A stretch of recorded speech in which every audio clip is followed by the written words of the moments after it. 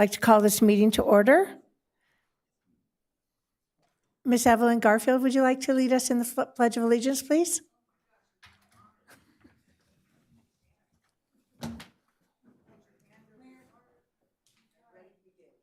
I pledge allegiance to the flag of the United States of America and to the republic for which it stands, one nation, under God, indivisible, with liberty and justice for all.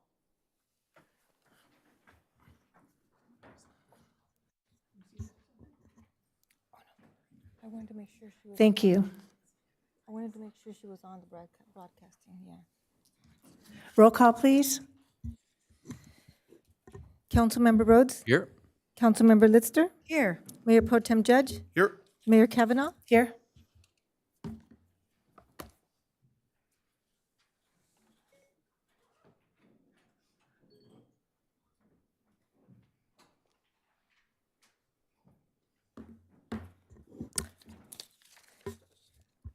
Madam Mayor and members of the City Council, the first item on the agenda is public statements on appointments for agenda item 2 only. Public statements for all other items on the agenda take place during agenda item 5 and 7. Speakers will be called on in the order in which their card was submitted to speak for this public statements item 1 for a period of no more than 3 minutes each. For the record, persons addressing the City Council are requested to state their name and community residence for the record.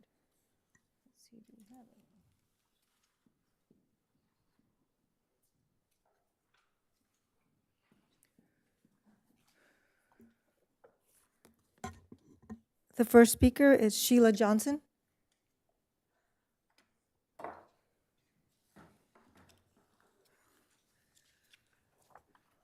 Hello. I flew from Minnesota last night, got in at 2 in the morning. I'm not really all together. I will say that I got texts from people telling me about some of the new candidates that we're looking at. And one of them, I was just concerned because I don't know him. I've lived here for over 30 years. I think it's Mr. Thompson.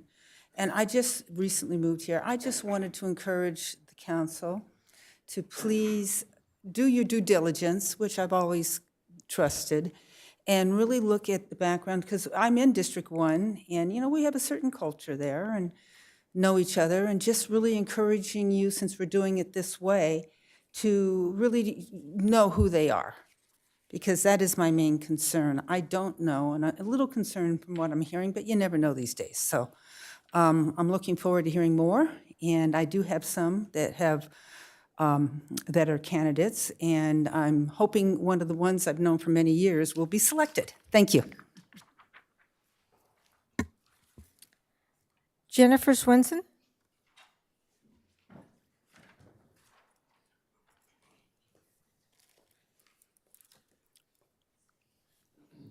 Good afternoon, Mayor and Council. I am here not as a representative of my former hospital, but as a representative of my friend Anthony Thompson, who is one of the candidates to replace one of the city councils. So I just wanted to say that as far as a business acumen, Anthony has a strong background in business, but he also has a passion for making a difference. And all of you know how much I love our kids and support the athletic training programs and all of that.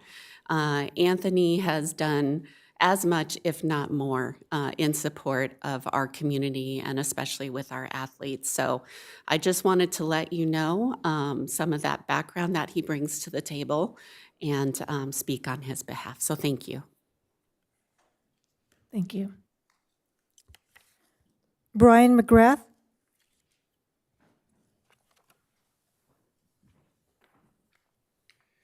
Good afternoon. Thank you for having me in today. As she said, my name is Brian McGrath, and a local resident in Simi and in the district. And I just want to speak in support of Anthony Thompson, the work that he's done currently in the city of Simi Valley, working at the schools, and I know he's a supporter of public safety. So I just wanted to speak in support of Anthony Thompson. Thank you.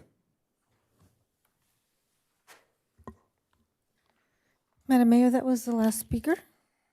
Thank you. Next item on the agenda is comments regarding public statements.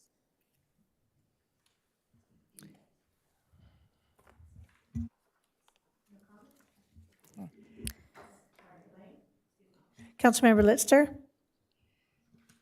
Actually, I just want to say thank you for those who are here to view the whole process. I know that you're here physically and some online, and I think we are all committed to this being a very open and listening to all candidates. And so I just wanted to verbalize that. Thank you for being here, and thank you for caring and being so involved. And so that's what wanted to add that right now. Thank you. Thank you. Madam Mayor and members of the City Council, next on the agenda is item 2.1. Conduct of District 1 applicant interviews by the Simi Valley Council, appointment of candidate to fill a City Council vacancy, and possible other actions regarding a selection process, including a possible adoption of a resolution calling for a special election. The reading of the resolution is as follows. Resolution number 2025-03, a resolution of the City Council of the City of Simi Valley requesting the Board of Supervisors of Ventura County to permit the county elections official to render services to the city for a special municipal election to be held on November 4, 2025. And City Manager Samantha Argabright is presenting this item. Good afternoon, Mayor Kavanaugh and City Council members. The item before you is the conduct of applicant interviews for the City Council vacancy in District 1. This vacancy was created when Mayor Kavanaugh was appointed as mayor during the January 27th City Council meeting, following the passing of Mayor Fred Thomas on January 21st. Due to the timing of the vacancy in District 1 following the 2024 election when Mayor Kavanaugh was elected to District 1 City Council seat, the applicant appointed today will serve for 2 years until the 2026 election.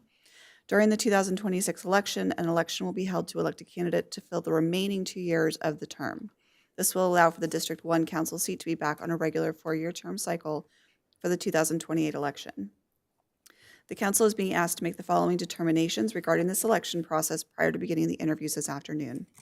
Number 1, whether it will interview applicant Robert Clarizio, who did not submit the required minimum 20 signatures with his application packet. Number 2, if applicants will be selected to interview at random or alphabetically. Number 3, if applicants will provide an introductory statement. If the Council would like a time limit of 1 minute for that statement. If each council member will ask one question of each applicant, which questions will be asked, and if each applicant will have 5 minutes to respond to each question, and how the Council will make its final selection following applicant interviews. This concludes staff's presentation, and I am available for questions. Any questions for the City Manager? All right. So first thing is I'm sorry. Oh, yes, thank you. I thought it was in this report. The decision whether we will interview Robert Clarizio, who did not submit the required minimum number of 20 signatures with his application package. Is there any discussion on this item? Councilman or Mayor Pro Tem Judge? I would say he not be allowed to participate since he did not do everything every other candidate had to do. Councilmember Rhodes? I'm in concurrence with that opinion, and the last time that we appointed, there were candidates who were in that same category, and same decision was reached. And all of us had to do that to be on the ballot, and it's just a standard thing, and if we didn't get it done, he didn't get it done. Any other comments? I think I would agree, but is this something we need to vote on, or is it just understood? I think you need to vote on it.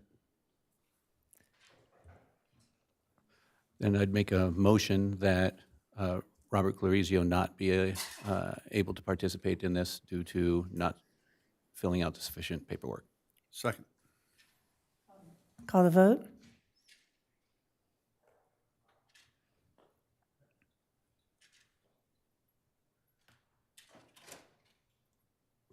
The motion passes unanimously. And just to clarify, if I understand, it's not that he didn't fill out the paperwork, but that his signatures did not qualify. Is that correct? He did not submit the minimum 20. The 20, got it. Okay, thank you. Correct, thank you. Now the next item would be whether we're going to interview the candidates alphabetically, random, or one other way. My personal preference would be random, unless somebody has a different preference. Second. Thank you. All in favor? Aye. Are we voting or just stating? Oh, sorry, I got so used to that. Call the vote, please.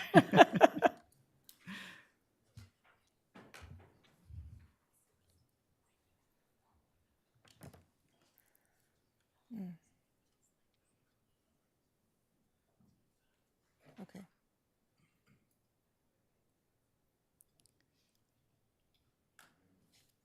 Yeah, do it again, yeah.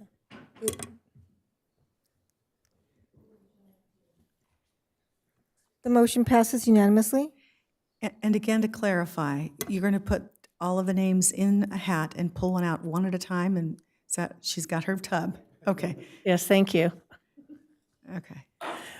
Next item to discuss is if we would like the candidates to provide an introductory statement, a closing statement, and whether we would put time limits on them.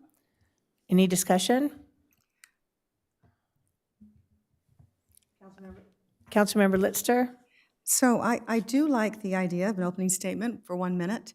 The question, though, I would have, and I think they ought to be timed, I believe 6 years ago, 4 questions were asked, and it was 5 minutes for each question.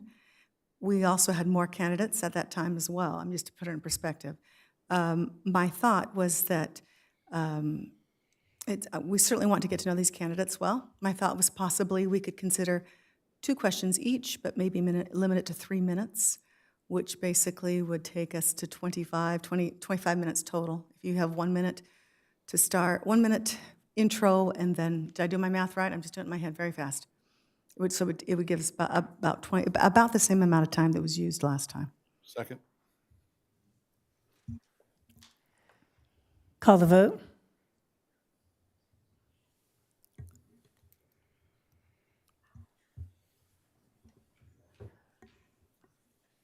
The motion passes unanimously. And just for clarification, I want to make sure, so we're starting off with 1 minute intro, and then 2 questions from each council member, and each question, there's going to be the ability to respond for 3 minutes per question. That's the thought. Yes, and my thought was that we wouldn't, that maybe we go down the line once, and we go down the line a second time, so they don't. Sounds good. And are we allowing the 5-minute closing? We didn't. Oh, I see. We didn't had have a 5 minutes to closing respond. Yeah, we didn't have closing 6 years ago. It was just the last question was, What would you think about a closing minute or 2 minutes, or do you feel it's necessary from the candidate? I didn't see it last time. Things, well, we can decide however we want. So no? Okay. All right. Thank you. So we're determining that each council member will ask 2 questions. We vote on that. So call the vote, please. Oh, you already did that. You've already voted on that. Okay, so sorry. that's good. It was my closing that I was asking about. Thank you. This isn't a normal meeting. We have a lot of things out of whack. and I'm going to be back in 1 second because I had my questions I want to ask and they're not here. So can I Okay, just- thank you. We'll take one. 10-second break. Yes. Can we talk about her while she's gone? The microphone or the speakers might be on. You turn it off so the candidates Just- can hear. That's right. They're off so the candidates can't hear. Well, she's on her way back, but the last item that we're going to be talking about is how we will make our final selection following the interviews. So, nothing. We're just going to discuss how the final selection will be made following the interviews. Okay.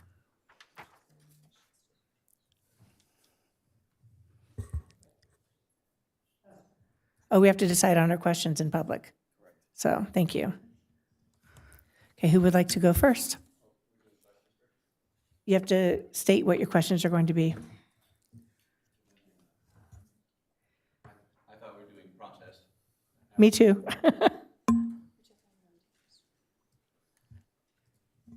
Mayor Pro Tem Judge. Okay, let me pull up my questions here. Just 1 second. Okay. My 2 questions I would like to ask would be based on the importance, I believe, in making us a charter city. Second one would be thoughts and feelings about privatizing city functions. Any discussion? No? Thank you.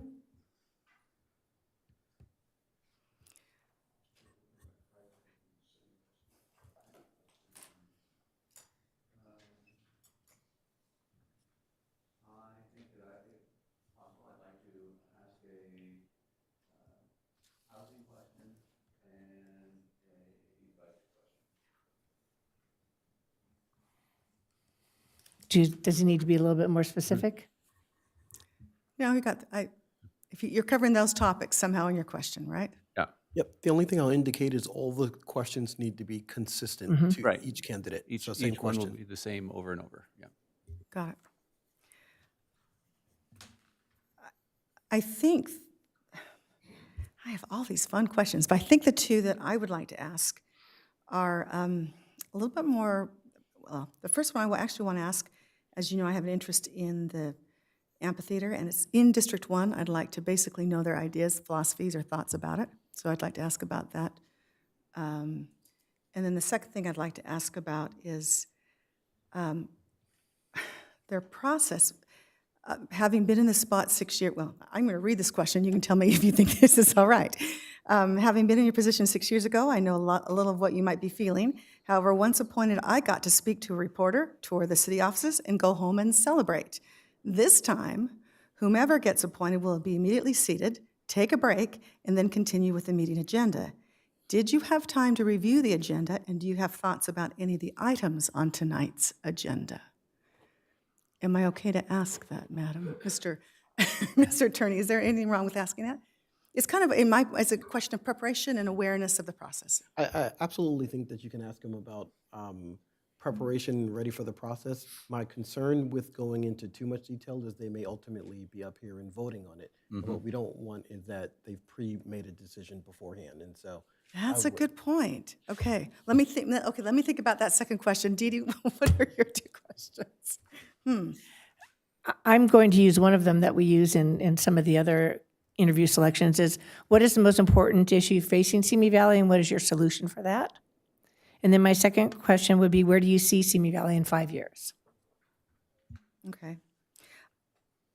I'm going to, I like those, and those two. I think I'm going to change my second one, if it's all right, because I don't want to, because knowing me, you'd want to answer, well, I'm concerned about X, Y, Z, and so very likely it could get them in trouble. So I'm not even going to go there at all.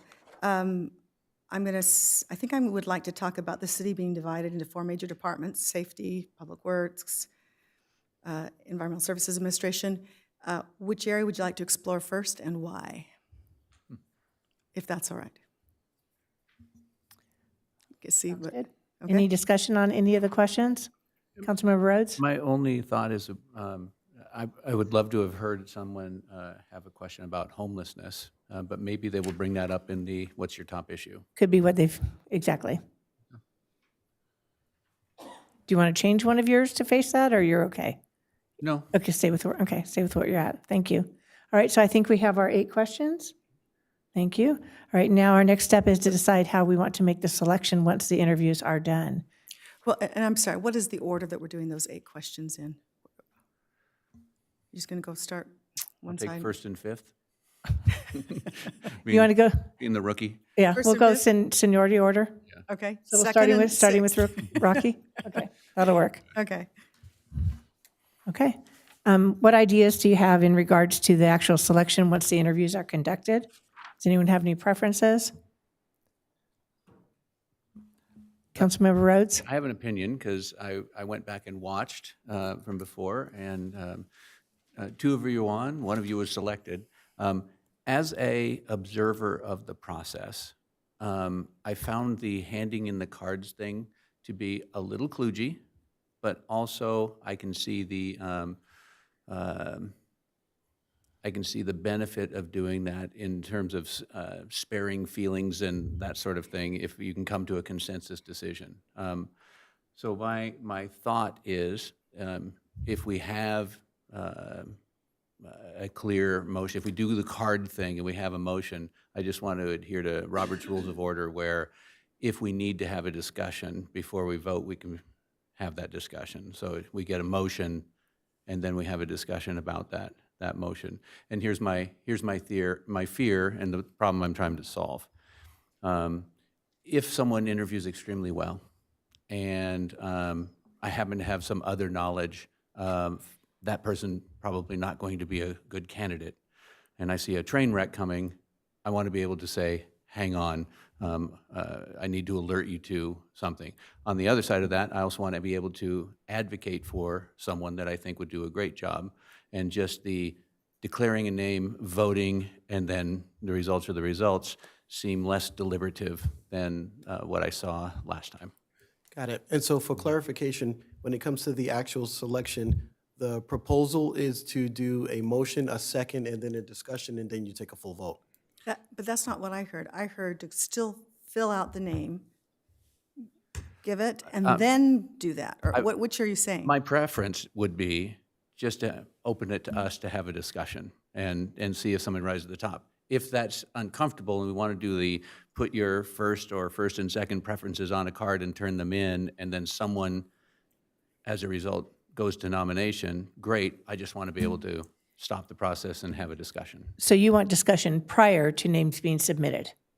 I would like that. Okay. I'm not hard on that one, but I just want to make sure we have discussion. I don't want to interrupt Al, but I was going to say, having been through the process and having sat there after having everyone's interviewed and listened, I was actually expecting there might be some discussion, but at the same time, I was glad that there wasn't. Let me really, in hindsight, and so I actually appreciated that the way it was handled. Everyone voted one name, and it was two for one person, 1 and 1, et cetera. And then there was a second vote without discussion. And to be very honest, I don't know that I would have ever gotten a discussion had it not been done that way. And so maybe that's totally my own personal experience and bias that makes me that likes that way of doing it. I certainly understand the discussion. If you're concerned about a candidate, need to alert or want to sway things differently. But I guess I liked the way it was done and wondered if we could do both together. Maybe start with the names, have our clerk read the top, because then we're not influencing we're coming to our very own thoughts initially, and then the influencing can occur. So we submit a name, those names are read, then we have discussion? Then we can, if one person wants to make a motion, the motion can be made, but as I'm understanding what Councilmember Rhodes is saying, at that point, rather before we call for the vote, we can have more dialogue and discussion, and then the vote occurs. I agree with the fact that there should be discussion. It's a matter of where are we going to do it, in what order? I'm going to offer a convoluted Thank you. solution, just because I do. I thought this through, and it made sense when I wrote it down. We'll see if it makes sense when I speak it out loud. On a card, we would put in the first round our top 2 candidates in order, 1 and 2. And then if there's any of the top, if the same name appears twice on line 1, we can make a motion and then have a discussion about it. If not, then there's the possibility the name has appeared twice somewhere in that grouping, and we can move to that one. City Manager? So I just have a clarifying question. If the council decides to move forward with the card mechanism that you're referencing, would you also include the name of the council member that nominated those first two? So Councilmember Rhodes, 1 and 2, Mayor Pro Tem Judge, 1 and 2. Because to not include that, and I'll defer to the city attorney on that, that could create an issue. That's correct. We'd have to have the names of the council members council people. on And each vote. I'm totally okay with that, and I believe in the minutes from the last meeting, it had who supported whom in the minutes. if I It remember wasn't right. announced at the meeting, but it showed up in the minutes. It was, yeah. Yeah.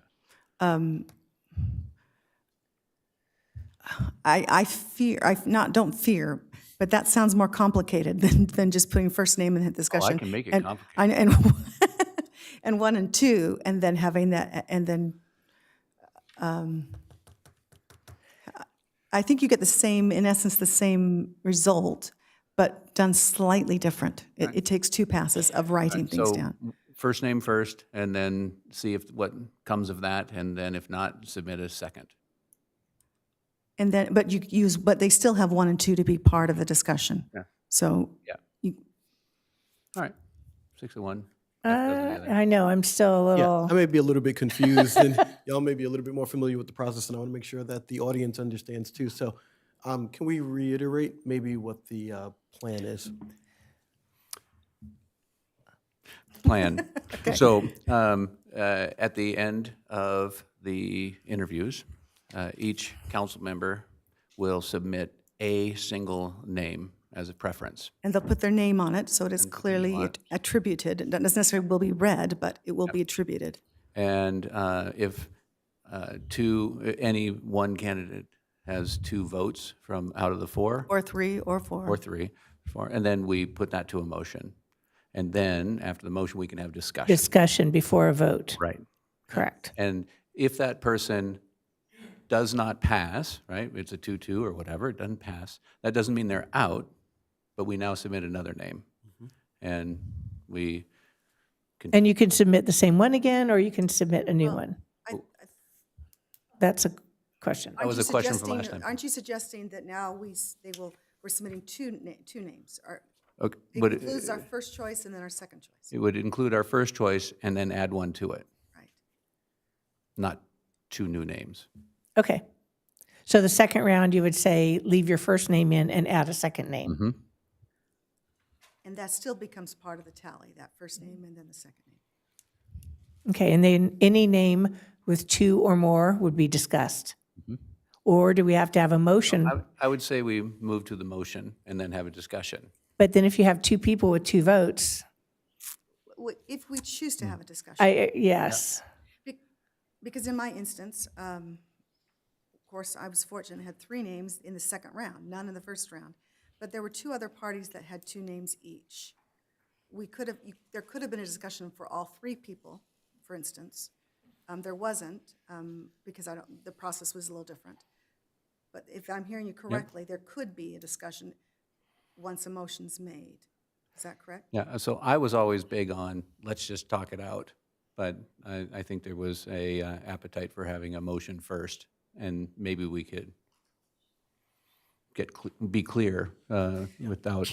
Can we discuss without a motion, any 2 names? You Or any can. name with And 2 or more? That's what I was going to say, because do I that. would say the danger with having a motion is if you have more than one person with 2 names, you never get to really discussing. Yep. That was where I was going with that. So if everyone submits 1 name the first time, if we have 2 or more, we will do a discussion, then go to a vote. Okay? This is exactly what I. And then if that does not work out, then the second name, we will redo it and send a second name to our existing card. Okay, and then again, anyone with 2 votes or more, we will discuss prior to a motion. Like it. Okay, I think that makes it a little bit cleaner. Okay. Does our city attorney have that down pat? I do. Okay. And then can I just ask a clarifying question for process? Councilmember Litster mentioned that the last time that we did something similar, the names of the council members who included their first and second choices were on the card, but they were not read out during the public meeting. Mr. City Attorney, from a process perspective, we should be reading the council members' names out. I think we should be reading them out Agreed. for transparency purposes. I think the Brown Act probably requires it. That's fine. It wouldn't, okay. I mean, it did come out in the minutes, but absolutely, reading it out is fine. All right, any other discussion before we move on? I think we have a system down. And the random drawing will be done 1 at a time and not all at once, correct? Correct, thank you. Did we need to vote on that process? That would be good. Voted on everything else. I moved that process as Second. discussed. Call for the vote, please.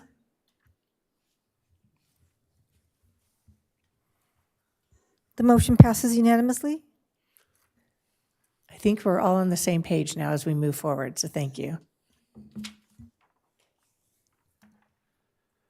Will you read the first name or choose the first name?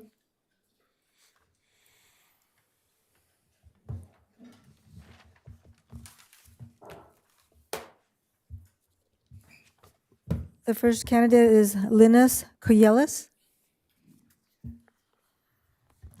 Kamal, can you please, bring Linus Koyelis?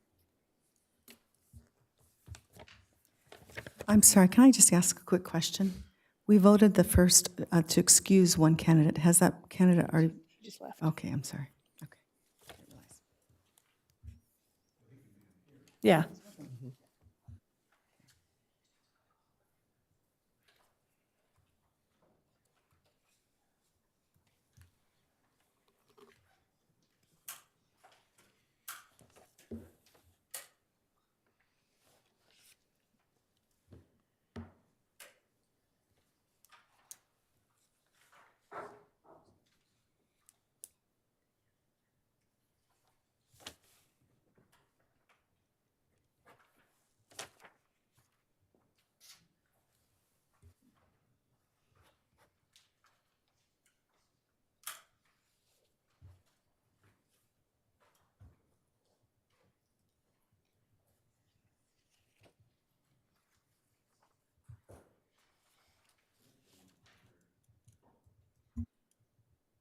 It's awfully quiet out there. Is everyone enjoying this beautiful day? Sorry, we're all inside here. Too bad we don't have a sky, open sky or something. The roof that rolls back, that would be nice. If we had an amphitheater, Then we could be doing this there.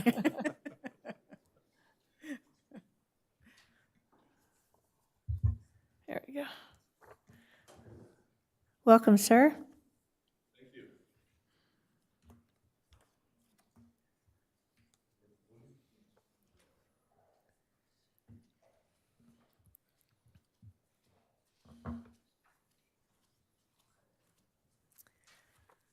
Hello. Good afternoon. Thank you for being here with us. Let me give you really quick how the scheduling or how the process is going to work. So you will have 1 minute to open and introduce yourself. Each council member will ask 2 questions in sequential order, one at a time. So a total of 8 questions, and then you will be through with your interview. How's that? Sounds good. Oh, and I'm sorry. 3 minutes to respond to each question, up to 3 minutes. All right. So thank you.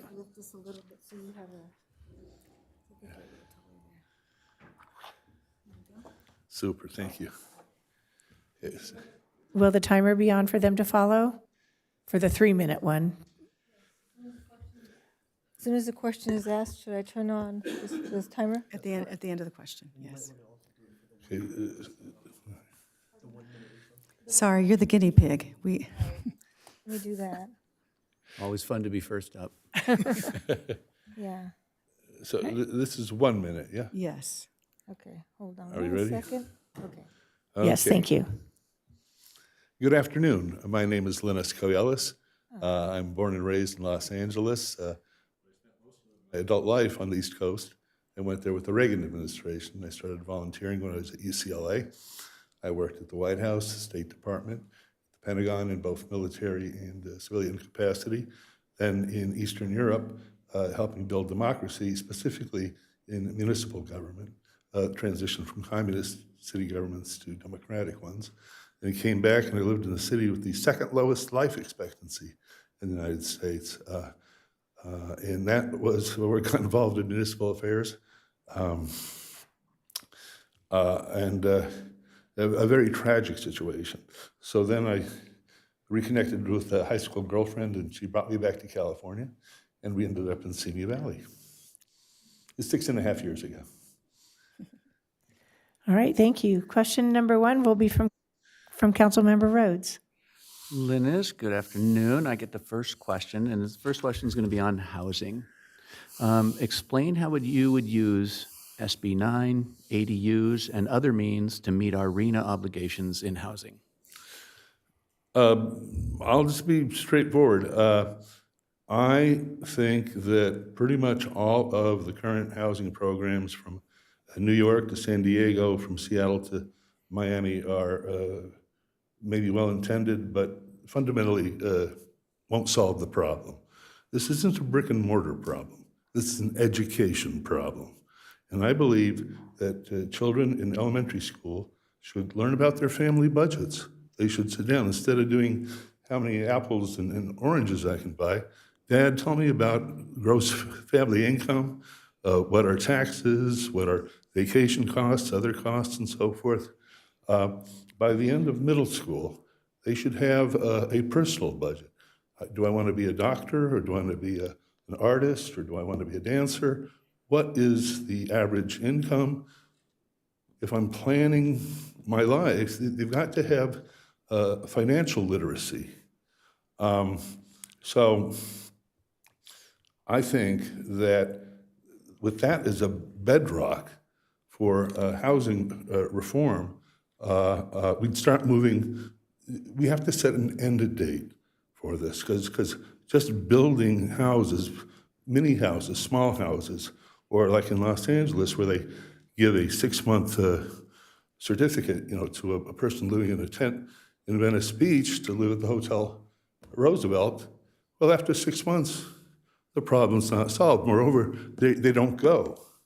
The people in tents don't go to them because they have a great tent in a great location on Venice Beach, and they say, 6 months later, I come back, I'm going to lose my place. So in that case, you have people that use drugs, You have some people who are mentally unable to live by themselves, and you have some people who in the 60s used to call kings of the road, people that simply want to live off the grid. So I would break it up into people that literally don't know how to manage their money.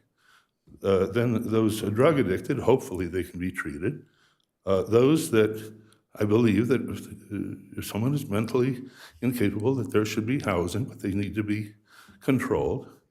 And then those who are out of luck, So that's my solution to housing. And I know that's probably not the answer y'all want to hear, but I feel very strongly about it. All right, thank you. Thank you. Thank you for being here for the process.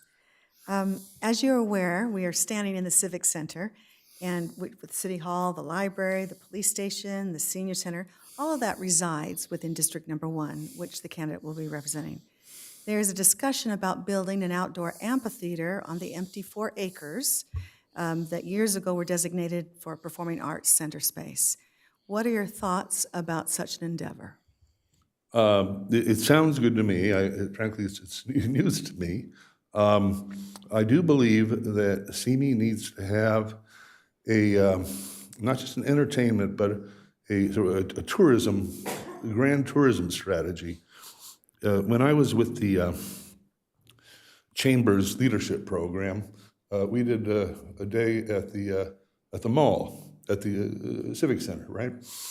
And there is a skateboard museum, the National Skateboard Museum there.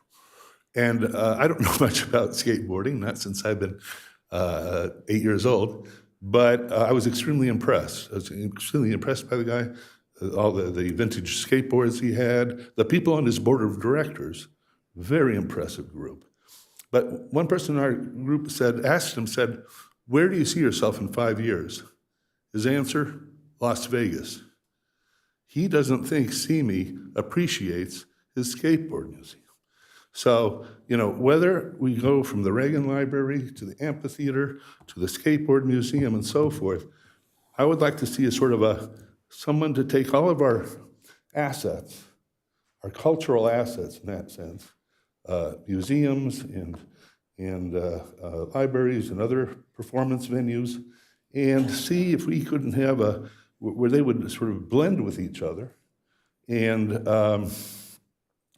support each other, and restaurants and hotels and so forth would all be on the same path for growth and attracting more people to visit the city, providing entertainment for our own residents, but also attracting people from surrounding areas or even more distant areas. So that's where I would just say in general about that. Mayor Pro Tem Judge? Thank you. Hello.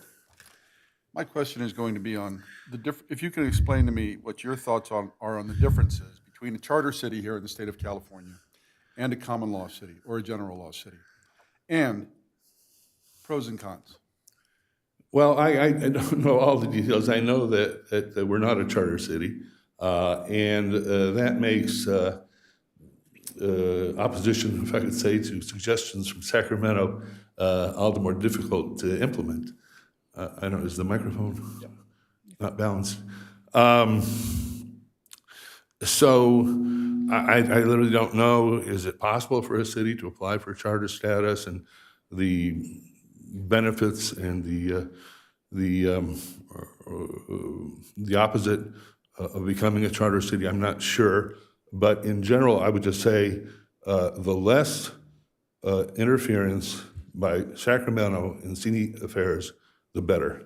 So whichever way the city goes, hopefully it will thicken the thickness of our armor against attacks by Sacramento. Thank you. Good afternoon again. So what is the most important issue that you feel is facing Simi Valley, and what would your solution be? Once again, I don't know if it was the Chamber of Commerce who came up with this, but I tell everyone, not just in the country, I have a lot of friends, frankly, around the world. I said, I live in the 5th happiest city in America. I don't know if any of you heard that, and I don't know if we know where that came from, but I truly believe that. This is just as my city in Virginia, where I lived 10 years, Petersburg is the city that doesn't work.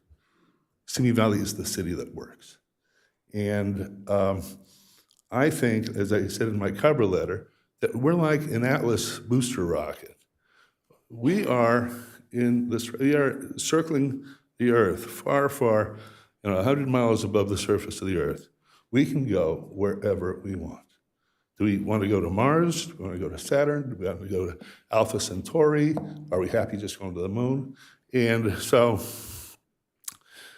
my thought is that to develop a citywide consensus, is it high tech?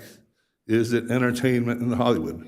We all know that the studios and productions are leaving Los Angeles left and right. Is that something we should all work toward? And when I talk about that, take say, the entertainment industry. We have people in Simi Valley, we have some movie stars, but we have a lot of technical people. Sound and set design and various other technical skills. I myself recently got a certificate in feature film screenwriting from UCLA. But I follow the industry very closely. And once again, it would not just be the chamber and the city development office, but if we could have interest by perhaps some of the large studios and so forth. And one thing we have to remember is that we have a great quality of life here. That when we go out to try to attract more and new businesses, we've got to pitch our quality of life. It is world class. And I think very attractive to people, well, frankly, who have businesses in Los Angeles County. So have that, and then add, for example, our schools. Maybe design course curriculums that would provide future staff and employees for the movie industry. So bring it all together and then present it to the world. I think if we were just to announce that, it would make the front page of the Hollywood Reporter and Variety. Thank you.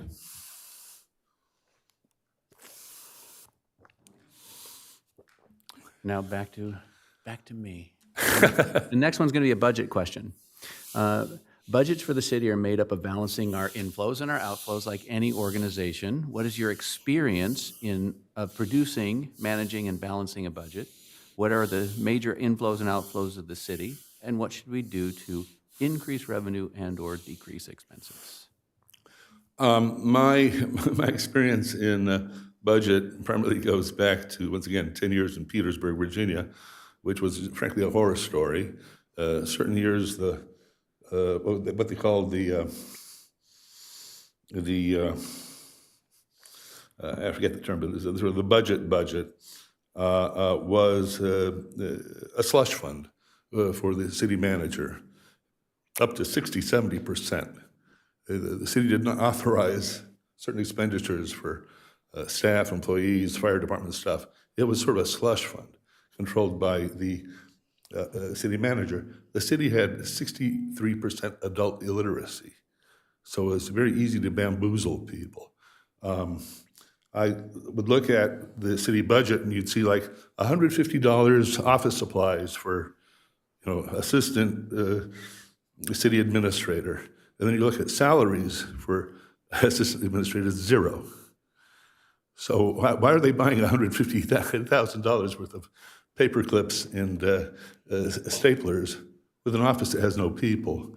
And so frankly, the waste, fraud, and abuse was huge. And I'm not super well acquainted with the Simi Valley. I know that property taxes and other fees are a big part of our income. As you might recall from my cover letter, there was a suggestion to consider a policy or a program that they had in Virginia, where I talked to Mr. Gabler, and I asked him, I said, is the traffic on the 118 basically trying to bypass the 405 and 101, right? He says, yes, it is. And I said, in Virginia, what they have is a mile before an exit, they tell you what services there are.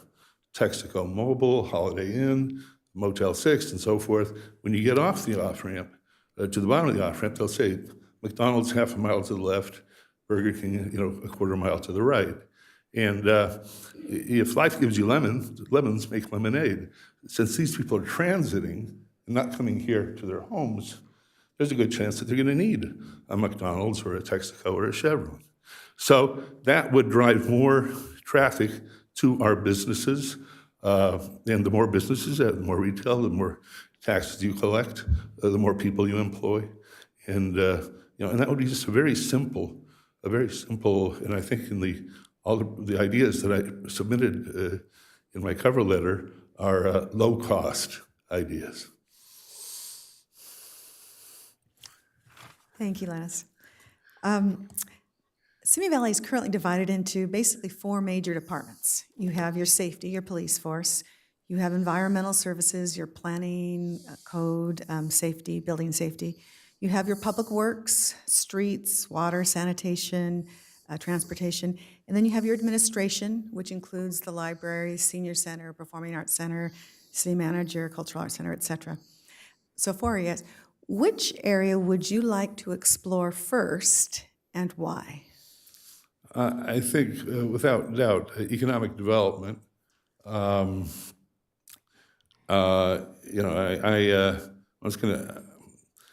not been able to see my ideas actually sort of realized or tried, but I know it works in other places. I am concerned a little bit about the city's reputation.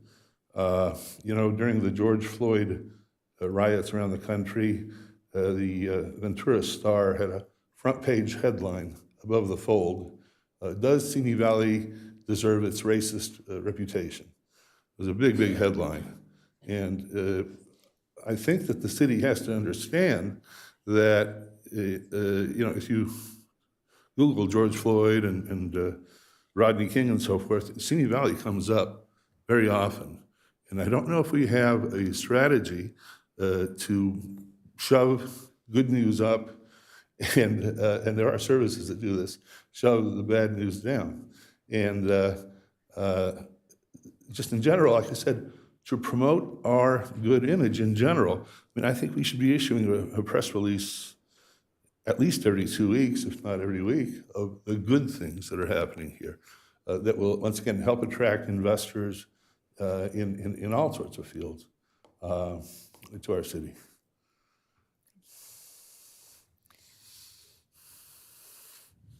All righty. Recently, we've privatized, in a way, our city attorney's office by going with an outside firm and paying them a fee to run our city. I'm sorry, we privatized what? Our city attorney's office. Yeah.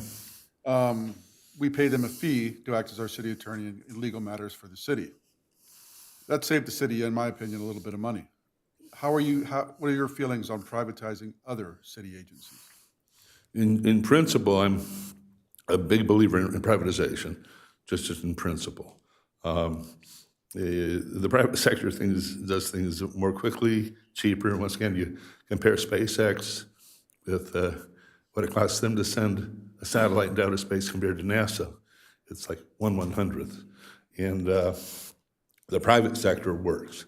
Not always. You need some regulations. You certainly need oversight, as we know from the banking crises that we've had. But in general, I have to say that from my experience in Virginia, I worked extremely closely with the city attorney. He was on the city payroll. And that was, of all the maladies in the city and the waste, fraud, and abuse, we worked like a team. And I got all the information to the CBS affiliate Richmond and the newspaper and Associated Press and other media outlets. So I'd have to, look at the specifics of it, but my principle is, in general, let the private sector do it. And then, once again, I don't know, just today as I was preparing for this, I noticed a street sweeper going up and down Bluebird Circle.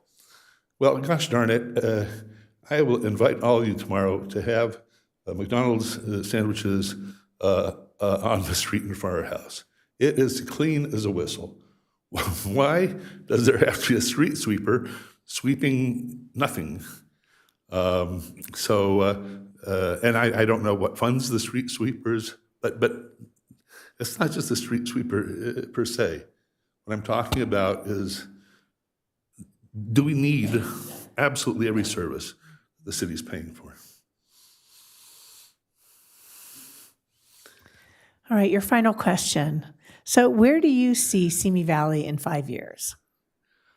As I said, we can be anything we want to be. We can be high tech. One time was on a conference call between the City Economic Development and the Chamber, and I said, look, high tech companies in Silicon Valley, other places in California, are leaving every day for Texas and other places.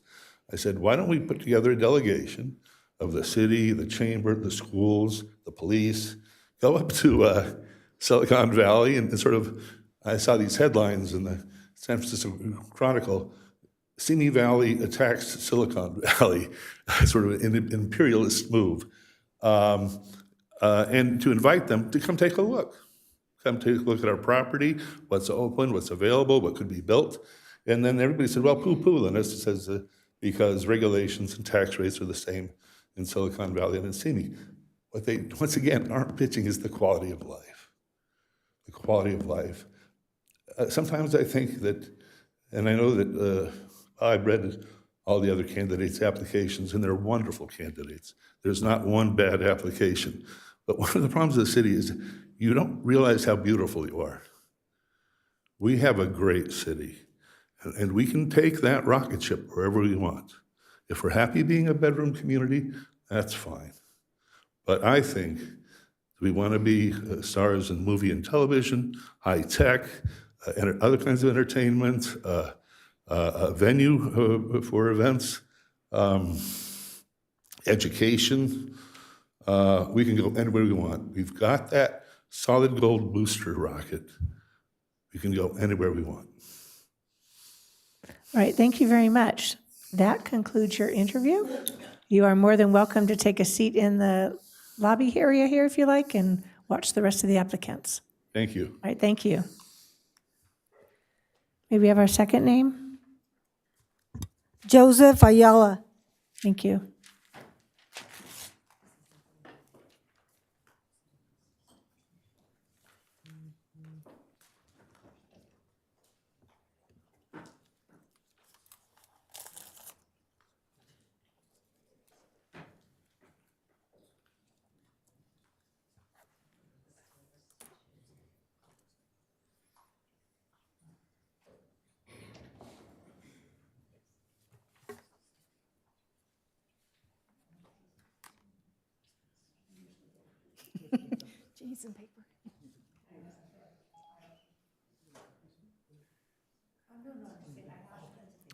In economic development, if we had had a popcorn concession out front, I think we could have funded a lot of things. That would have been a good idea. Or McKenna's coffee. Oh, sorry, Rocky. You're a coffee person.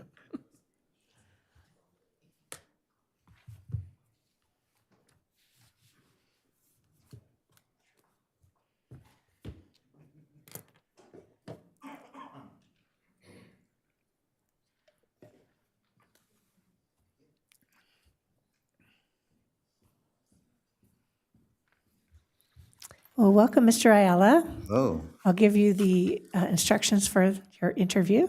So you will have 1 minute to introduce yourself to the council. Then each council member will have 2 questions, one at a time. We will go up and down the line. You'll have 3 minutes to answer each question if you like, and then we can get started. very good. We're ready? Thank you. So my name is Joseph Ayala. I'm 50 years old.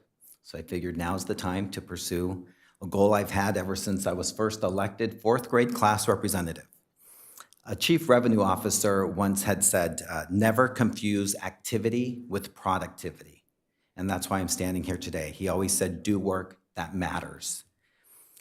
I may not be the most well-known candidate, but I am a business executive, a part-time instructor at Cal State Northridge, a volunteer with the Simi Valley Police Department, a board member with the Simi Valley Education Foundation.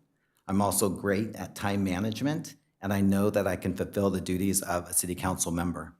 I'm someone who not only has ideas, but I know how to build a plan, execute a plan, and see it to completion. I want to thank you for all that you do for the city, and thank you for interviewing us today. All right, thank you. We will start with Councilmember Rhodes. Hello. Welcome, good afternoon. The first question is going to be on housing. And please explain how you would use SB 9, ADUs, and other means to meet our RHNA obligations in housing. Okay.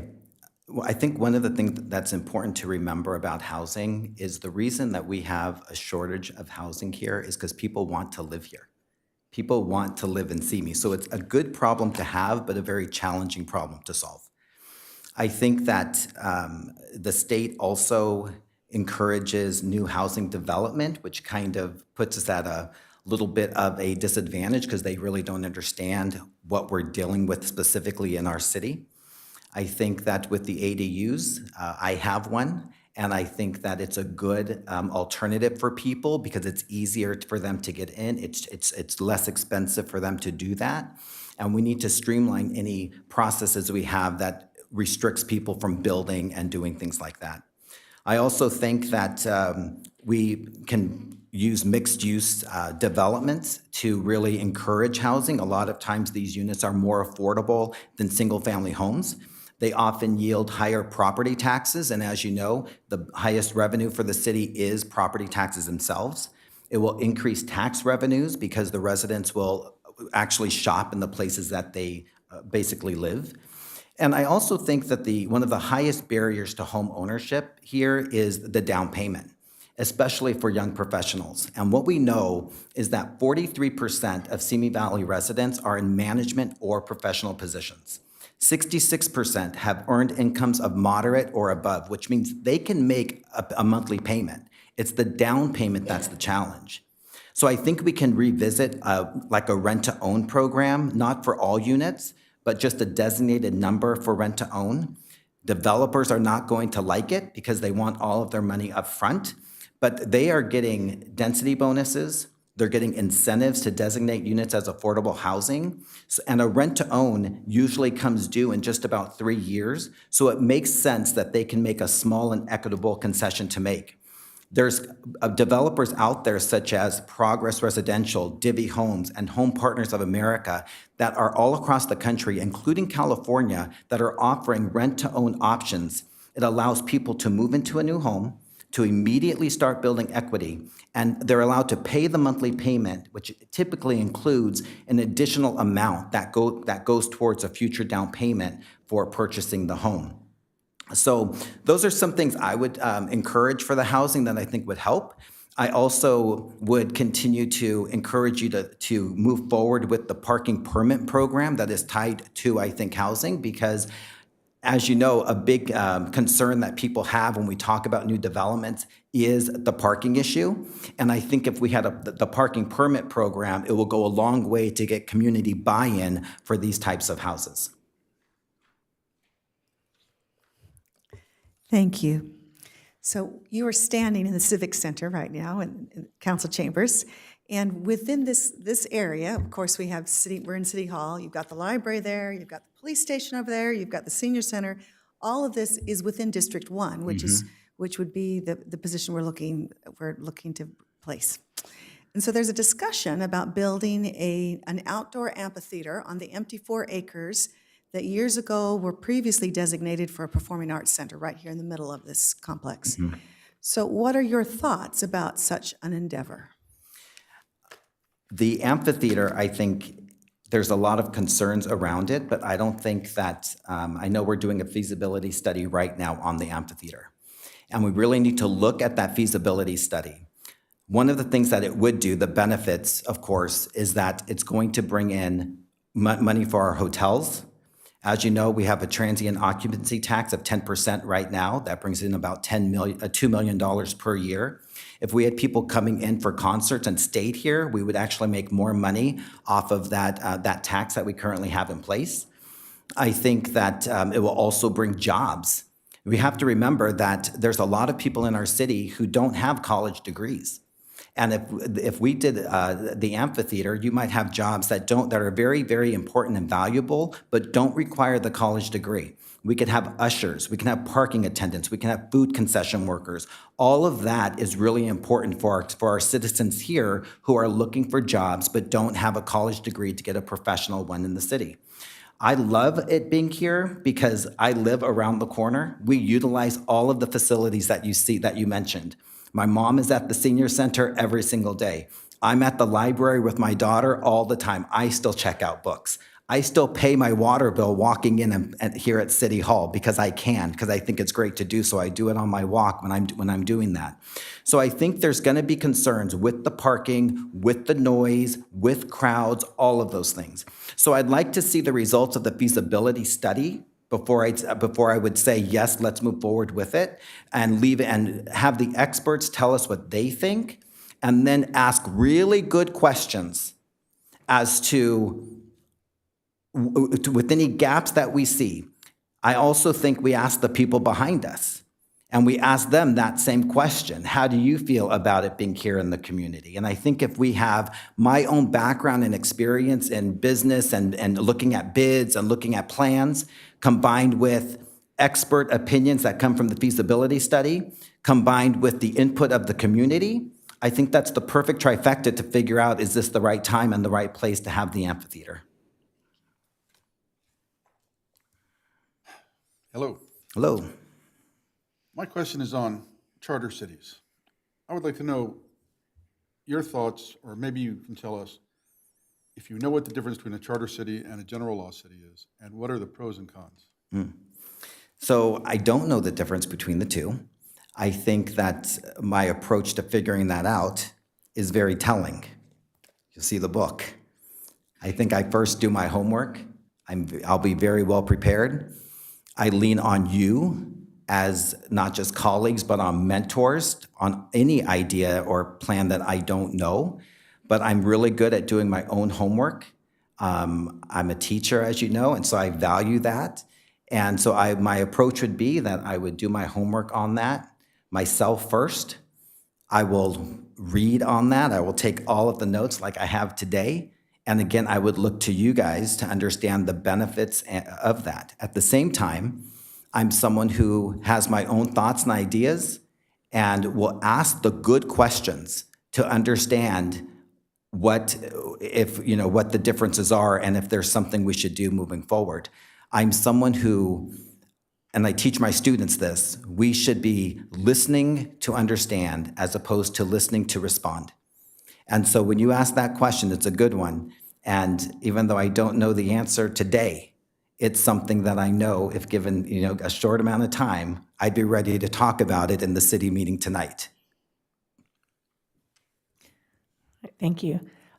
So what do you feel is the most important issue facing Simi Valley, and what would your solution be to that? For me, I would say there's three. CalPERS, housing, which we talked about a little bit, and also the budget. The budget right now, of course, is a balanced budget, and I have some ideas as to how to keep it that way.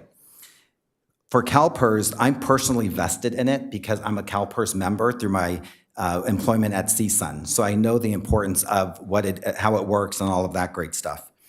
And the challenge, of course, is CalPERS has placed some challenges on us that are out of our control, shortening the amount of time of payback from 30 to 20 years, decreasing the discount rate to 6.8%.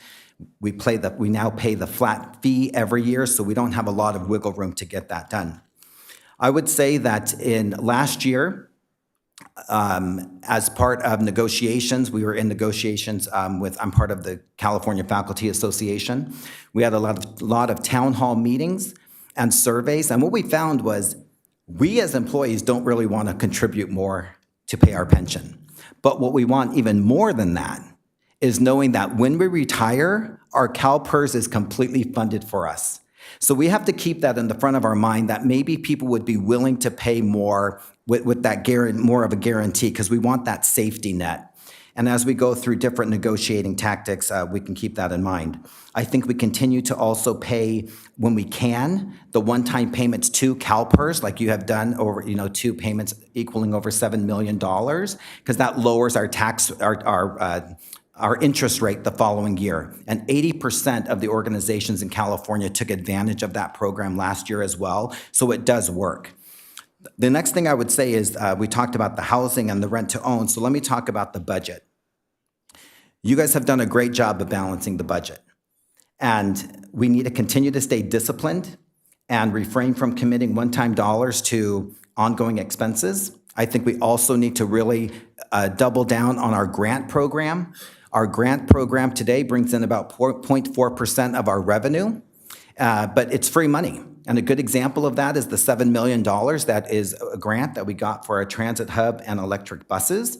So I think if we continue to push the grant program, that's a great thing.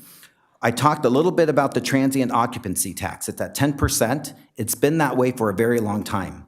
Moore Park is at 12.5%. If we just rose it by 2%, just to 12%, that would bring in an additional $300,000 in year one. That would go even higher as over the course of years, the cost of the hotels and campsites increase, so would that revenue that would come into the city. So I would say it's all about money. It's paying down CalPERS as well as making sure that we have a balanced budget. Thank you. Ironically, the next question's on budget. Oh, great. Budgets for the city are made up of balancing our inflows and outflows like any organization. What is your experience of producing, managing, and balancing a budget? What are the major inflows and outflows of the city? And what should we do to increase revenue or decrease expenses? Yes. I think the budget, without money, we can't do anything, right? So budget is the most important thing that I think we do as a council. We have $264 million in total appropriations, $263.8 in expenditures. The general fund is at $88.2 million, with expenses at $87.8 million. You asked about where the money is going to. 60% is going to salaries and benefits, with 17% going to our CalPERS annual obligation. The police department is we pay our police department 43%, $38.4 million out of that general fund. So I would say that in addition to what I've talked about already, in terms of the grants and the transient occupancy tax, we can also continue to look at staffing efficiencies. And with the staffing efficiencies that I would like to see are decisions that do not adversely affect the services that we provide to our citizens, because people love living here and we cannot take things away from them just because we want to save a little bit of money. But things like outsourcing, where it makes sense to do so, continuing to look at programs like that where we've outsourced the city attorney and the workers' compensation supervisor. Continue to look at job code changes in terms of the title, where it makes sense. Because when we do that, we typically save money on salaries, which saves money all the way down the road. We've done that, for example, with the city printer now being a support services worker, the deputy city manager now being the assistant to the city manager. We can also look at technology, specifically AI. There's a lot of states and cities who have added an AI implementation manager to streamline their processes.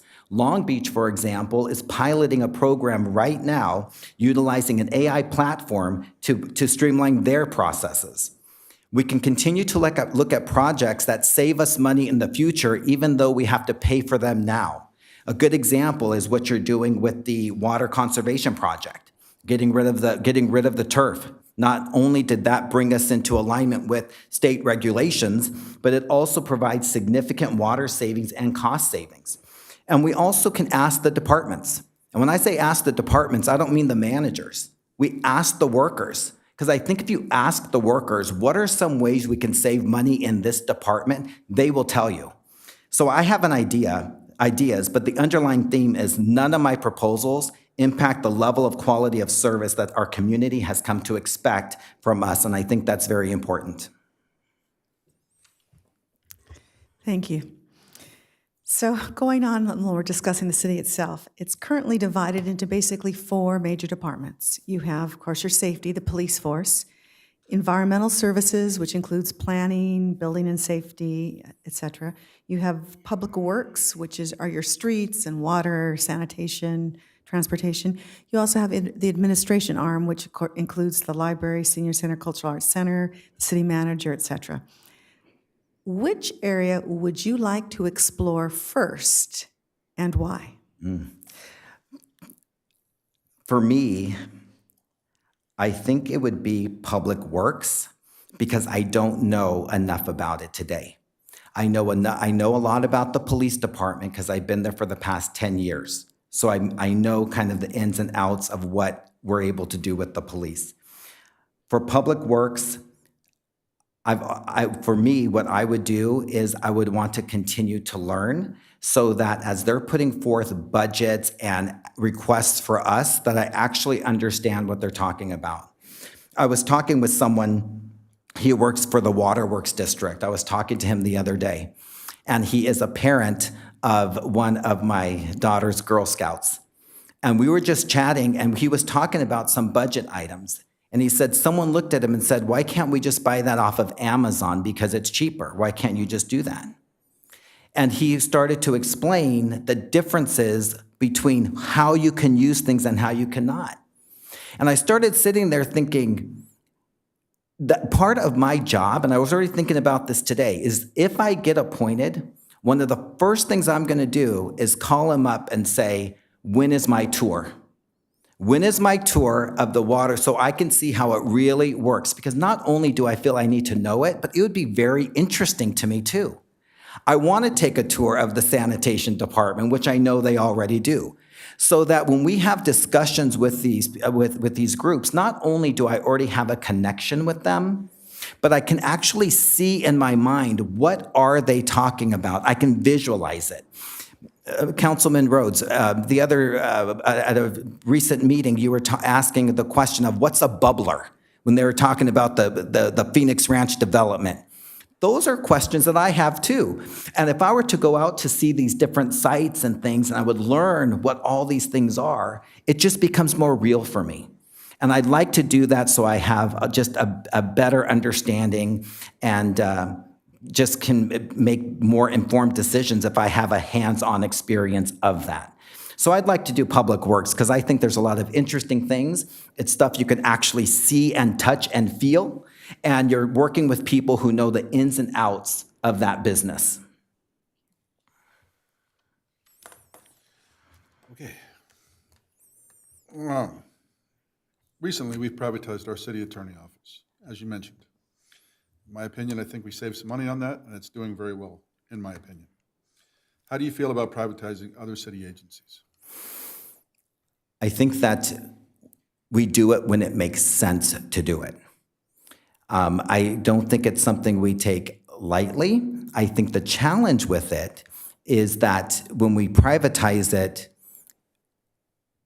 you have to, no longer do we have some control over it. There's kind of a lack of control. One of the strengths, though, that I would bring is when I was turning in my paperwork to the city clerk's office, I walked by a bin that said RFPs, RFIs, RFQs for the city. And most people, I think, would just walk on by or wonder, not even think twice about that. But I'm the global director of a proposal development center. I work with RFIs, RFPs, RFQs all day long. I know how to evaluate them. I know how to write them. I know how to critique them. I know how to make the selection. So if we do privatize any of these, I think the RFP process is going to be a key part of that decision. And as a council member, I would be able to work with our teams that do that to really make sure that the RFP has what we want it to have in there. But I'd also be able to review those RFP responses in a way that maybe someone who doesn't have that background can. I know exactly what to look for when I see an RFP response. So if we do choose to privatize, we would have to go out to the RFP process. I know all about that, frontwards and backwards, and I would be able to make a very informed decision because I have the background of looking at these responses and always looking at not what they wrote, but what did they not write? That we can ask those good follow-up questions and feedback questions as we do a short list of different vendors to really make sure that we're doing what's right for the city. All right, your final question. Yes. So where do you see Simi Valley in 5 years?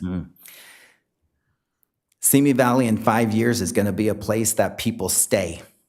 What I mean by that is we have the Envision project, for example, that's going to be on Tapa, which is just down the street from me. And there's that saying that says, if you build it, they will come. I think we should say, if we build it, they will stay. And that's because right now we know that we're missing things like shopping. We're missing things like family entertainment centers. And I can see that in 5 years, with the plans that you have already laid out with your 5-year capital improvement program, with your Envision program, that in 5 years, parts of Simi are going to be unlike what we see today. We have the possibility with the amphitheater. The other thing I would say is that in 5 years, we're going to have a lot of money coming into our city. And let me tell you why. I'm kind of an older dad. My daughter's only 10. So I'm still in the middle of softball, Girl Scouts, cheerleading, lots and lots of birthday parties. And people like me, along with all the other parents, right? We spend so much money outside of Simi Valley. We're giving all of our money to Chuck E. Cheese, Dave & Buster's, Lucky Strike, because none of that family center stuff is here. So I think that in 5 years, if we follow through with all of the plans that we have, and we revitalize the town center like we know we're doing, we build out the Envision project that, of course, will be past 5 years, but we're on the track to do that, you're going to have people stay. We're not going to be spending our money outside of Simi anymore. All of that money from sales tax, from tourism, will be staying here. So I think in 5 years, we're going to continue to not just have a balanced budget, we're going to have a surplus. With that surplus, of course, comes a lot of advantages. We can continue to make those extra payments to CalPERS. As you know, we're at 68% and 69% in terms of the payments for that for miscellaneous employees and our sworn officers. And anything that we can do in terms of our business plan to bring the families to stay here will be a benefit to us. So, you know, if the Envision plan works out, I think that's a great thing. I think if the town center revitalization works out as it's supposed to be planned, that changes everything. People will now stay here. If we build it, people will stay. All right, thank you very much. We appreciate your interview. You may stay here in the chambers, and if you like, or step out, whichever you prefer. Very So great. thank you very much. Thank you. May we have our next name, please? Gail Luker.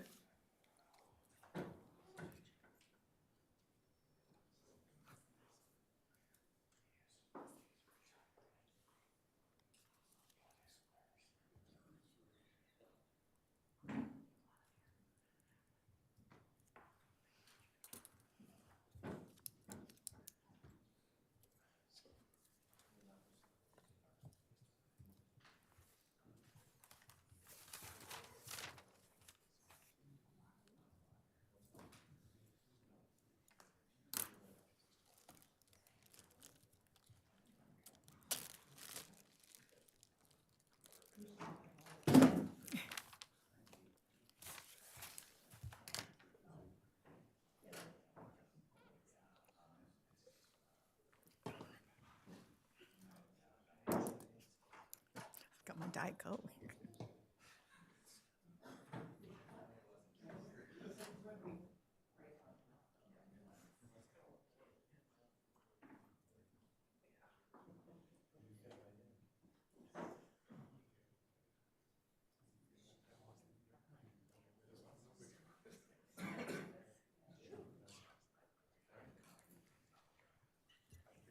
Hello. Welcome. Thank you for being here today. Thank you for having me. I will go ahead and give you the outline of how we're processing this. So you will have 1 minute to introduce yourself. Then each council member will have 2 questions, one at a time, that you will have up to 3 minutes to answer each question. And then you'll be done. Okay. So you're welcome to start. All right, thank you very much. Thank you to the council members and to Dee Dee for having me here. My name is Gail Luker. I have been a resident of Simi Valley since June 28th, 1997, when my husband Mark and I came to find a home for our family. And I mean, main reasons why we chose Simi Valley was because of its safety, the school district, and then of course, over the years, we've learned about the leadership and how well they make sound decisions for sustainability. And so we've stayed here all that time, even though our girls are grown and actually moved out of state. And so we also became members of Simi Valley Presbyterian Church, which is now Stonebridge. And through that, I was a youth leader, a deacon, an elder, and currently I'm a global mission member. And so through that, I've just been able to help and serve in different capacities throughout the years in Simi Valley.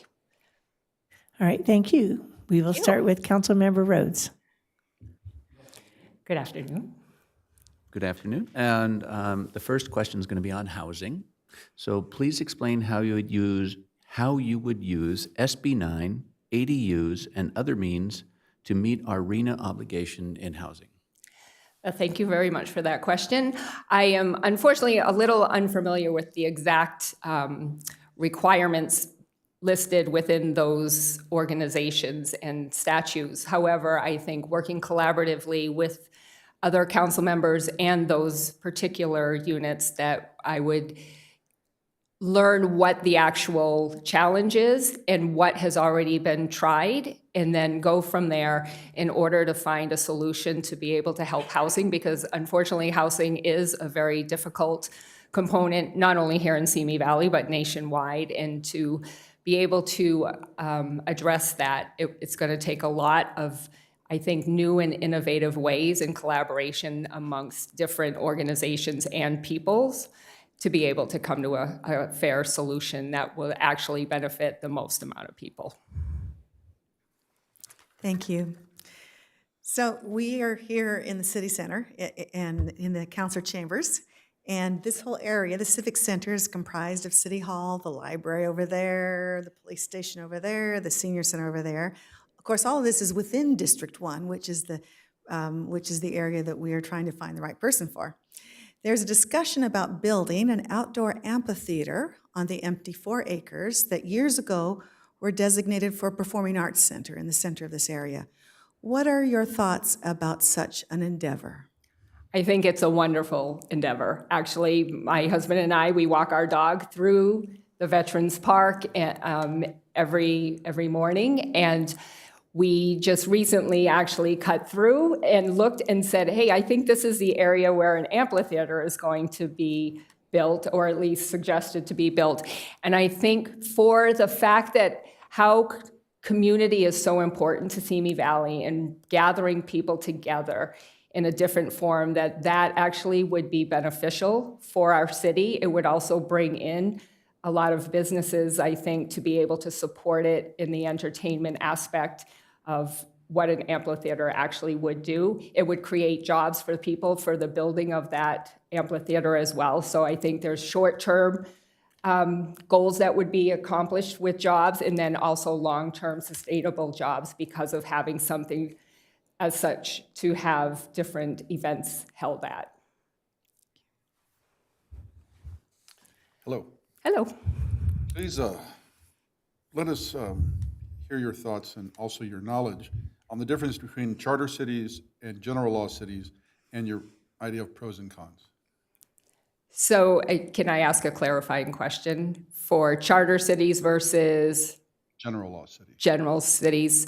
And I'm not familiar with that aspect to be able to answer that question completely.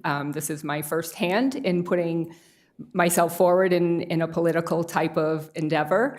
And so I would actually look to see what those, I would want to investigate exactly what those particular aspects are to be able to answer your question completely, so I apologize for not being prepared to answer that fully today. If there's any clarification you could give as a specific question. Well, that would take us a lot longer than 3 minutes. Oh, okay. Thanks. Okay. All right, thank you. So what is the most important issue you feel facing Simi Valley, and what would your solution be? So I think it was already touched upon. I think housing, affordable housing, is extremely important, not only to Simi Valley, but other areas. But I think to be able to find and maintain people, I just even speaking to some people, as I guess to say, hear it in the streets, I think a pain point for a lot of people is that they were able to purchase homes here in Simi Valley, but now their children are not able to sustain and purchase a home. So then their children, including ours, have moved out of state to be able to find more affordable housing, and then they miss out on that opportunity to have families stay close to them. How we would address it, I think we need to look at a new modern way and approach to it, and looking at where it has been successful. I think it's a challenge that every city is facing within California as well as other states. And I think to look to what has been helpful will be beneficial, but also to hear what the actual pain points are for the citizens that are trying to find housing. So it's not only just the affordability, but is there a process that is impeding them from being able to achieve it? And how could we approach that collaboratively to be able to obtain housing for everybody involved? Thank you. Councilmember Rhodes. So my second question is on budgets. And budgets for the city are made up of balancing our inflows and outflows like any organization. What is your experience of producing, managing, and balancing a budget? And what are the major inflows and outflows of the city? And what would you do to increase revenue and/or decrease expenses? So that's a lovely question, because right in the middle of budget season for ourselves within at our hospital. So that is, you look at where work streams can be, because you have a certain amount of money, right? So you look at what you have, you look at where the income is coming from and what our outgoing is. And with the outgoing, you obviously want it to be balanced. You want more coming in than going out. And so I would look at the opportunities to see where we could streamline processes that would make workflows more efficient to bring down the amount going out, so that can balance some of the input coming in. I think growth in our businesses is where we have an opportunity to have more income coming in for the city with building some more businesses, local small businesses, and even some bigger businesses. I know you can't force a company to come and be in a particular area. However, how do we make it enticing so that we can help build up businesses, so that we can have more of a workflow coming, money flow coming in than going out? So we're going to talk a little bit more about the city. The city is currently divided into 4 major departments. You have safety, of course, which is the police department. You have environmental services, which includes planning and building and safety and code enforcement. You have public works, which includes streets and water, sanitation, transportation. You have the administration, which includes the library, senior center, cultural arts, and the city manager.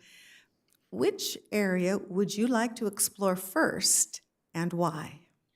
So that's a very good question. I think environmental is something that I'm least familiar with in that aspect. So I like to look for learning and growing opportunities for myself instead of just saying where I know and have expertise in based on my experiences with my work. So I think environmental, just because of the fact that we need to find solutions for sustainability for our citizens in Simi Valley. So I think there is an opportunity that we have there to be able to grow and be more active in ensuring sustainability for our city. second question.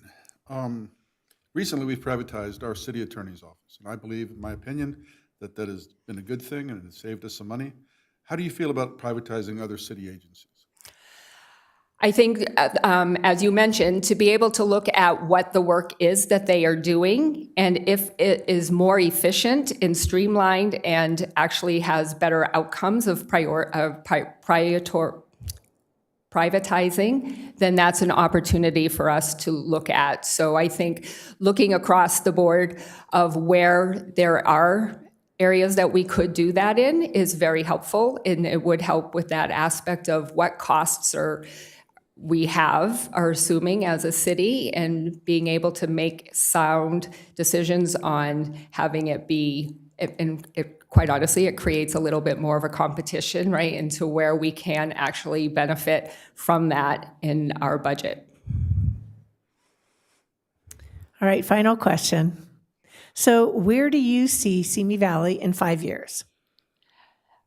I think that we will have a more robust business opportunities for people.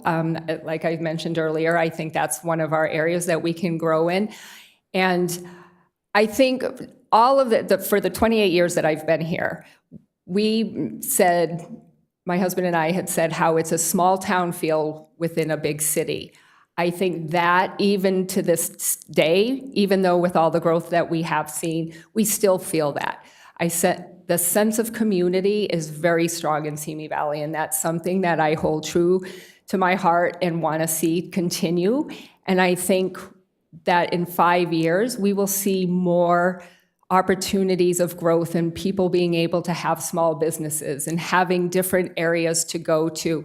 And it's not just for our citizens. As I spoke with just this last week with my dental hygienist who lives over the hill but comes here every single day, she's looking for opportunities of being able to, on her lunch hour, go shopping or have a lunch hour with her friends that do live here in Simi. So to be able to help external people bringing in money to our city, I think is also where we have an opportunity, and I would love to see that be something that we have here at Simi, to be able to have more inflow of businesses, money, and have less going out.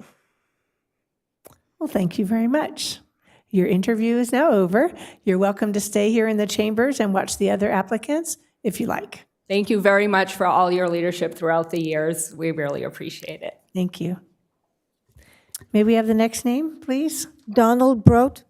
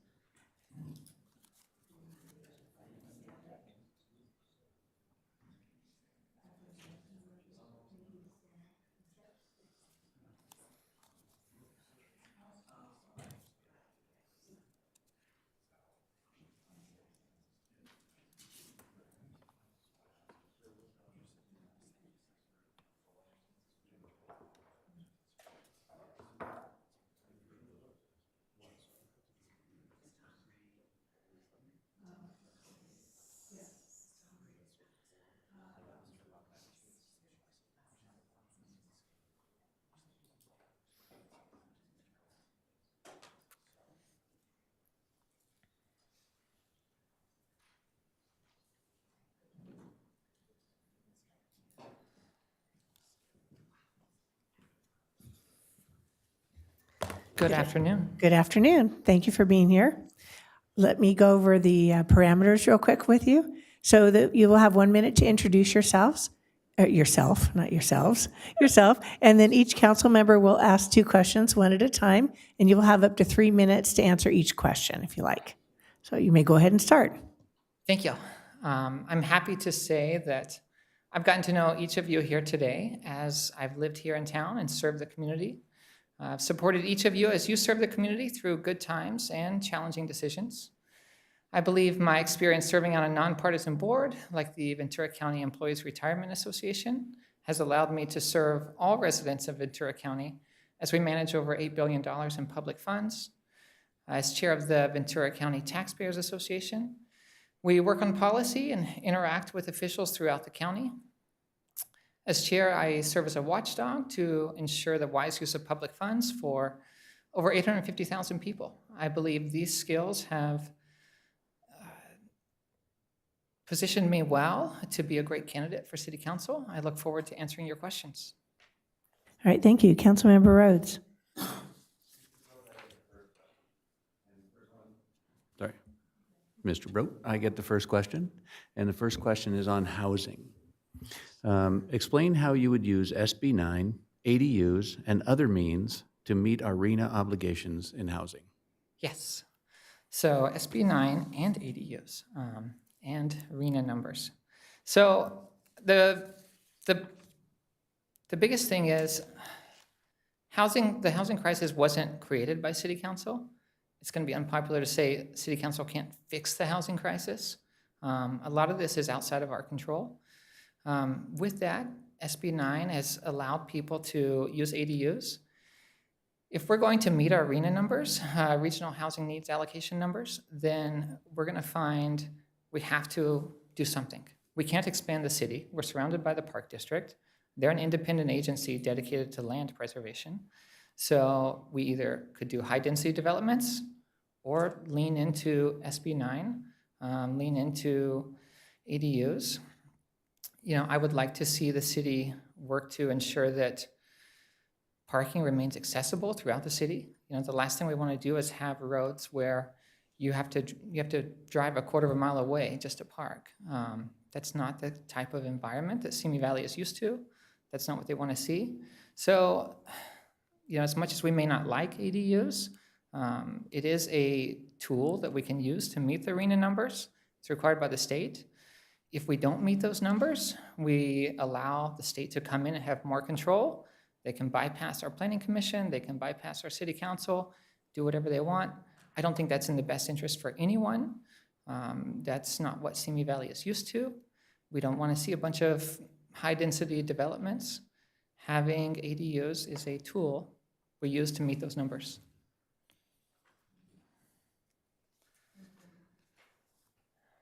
So you are standing here in City Hall, and the Civic Center, of course, includes City Hall, includes the library, the police station, the senior center that's over there. And all of that resides within District Number 1, which is the one, obviously, we are trying to find the right person for.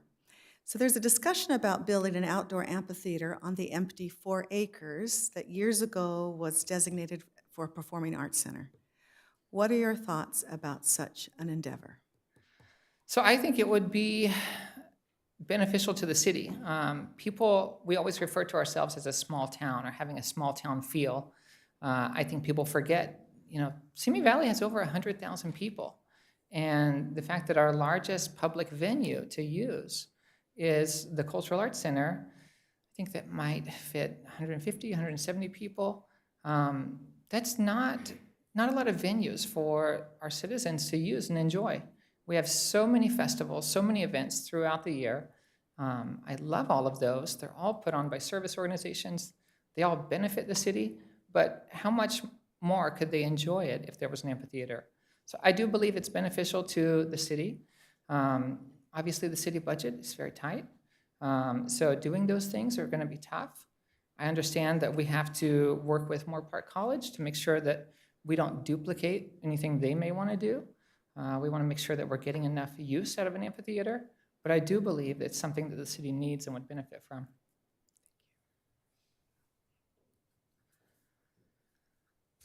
All right. Moving right along to the next question. This is my first question. I'm sorry. I'm lost. Okay. Please give us your thoughts and your knowledge on the difference between charter cities and general law cities, and pros and cons, if you have an opinion. Yeah. So the vast majority of cities in California are general law cities. Charter cities, they fall under a different set of rules. The state of California seems to have been trying to water down what a charter city can and can't do. So, you know, if we were to consider becoming a charter city, we need to look at what did a charter city used to be able to do? What can a charter city do today? Because it seems like every year the state is trying to push back on charter cities. They don't like a city sort of getting out of line. So charter cities, they are allowed to have their own health officer during COVID. That's a great example of a difference that you see in a charter city, whereas you would not see in a general law city. If we had our own health officer, maybe our health officer would make different decisions than the county health officer. So it just gives us more independence. It gives the charter city more ability to sort of rule over themselves instead of having someone that's more distant making decisions for you. I believe the smallest form of government is always the best. So, keeping our decision makers here in town is always my preference, as opposed to someone in Ventura or Sacramento. General law cities, they just don't have as much flexibility as charter cities. Another example might be charter schools. If you were a charter city, you could start approving charter schools and kind of move in that direction. But as a general law city, we don't touch schools, we don't do anything with schools. It's really outside of our discretion. So that's a little bit of my knowledge about it. All right, thank you, John. What is the most important issue you feel facing Simi Valley, and what would your solution be? The most important issue. That's a tough one. I've had a list of issues. Obviously, housing is an issue. We've already discussed that. Past that, I think the next step with housing is going to be economic development, because, like I said, we can't change that Simi Valley is an expensive place to live. As long as it's nice, and it is nice here, people want to come. There are more people that want to come here than we have room for. So housing is always going to be expensive. What can the city council actually do with that? Work on developing the economy. We have industrial space that fills immediately. We struggle to fill retail space. We can encourage entrepreneurs that both in town and out of town to start filling some of that retail space. Then the more we develop the economy, the more we can actually solve the housing crisis by providing good paying jobs. With that, we will also build our tax base. We can also afford to pay our city staff a little more, and that allows us to attract better city staff as well. So to me, growing the economy is a big deal. It's obviously easier said than done. If it was an easy thing, it would be done already. You can't just wave a magic wand and the economy is twice as big. I do know that Mayor Thomas was excited that the new internet system going throughout town, the fiber optic system, may draw in some different industry. It may give us an advantage in the biotech industry, just having more employers come because they may be heavily dependent on internet. So having the new fiber optic system go online, that may help as well, kind of growing the economy and doing economic development. I've been very pleased to see the tourism department doing better. For many years, I didn't know we had a tourism department. So it's now active and thriving, and I think those are all good things to help grow the economy. Thank you.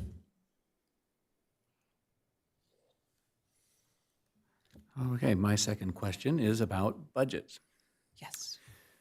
Budgets for the city are made up of balancing our inflows and outflows like any organization. What is your experience of producing, managing, and balancing a budget? What are the major inflows and outflows of the city, and what would you do to increase revenue and/or decrease expenses? So my experience, I do have an MBA. I am self-employed. We have senior care homes. One senior care home, we have another one getting ready to come online in the Santa Rosa Valley later this year. So having to plan, do we have the capital to get a home started, and then the monthly budget to figure out what do we need to set our rates at, to make sure that we can afford to pay the employees.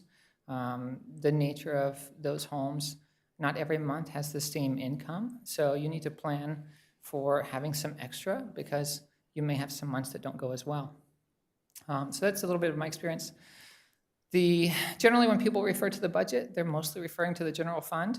That doesn't include the enterprise funds and all the money that goes in and out there, but the general fund's about $88 million.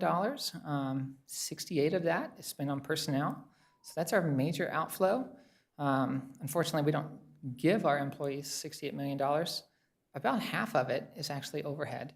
Overhead, benefits, different, whether it's healthcare or retirement, any number of benefits that people are getting, it costs a lot. So our major outflow is always going to be personnel. I would like to see that improve to some degree where we can pay people a little more. I know we're constantly losing safety members to other organizations because they're chasing a little bit more money. So, we need to find a way to keep people here, show them the value of living in Simi Valley, show them that, yeah, we may not pay the most, but it's still worth it to work in a great city that you love, you can raise your family in. So you had asked about experience, major outflows. Major inflows, we're going to be looking at sales tax. We did get hurt by, there's this weird Amazon decision that a lot of things bought on Amazon, Oxnard is actually receiving the sales tax for, or the majority of the sales tax. So that does hurt us. Another major inflow is obviously, dealing with property taxes. The city is getting their portion allocated from that for different agencies, whether it's the parks, the schools, the city.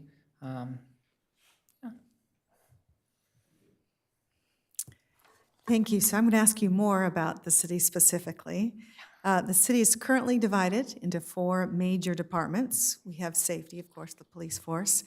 We have environmental services, which includes our planning department, building and safety, code enforcement.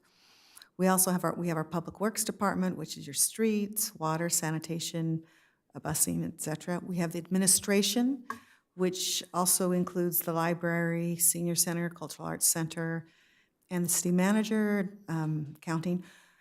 Which area would you like to explore first and why? Which area would I like to Of explore? those 4 departments, which area would you like to just explore first and why is that? Just to learn more about. You tell me. I mean, I would say the admin.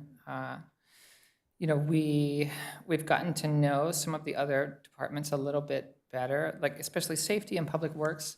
I did get to see a little bit of that during Simi Valley Leadership last year. But I believe that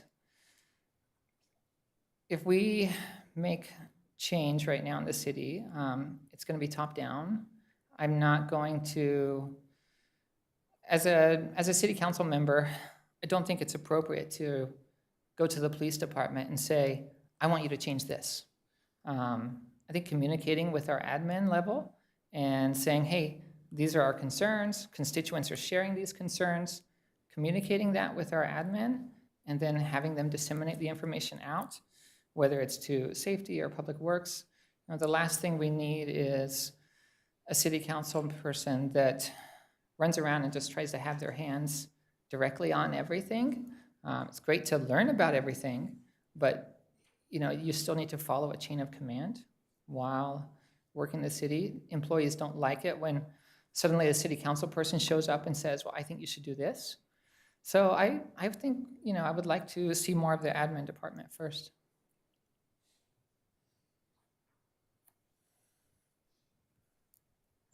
All right.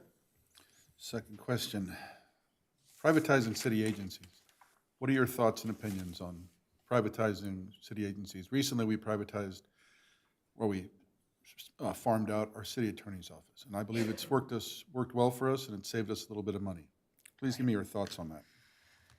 Yeah, where it's appropriate. I would like to see government most involved in protecting life and property. So that being the #1 role of government, there are things that we've privatized for a long time. Some cities do not. I know the city of Oxnard runs their own trash service.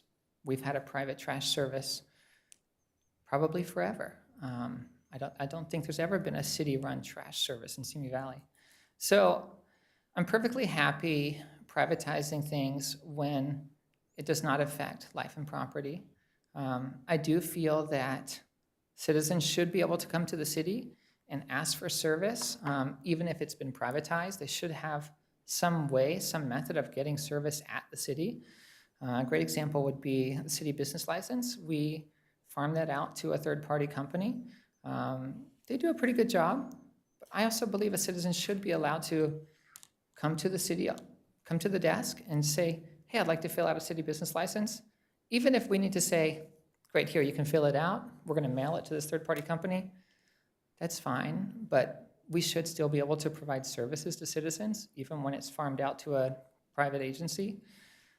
We do have a IT needs assessment coming up for the city, and that should identify some areas where we may be able to privatize some specific roles. We may be able to sort of modernize some city processes, and you will see change happen because of that. Obviously, we're not trying to downsize or see anyone lose their jobs. That's never the goal.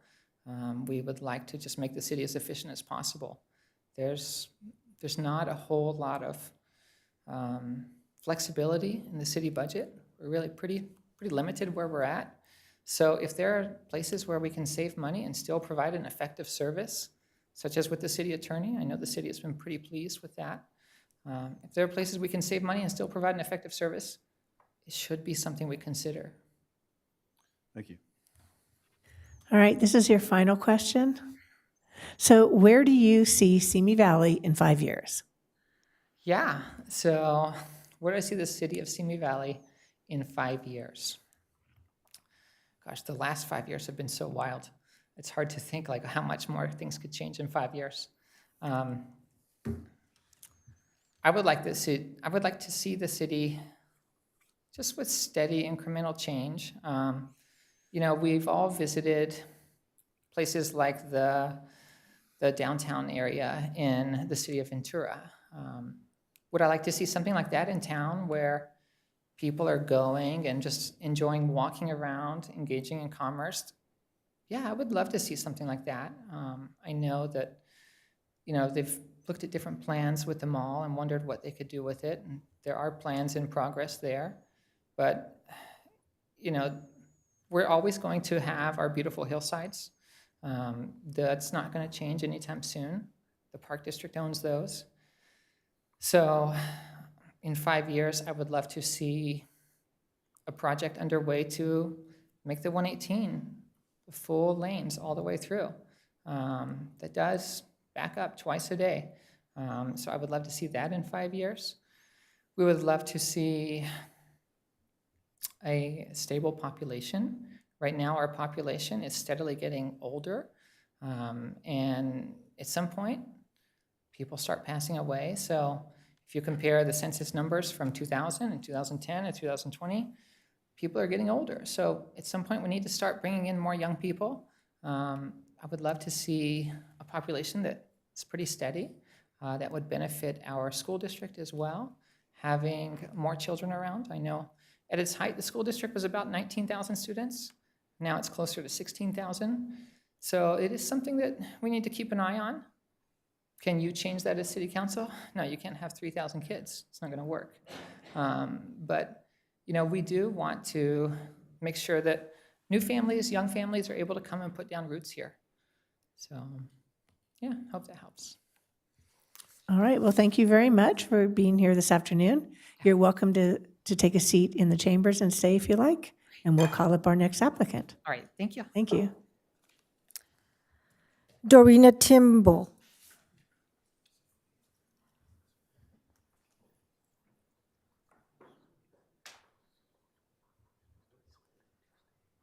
Okay.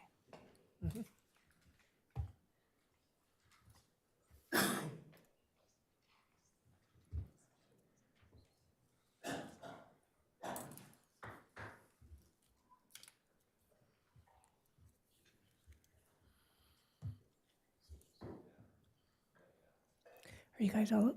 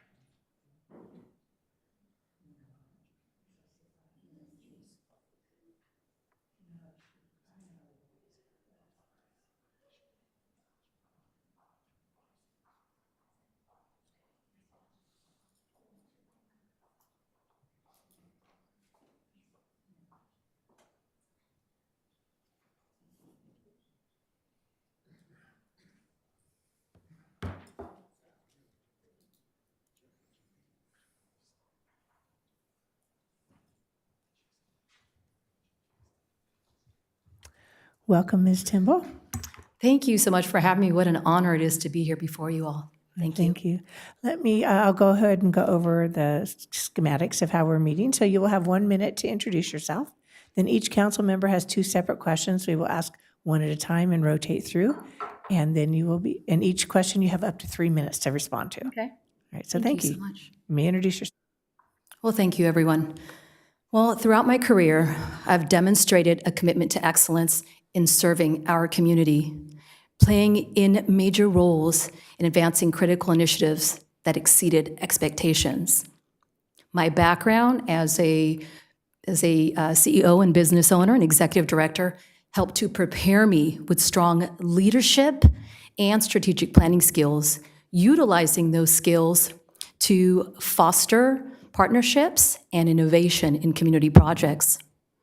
My extensive involvement with Rotary, the Chamber, and various other organizations helped me to understand the needs and the challenges that exist in our community, ensuring that every voice is heard. Like all of you, I am passionate about transparency and the belief that by working together, we can continue to build a vibrant and thriving community for all Simi Valley residents. Thank you. Thank you. We'll start with Councilmember Rhodes. Good afternoon, Ms. Timble. I get the first question, and the first question's on housing. Thank you. Explain how you would use SB 9, ADUs, and other means to meet our RENA obligations in housing. It's a great question. How I would use them in building housing.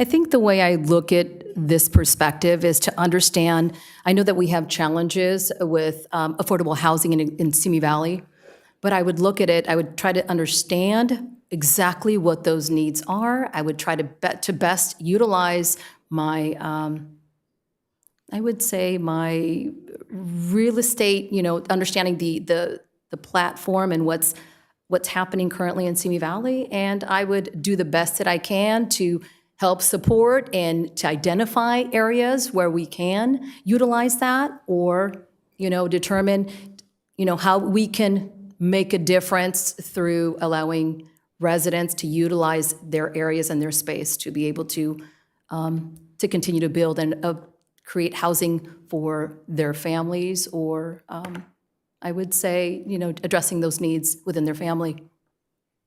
Thank you. Thank you, Adrienne.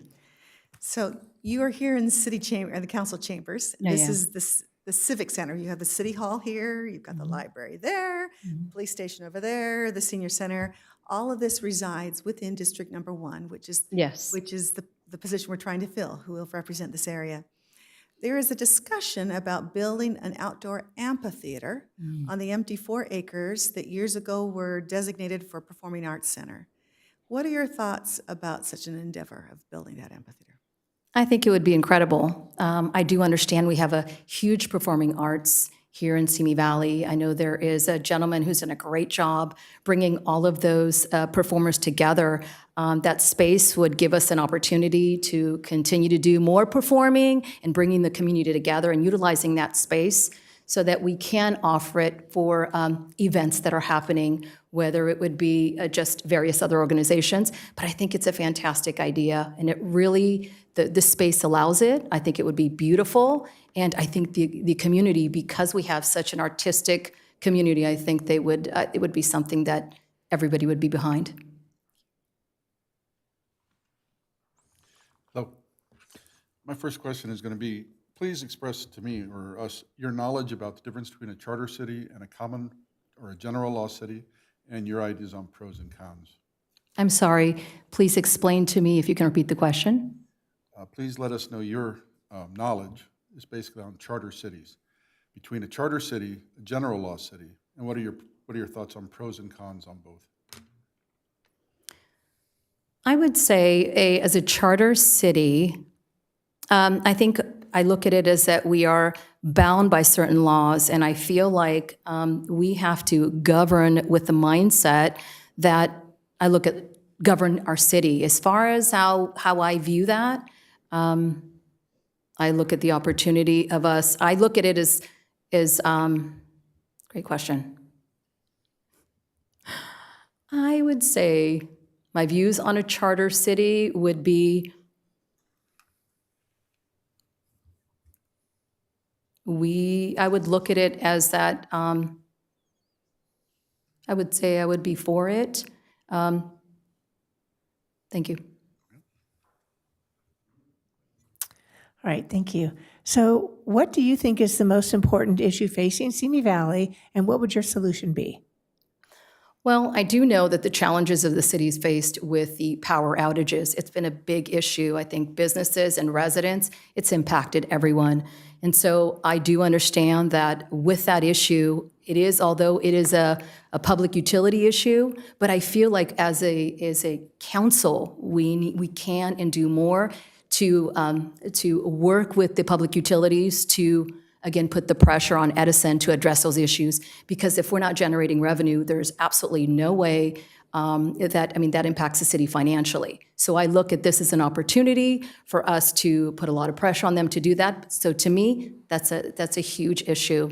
Affordable housing. My son just got married and moved out of state. They can't afford to live here. So I think affordable housing is a big deal, although we still do okay as far as California and in comparison to LA, but I think there's so much more that we can be doing. So I think affordable housing is. And another thing that I think is an aging population here.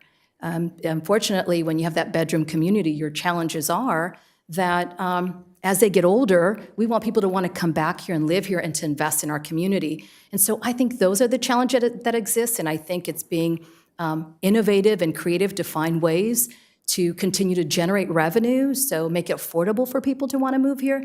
That's, to me, one of the biggest issues. So I think that focusing on those. And another thing I would say is having more opportunities for our youth. I think workforce development, I know that we do a great job in vocational school, and there's great projects that we have here in Simi Valley that we're utilizing, but we need to focus on opportunities. And I think a strong workforce development would be extremely helpful, and again, allow those students to be able to learn traits so they can give back to Simi Valley and find value here. I want my kids to have children and raise them here in our community. I've been here for 32 years, so for me, it's important to be able to offer opportunities. So thank you for that. All right, round two. My next question is on the budget. Okay. Budgets for the city are made up of balancing our inflows and our outflows like any organization. What is your experience of producing, managing, and balancing a budget? What are the major inflows and outflows of the city? And what should we do to increase revenue or decrease expenses? That's a great question. So as a business owner, as a CEO and executive director, obviously balancing budget is key to any organization, a healthy one. I think you all have done an exceptional job with that. I know you received a commendation from the state because of the great work that you've done. I have reviewed it, and I do understand administrative costs are always the biggest challenge, right? And investing in retirement funds. So I appreciate, I've looked at it, and it seems like you've done a great job in focusing on how each department can focus on those issues that impact them and making sure that they are staying on target financially. It's to me, looking at the surplus that we had from last year, it shows that you all have done an exceptional job in managing it. So quite honestly, my experience has been in different organizations, in my own company and in others, and I found that very easy to understand and follow. You did an exceptional job with that, so thank you. Thank you. A little bit more about the city structure. The city is currently divided into 4 major departments. You have safety, which is your police force. You have environmental services, which includes your planning department, building and safety, code enforcement. You have public works, which includes your streets, water, sanitation, busing, transportation. Then you have your administrative department, which also includes the library, senior center, cultural arts center, city manager, et cetera, accounting. Which area would you like to explore first, and why? There's so many. Well, I'm a firm believer that I look at all of the aspects of where I would like to explore. but I feel where I can be most helpful, and I know it was a question going back to Councilman Rocky Rhodes, is, looking at the city as a whole. I look at the opportunity where we can generate revenue, because I do know in the future, we will have issues with retirement funds. That's a big deal. And although we have addressed it recently, bringing and generating revenue in our community and looking at opportunities for revenue. For example, I look at a great opportunity, although not for sale, but in my beautiful world, I look at the ranch, Hummingbird Ranch, an opportunity, a beautiful place for exploring, bringing a sports center there that would be huge, generating revenue. A lot of the issues that we address, a lot of the challenges and a lot of the areas, I would like to see myself in a place where I can be more supportive, because I do know you all have different skill sets, and mine happens to be one of innovation and being able to bring ideas and concepts to be able to generate those revenues so that we can continue to build a vibrant community for all of Simi Valley. And so utilizing my skill set wherever there's a need, whether it's helping with safety, because we all moved here for the safety aspect in Simi Valley, and I'm grateful for our law enforcement that keeps us safe. But I'd like to see myself in a position where I can utilize my skills to continue to support the wonderful efforts that you all are doing with the fiscal oversight of our budget. So, thank you. All right. You just heard a rundown of all our city services. Recently, we've privatized, or basically farmed out, our city attorney's office. In my opinion, it's been a good move for the city. It's saved the city a little bit of money. What are your thoughts on privatizing other city agencies? Depending on the agency, I think that was a great job, because financially you utilize, instead of having the legal aspect in every department, and it obviously the cost on the city, I feel like, pulling all of that money together, or at least allowing legal to lead those efforts, just one person, I think that was a great savings. It would depend on the services. I know that right now when you're dealing with the sewage and different services, those costs are paying for themselves. So to me, quite honestly, I feel like we're doing a great job. It would depend on those services. And I know we also do that, the review of the workman's compensation, they do it as well. So they source those, and I thought that was a great idea, and I feel like we're doing a great job, and I think we should continue to do that. All right, your final question. So where do you see Simi Valley in 5 years? As I shared, I see an opportunity to a vibrant and thriving community where people want to raise their children here. It's affordable for people to live. Great opportunities, workforce development. I see an opportunity for us to bring companies that believe and invest in Simi Valley, because I do. And so I would love for us to reach out to all of our business owners and shopping center owners, and really talk about how they can be invested and improve on their businesses, because I believe that when you see improvements, just like we are in our streets, and all that we do and all the infrastructure we've done, it shows confidence in a community. And I see us as thriving and vibrant as we continue to invest. We work with our business owners and our community to continue to invest, and I see an opportunity for us financially to hopefully bring in other the sports center is a great something that would generate the revenue, just like we do in Camarillo. You have a great outlet that generates revenue. I can see us finding that gem, right, amongst opportunities for us to be able to hopefully encourage, invite, and get some of those business owners to come and invest in Simi Valley. All right, well, thank you very much. That concludes your interview. We'd like to ask you to go ahead and take a seat in the council chambers, as at the end of all of these interviews, we will be discussing the selection. And right now, we're going to take a 5-minute break. That means 10 minutes. So I will expect everybody back at 3:20. Thank you. 3:20. I'm hearing ishes up here.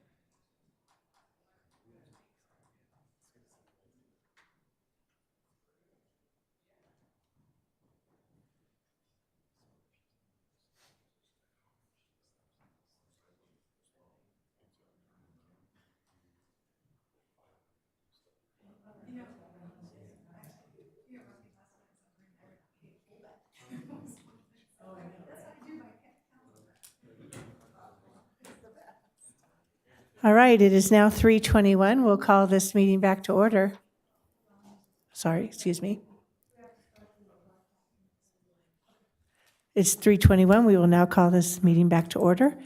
Will the city clerk please draw the next name? Anthony Thompson. Thank you.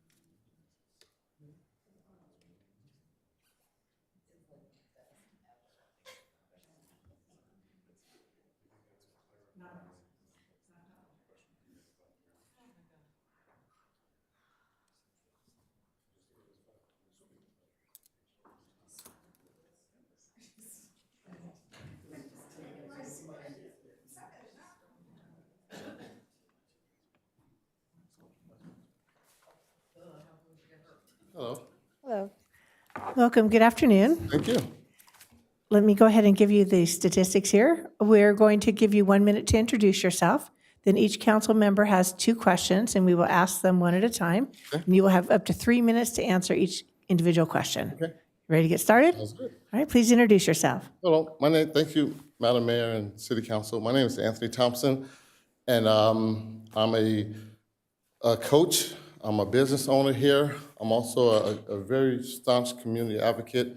A little bit about me, I'm born and raised in Chicago, Illinois, to a mother, single-parent mother with 14 siblings, which taught me a very, very strong work ethic. And from that work ethic, I developed my own personal constitution, which consists of transparency, fact-based decision-making, and also collaboration. With 14 siblings, you have to have a lot of collaboration, right? So, and all that wrapped around a humble spirit. Married to a wonderful wife with 3 boys. Throughout this interview process, I hope to get you aware of my business acumen and my professional and managerial experience I have running a multinational, multi-billion-dollar enterprise in aerospace. Hopefully, everything goes well, and I appreciate you guys' time. All right, thank you. We will start with Councilmember Rhodes. Mr. Thompson, good afternoon. I get the first question. All and right. It has to do with budget. I'm sorry, it has to do with housing. Okay? Explain how you would use SB 9, ADUs, and any other means to meet our RENA obligations in housing. Okay. So first of all, for me, a really big important part of housing is having affordable housing, higher level housing, as well as executive housing. Because if I'm going to be bringing in executives here, big businesses, I want them to find a place in Simi Valley community where they can live and they can put their businesses here instead of having to go to Thousand Oaks or Porter Ranch, those type of things. Part of that us being able to bring those high quality jobs here in Simi Valley is making sure these executives have somewhere to live. So ADUs are a form, I would say, of creating those affordable housing. But I think affordable housing is more than just low housing. I think if we raise the wages for our employees in this area, they have a better opportunity to get high-income housing and make sure they have somewhere that they can place their families here and create a better housing enterprise for us here and a better tax base that'll reduce a lot of these other costs that we have to deal with. Mm-hmm. Thank you.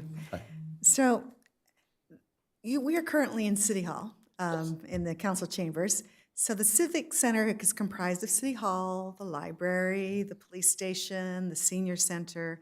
Yes. And all that resides within District Number 1, which is the position we're trying to fill. There is a discussion about building an outdoor amphitheater on the empty 4 acres that years ago were designated for a performing arts center here in the center of this Civic Arts Plaza.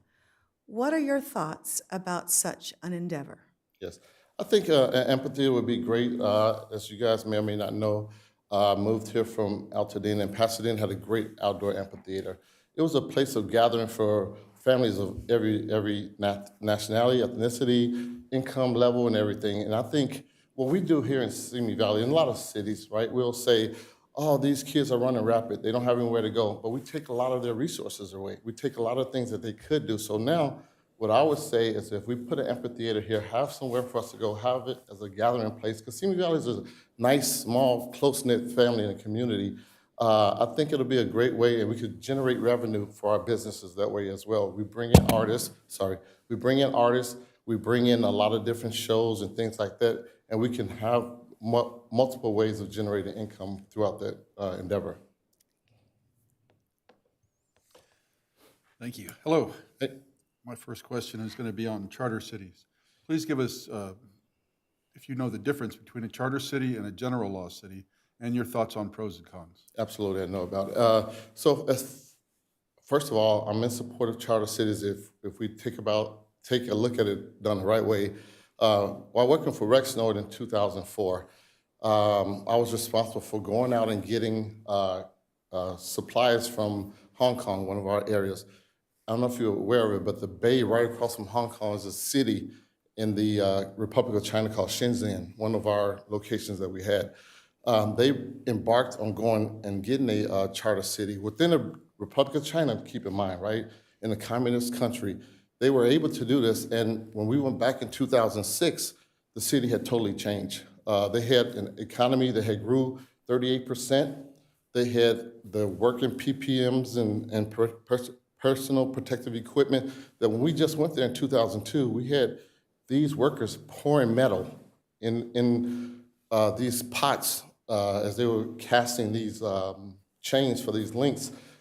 We went back, it was just like industrialized city, just like Shanghai or Beijing. So you may think like, they're doing it in China, but what about here? Just to let you guys understand, there's 480 cities, 82 cities in the state of California. 121 of those cities has either applied for amendment to go charter or they are charter. And one of those is pretty close to us here in San Diego, big metropolis in San Diego. And I think you can go to charter city, but before that, we have to take a look at privatization, things like that. Because when you go charter, you're gonna lose a lot of the funding from the state. You have to be self-sufficient.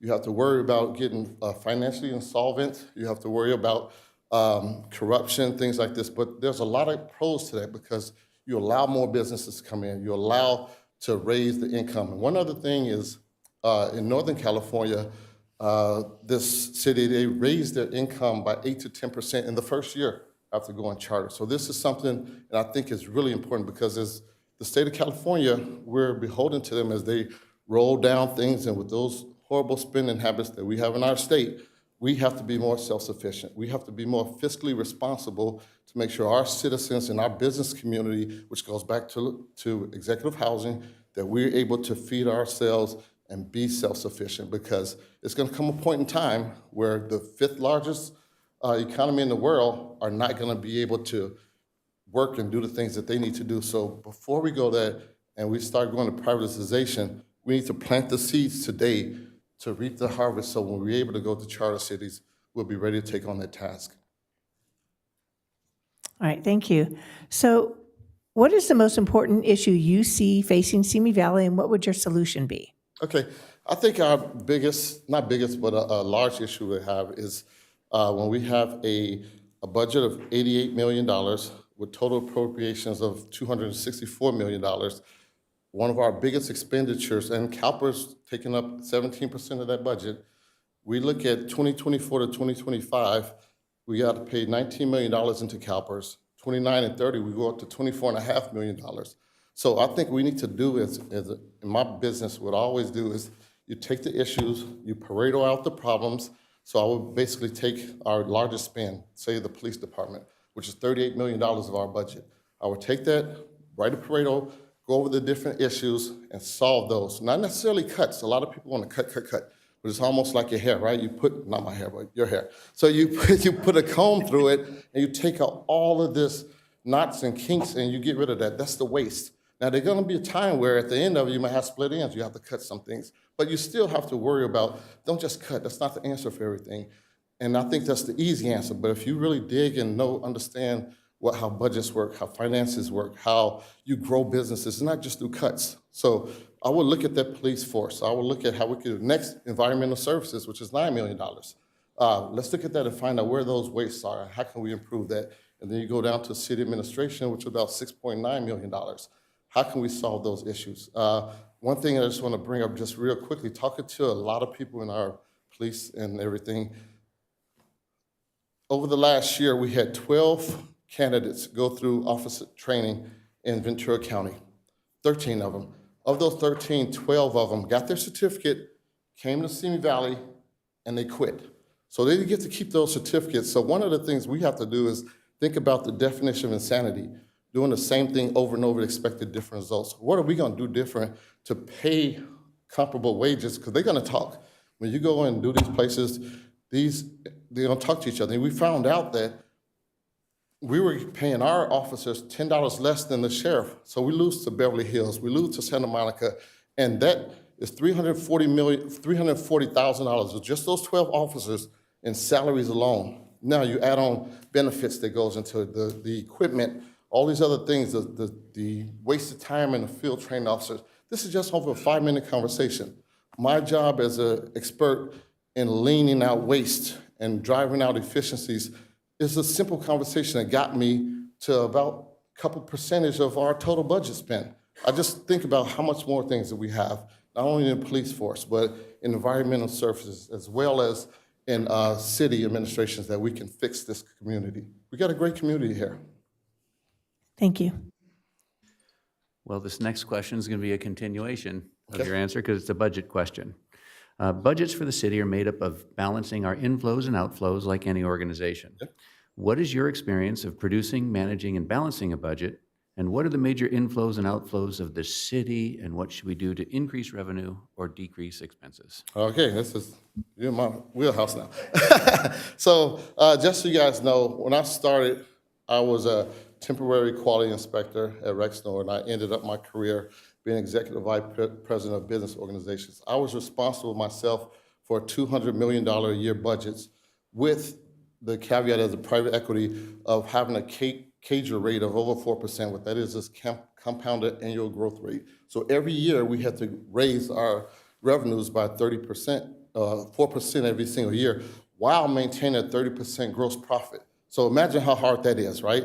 And so my issues with budgets is first of all, we have to make sure that we understand what our key process input variables are and key process output variables. What are we expecting to have? And we have a system that I run. It's called strategy deployment. So you decide in the next 3 years, what do you want to be when you grow up, basically? Then how far are you going to go this year towards your 3-year goals? And then you apply objectives. What objectives are going to help you reach those 1-year goals?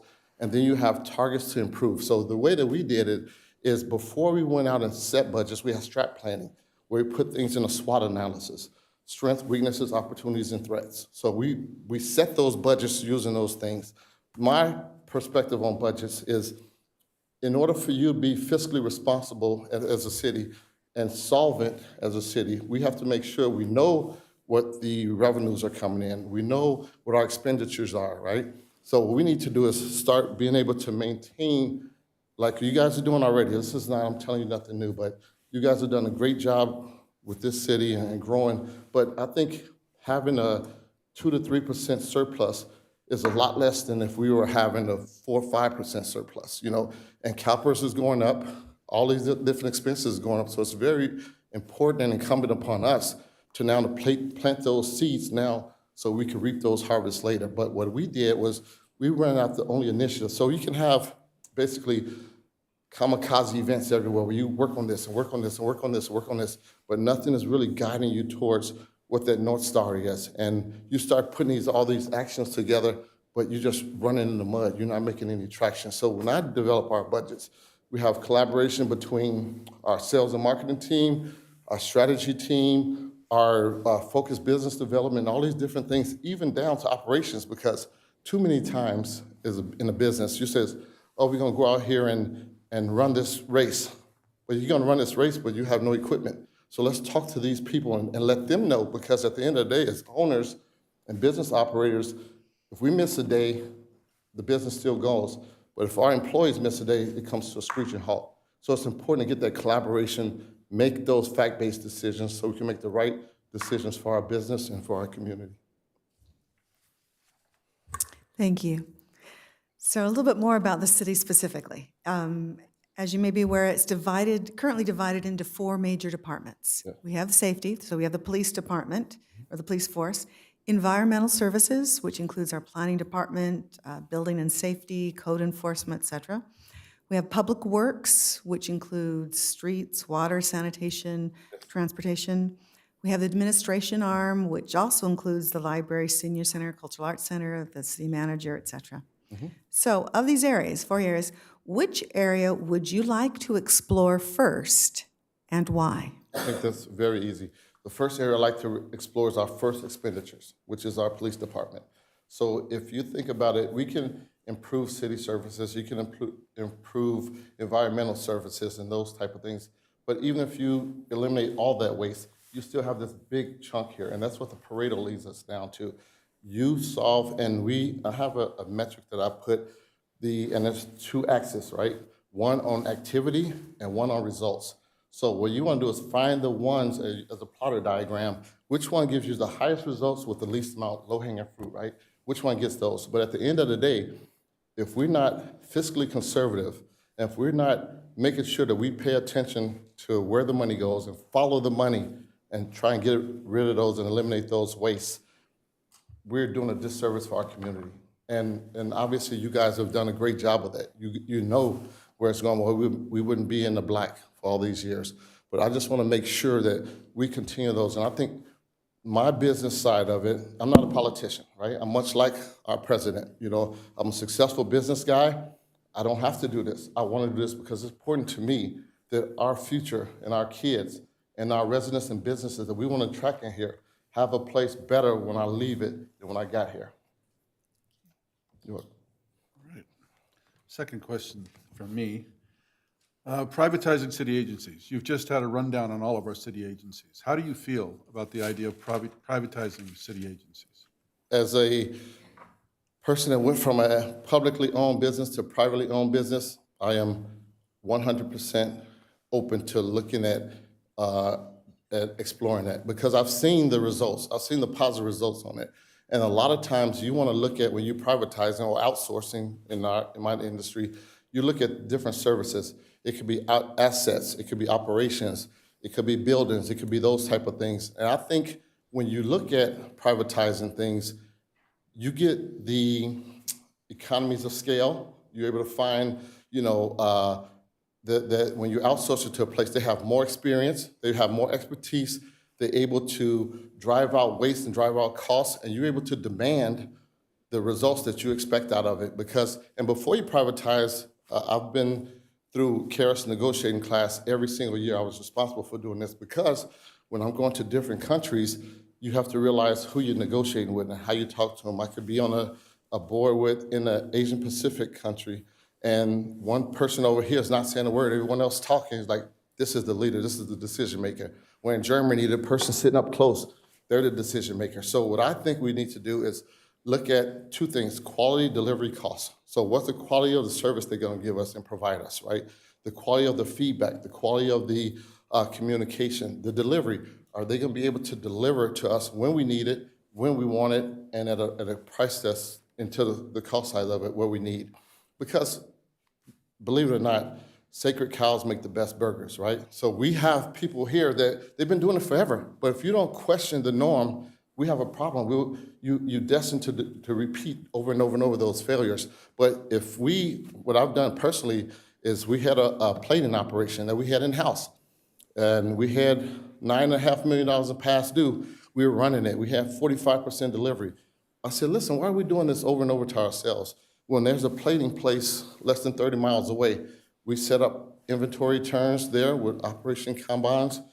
We were able to deliver there. They give us in 2-day delivery, where it was taking us 6 weeks. So those efficiencies is what I always drive, because efficiencies eliminate waste, and it's a cost impact on your bottom line if not done the right way. So I'm totally for privatization. Looking at it the right way, making sure we negotiate correctly, and making sure we have the right people in place to drive those results that we expect. And when you privatize, you're able to hold a higher accountability standards to that supplier that you're using. All right, your final question. So where do you see Simi Valley in 5 years?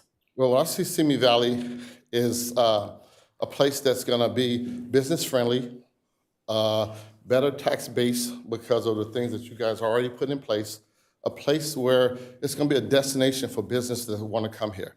We have the benefit of being right across a couple exits away from LA County, where you have a lower tax base. You have a place that's already friendly for communities. But I think what we need to do, and part of me here in Simi Valley, I was on the board of directors at the chamber and a economic development council member under the direction of Joe Grinstead and Joe Casella, and we were able to save Zebek, who was gonna leave our city and go somewhere else. Now they have over 500,000 square foot of industrial space here in Simi Valley that, thanks to the two Joes, we were able to get them to stay here. And that's just, to me, a small piece of what we need to do and build here because, and again, it all starts with executive housing, not apartments and not these things, because as a fiscal conservative, it's really important for me that we have this set up for our kids in the future, that they have a place to go. But it's not only having low-income housing, it's raising our wages up enough where we can have really good, adequate homes, but people have a sense of pride, a sense of belonging, and a sense of respect for the community, because you can have apartments, and I lived in an apartment before, okay? But you can have an apartment where people have less care, less dedication for that community. But if we build these homes and we have these businesses where we have a real economic wages and real homes, they'll be much better for our community. You know, and community is what Simi Valley is about. You see, you have a lot of churches, you have a lot of synagogues, you have a lot of different people that I've talked to so many times. I'm not a politician. I talk to these people, and all they want is safety, which we have in Simi Valley. They want a place where everybody has community they can get along with, which we have here. You have great schools, wonderful parks. People travel from Orange County to come play in our parks. That's a great testament to how this city, the board of directors and the board at the Park District and our school board works together. And I think if we're able to just have more of that collaboration and solve problems before they become problems, it'll be better for all of our community and all of our citizens. So hopefully I was able to give you guys a look at me as not only a coach, but as a businessman, me as a mentor, me as a son, me as a person that really cares about us, and someone that you can feel that, you know, you guys are a gear already on this city council. It's just a cog missing. I just want to be that other cog in there so we can keep this thing going, not build another gear. All right, thank you very much, Mr. Thompson. You might want to take a seat in the council, and we're going to interview the last couple applicants, and then we'll have discussion. Thank you. So thank you. May we have our next applicant, please? Jill Abla.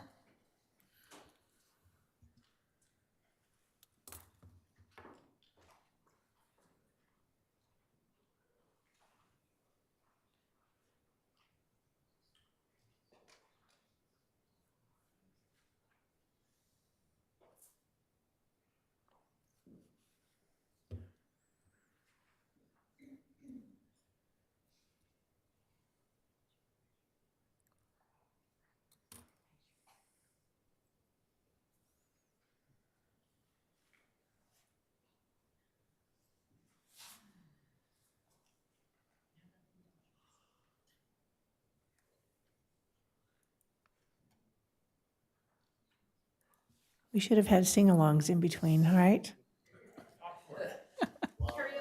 Oh, yeah, karaoke. Evelyn's gonna lead us. Yeah.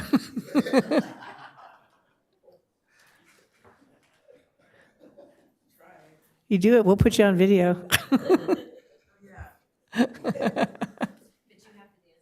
Oh, no. We do that at Ryla every year, don't we, Darina? They make the counselors do that.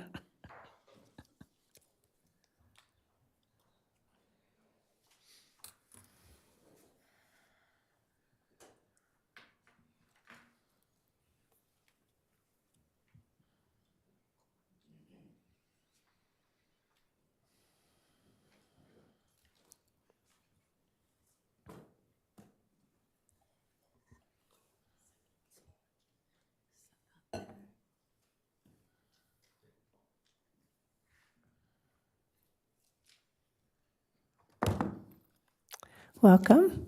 Good afternoon. Good afternoon. Let me explain to you how we're working this. So you'll have 1 minute to introduce yourself. Okay. Then each of the council members has 2 questions that they will ask one at a time, and you'll have up to 3 minutes to answer each question.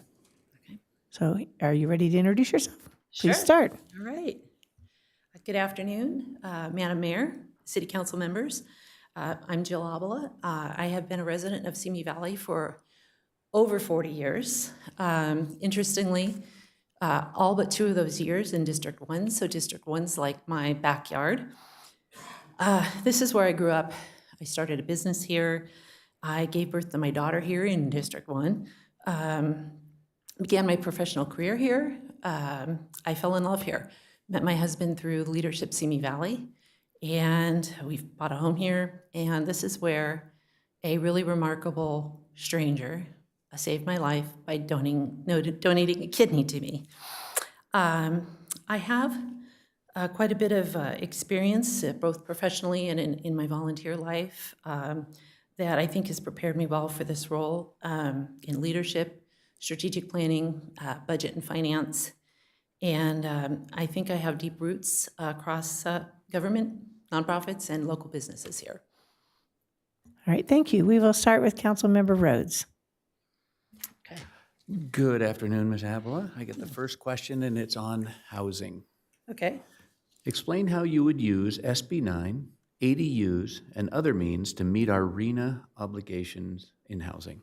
Okay, great. So RENA, Regional Housing Needs Assessment, I think is what that one is.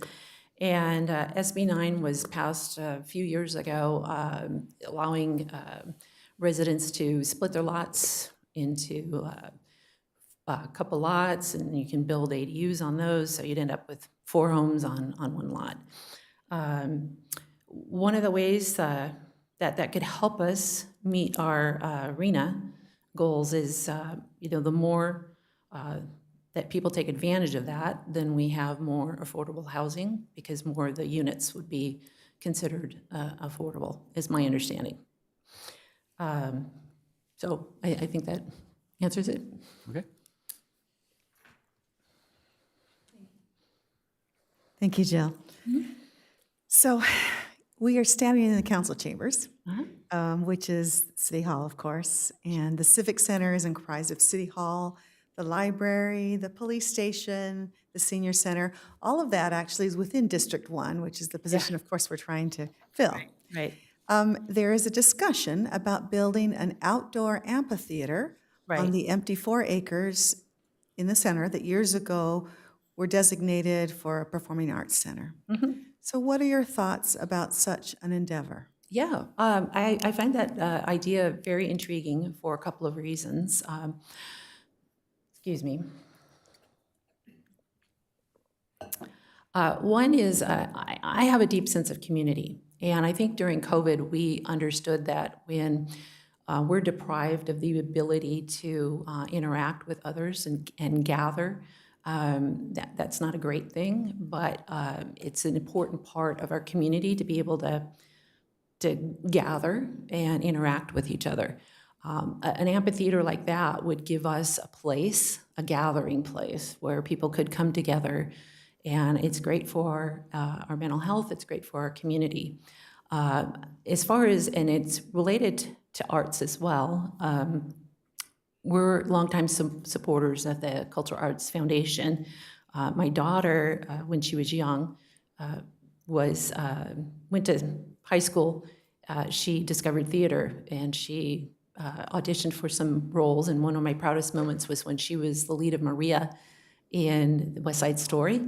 And it's an outlet for people for their creative skills, whether it's different medias or whether it's performing arts.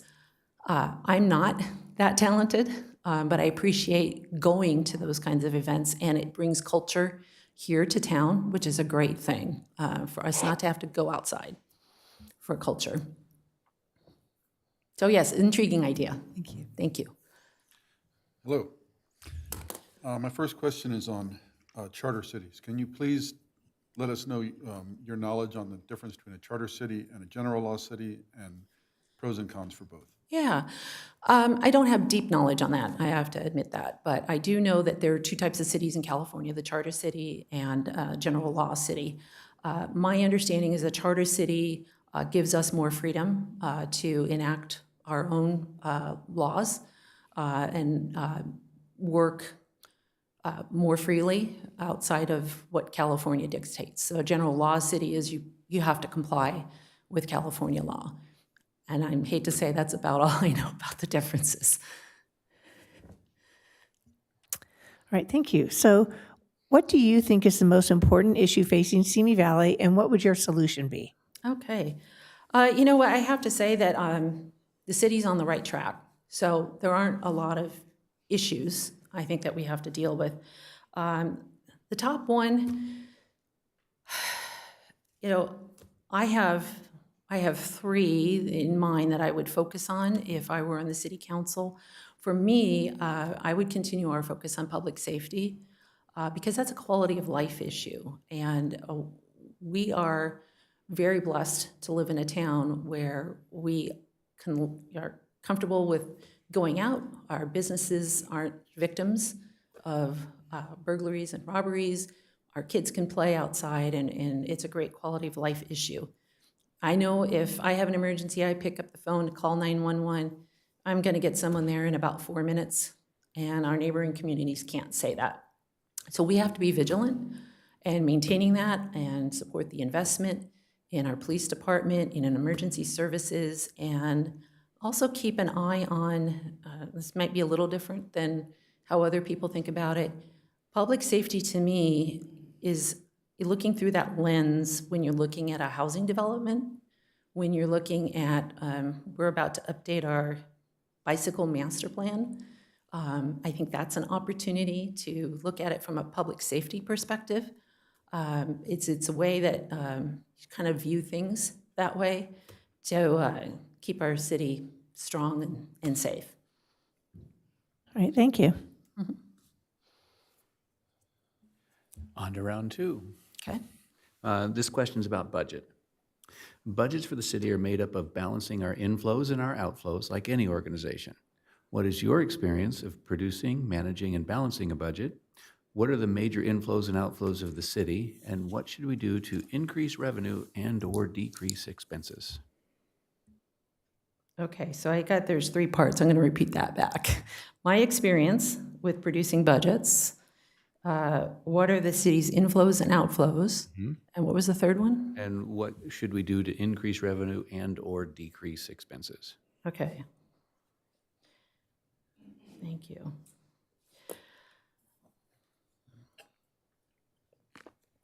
Sorry, I started to lose my voice this weekend, so I have to take a sip once in a while. So in my professional career, I've had to produce my own budget for my own department, a multi-million-dollar budget, large number of staff, and I've had the honor of doing analysis of budgets for a Fortune 100 organization, as well as for some of the potential acquisitions. And you think about mergers and acquisitions, you want to do your due diligence, you want to review the financials of organizations that you might be spending millions of dollars of buying. And so you want to pore over what publicly available information there is. In this highly regulated industry I was in, most of that was filed with the states that they do business in. You got to pull all that information, pull it together, and do an assessment of what the health of the organization is, and provide a recommendation as to what you think the value of the organization is and what their strengths and weaknesses are. Inflows of the city. The top-line revenue comes mostly from sales taxes and property taxes, and a few miscellaneous other things. For purposes of this conversation, I'd focus on that. And I think the best way to increase the revenue flow is through business or economic development. Good news is I look around and I see a lot of speculative or commercial building in town. I think that's great news because it's going to bring jobs and it's going to bring more sales tax to us. I think that's awesome. We have a lower cost of doing business here that will attract businesses, and we have a great employment base. The city put in 2024 an economic development plan, which has some great stuff in it. We've got a tourism marketing district that I think was going to bring in $4 million over 10 years. We've got an awesome Chamber of Commerce. Can't say enough about our 5-star Chamber of Commerce. We're marketing to biotech to bring in those types of jobs. I think that's awesome. And the Economic Development Collaborative as well. So giving out loans to small businesses. So those things will drive that. And real quick, in the 10 seconds I have left, I know that a lot of people are scared of artificial intelligence, but looking to the future, I think there's some opportunities for the city to employ artificial intelligence to help us decrease expense and make people more productive. Thank you. So a little bit more about the city and its structure. Basically, the city is currently divided into 4 major departments. We have safety with our police department. We have the environmental services with our planning department and building and safety code enforcement.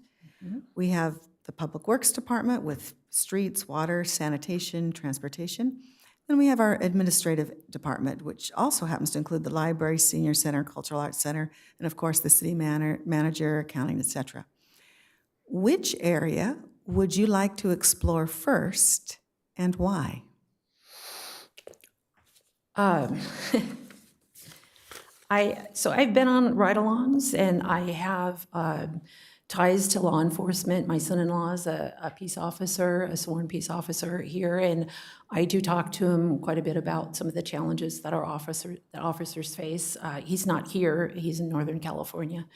And my husband was a criminal prosecutor as well. So I actually think that my interests would lie more in the public works.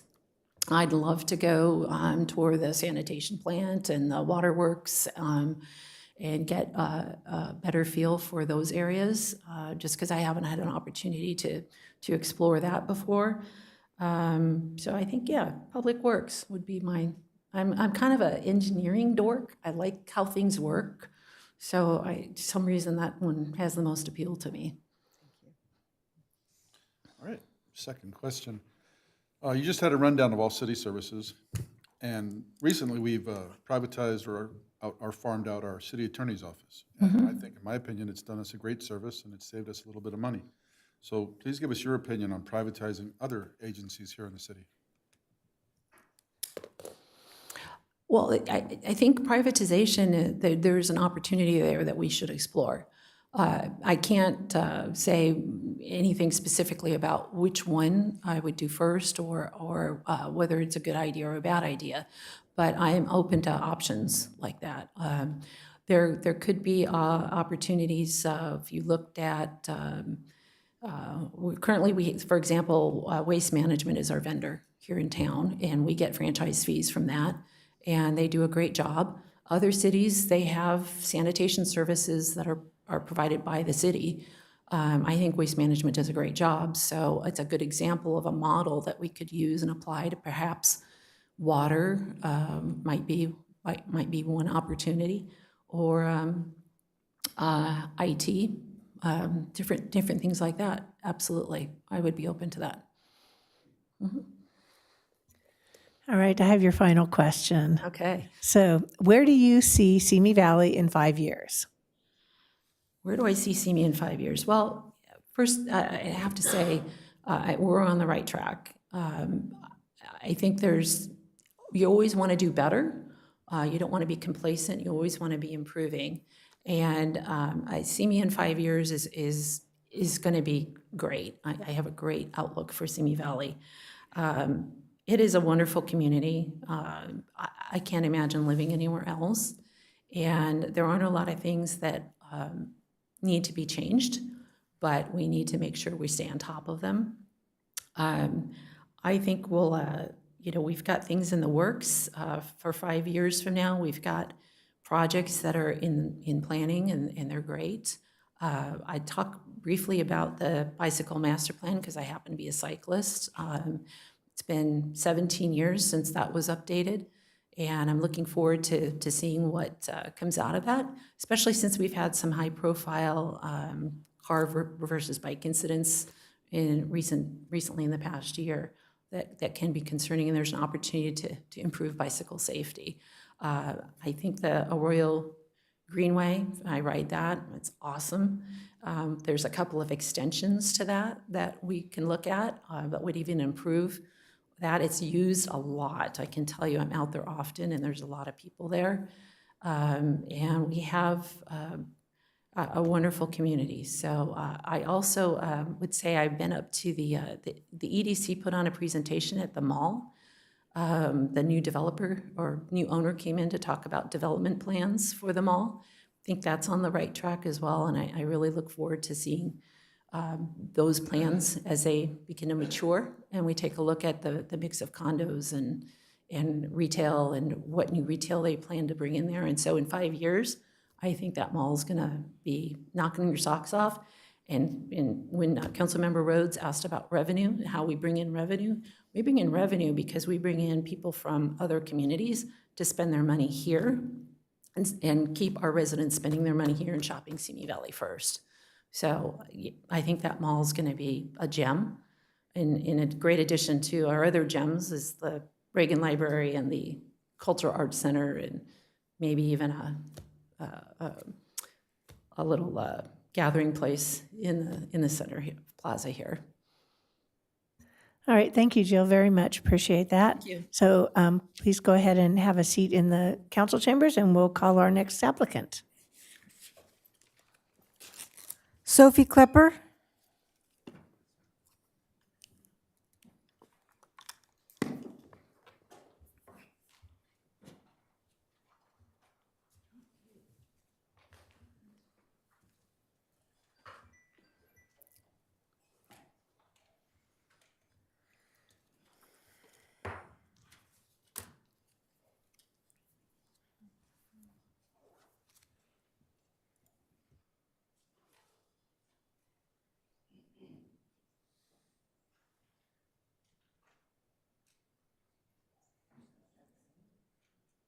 Who's going to start the scene? Have we determined? We have a singer, Justin.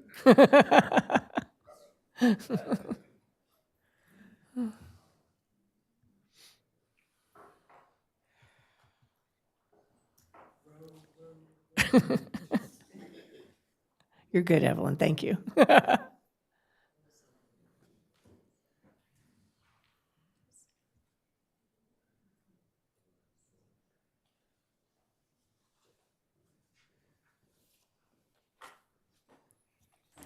Good afternoon, Miss Sophie. How are you?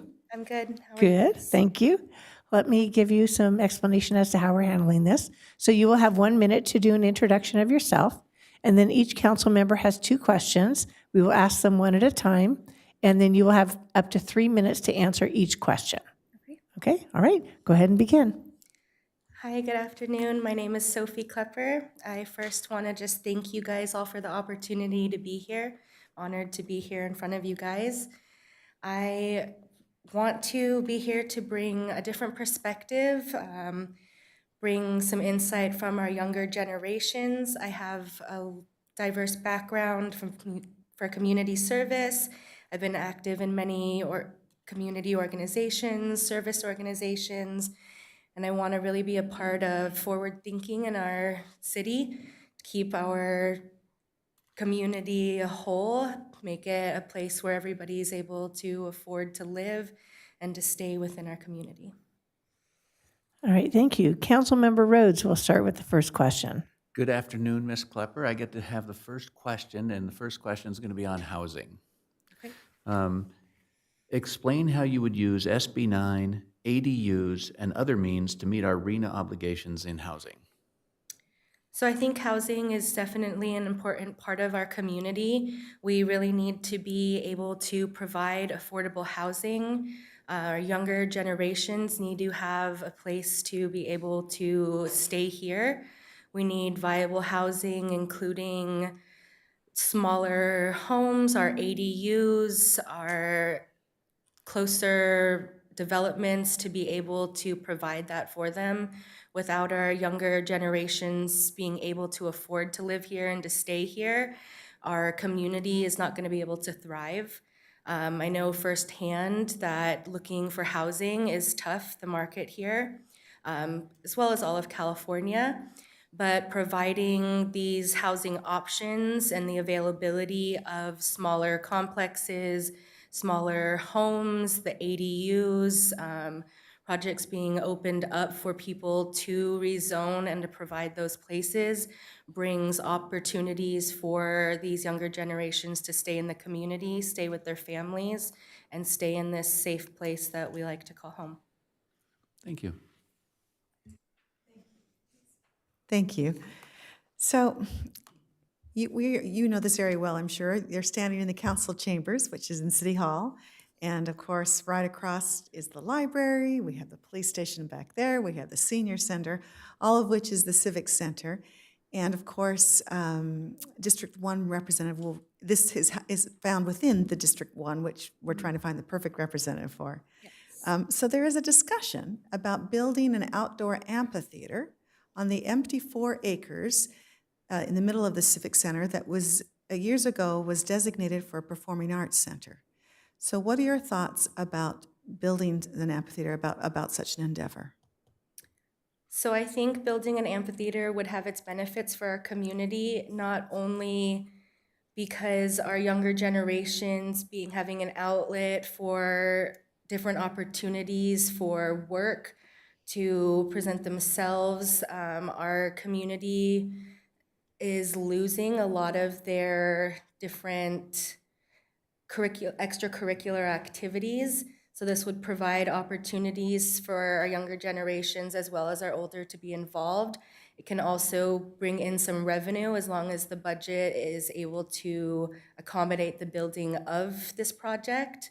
I think that it would bring opportunities for our community to have another entertainment aspect. Our city is not always known for the nightlife and opportunities to be able to get out and do things past certain hours. Many people in our community shop, spend money, have to go outside of our city to find some of these opportunities like concerts, theater programs. We have only so much space for that, so providing this will bring opportunities to bring money into our community, but also for our community to spend money in-house as well. Hello. My first question is going to be on charter cities. Please tell us if you know the difference between a charter city and a common or a general law city, and what are your ideas on pros and cons on both? So I don't know much about that part of the city. I know that we have a small community here. I know a little bit about our budgets and fundings and what we support here. But in terms of the differences between the communities, I'm not exactly well versed on that. Definitely something that I want to look into and look forward to working more on. Thank you. So what is the most important issue facing Simi Valley in your opinion, and what would your solution be? So I think that's a little bit of a hard one. There's quite a few issues that I can think of. One kind of being our budgets, but I think an overall housing crisis.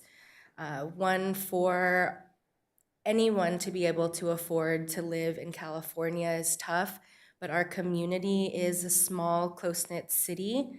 A lot of our families have grown up here, continue to stay here because of the safe environment that we have here. I think that we need to work on providing more affordable housing, whether it be rezoning land and housing, providing more programs for first-time buyers. I think having that accessibility of the affordable housing for our community is a very large part of our community. Our younger generations, they are moving out of the community, and this isn't because they don't want to live here, that our city is not safe, doesn't have what they need, but it's simply because they cannot afford it. Also, with our sustainability of that, we need to be able to provide the viable jobs so that they can make a living to be able to stay here. Whether it be smaller affordable housing, including rental properties, the higher density housing, I think it's a large part of our community that we need to focus some of our budget on and assess so that everyone can stay here in the place that they have lived and want to continue to be their home. Thank you. Round two. Next question is on budgets. So budgets for the city are made up of balancing our inflows and outflows like any organization. What is your experience of producing, managing, and balancing a budget? And what are the major inflows and outflows of the city? And what would you do to increase revenue and/or decrease expenses? So I have taken a look a little bit at our budget overviews for the city. I know our general fund is a little bit over 88 million, but we do have a lot of deficits and costs that come along with our budgets. I think it's a really important part of the council to be able to thoroughly review the budgets, take all departments into account, and find ways that we can cut unnecessary costs while still maintaining the safety of our community. I know a lot of our budget goes towards the safety of our community, including our police department, as well as our service members within our city and governing parts. I think that we need to really focus on our profitable partnerships and businesses, keeping our shopping, our businesses alive in-house here, providing different avenues for the revenue of our community itself, but also as our city. One thing, bringing in entertainment sources like the amphitheater or other potential projects so that we can continue to gain our revenue and keep our city flowing. Councilmember Litzler. Oh, I'm sorry. Just thinking about, thank you. Thinking about your answer. The city is currently divided into 4 major departments. We have safety, of course, which is the police department, the police force, environmental services, which includes our planning department, building safety, code enforcement. We have public works, which includes the streets, water, sanitation, transportation. We have the administration, which also includes the library, the senior center, cultural arts center, of course, the city manager, accounting, etc. So these 4 areas, which area would you like to explore first and why?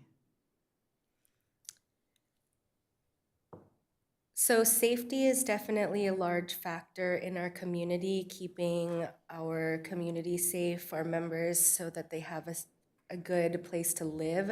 But I think a large part of it is our public places, our city, our libraries, our departments here. That is going to be what keeps our city going.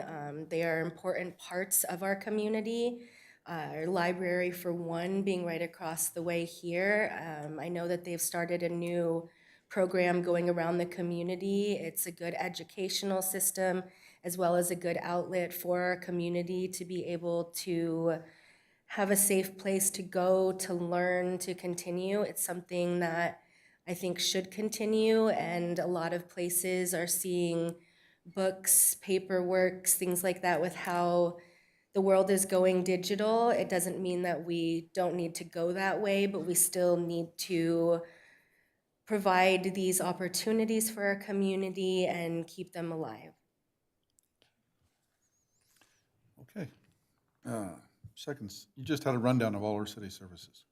What are your thoughts and opinion on privatizing other city jobs? Recently, we've farmed out or privatized our city attorney's office, which I believe was a good thing for our city, and it saved us a little bit of money. So please give us your thoughts on that. So I think there are benefits to being able to do that. It does save us costs. We as a small city can do so much for our community, but with our budget and our deficits, we do need to be able to cut costs and focus on that. So something like the attorneys, things like that, where we can venture outside of our community, we can get other insights, some that aren't clouded by judgments of our community and our city and what has happened here, but also as a whole. It's also an important part of the community to be able to save the money for that. Our budgets are a large part of our community and a major issue. So I think that finding other resources can sometimes benefit our community. All right, your final question. So where do you see Simi Valley in 5 years? So in 5 years, I would hope to see Simi Valley still thriving as a safe community for our families here. I would like to see our budgets balanced a little bit more, be able to cut costs, bring in more of these revenues, be able to provide a better place of entertainment, a better place of housing, as well as keeping our local businesses, our restaurants. They are an important part of our community. We have a lot of small businesses here, and I think working with our chamber and other outlets can help keep that alive. I would like to see more of our families either coming back to our community or being able to stay here, having that extra housing and bringing in these generations who are going to keep the community flowing, keep it thriving, and making it sustainable for everybody to be able to survive and to live here. Well, thank you very much, Ms. Klepper. So that's the end of your interview. So if you'd like to have a seat in the chambers, we'll have discussion afterwards. Thank you, everyone. Thank you. So we have our final applicant. Bonnie Sterling.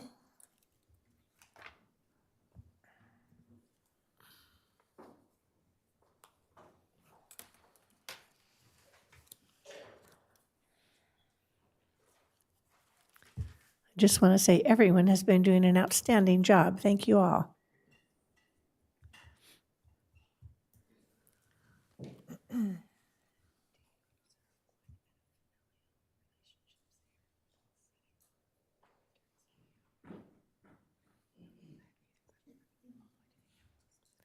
thank you to our two officers in the back. I'm sure you could probably quote all the questions by now.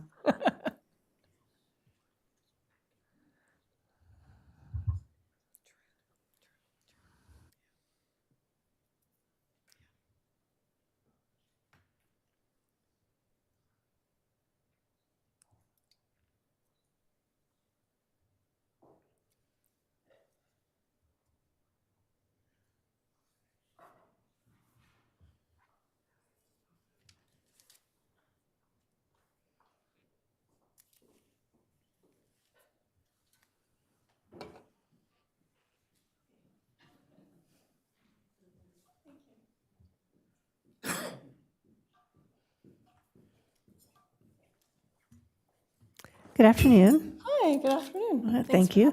Welcome. Thank you for being here. Get my wording straight now, too. So let me give you a little bit of the outline, how we're handling this. You'll have 1 minute to introduce yourself, and then each of the council members has 2 questions, and we will ask them one at a time, and you will have up to 3 minutes to answer each question. Okay, So you ready to get started?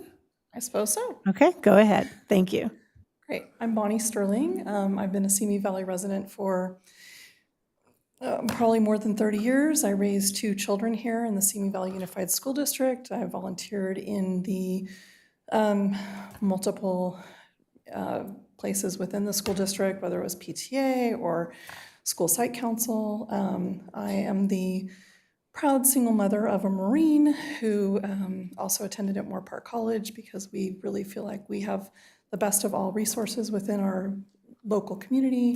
And I currently work as a realtor. I have for 20 years within Simi Valley, which means I've had a lot of opportunity to welcome families to the city, as well as see them out when the time was right for them. And I feel that it's been my good honor to spend a lot of time sharing with people the value of this great community that I call home. All right, thank you. Councilmember Rhodes will begin.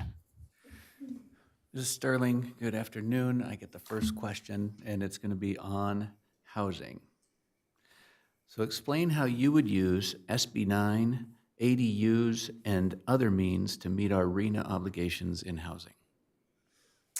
Well, I love this question because I was just sharing with the representative from the city in the meeting that I've been an advocate of ADUs since before they were popular, as an owner of many guest quarters at all 3 of my homes that I've owned in Simi Valley. And so I am a real proponent that they provide a very affordable housing option for people.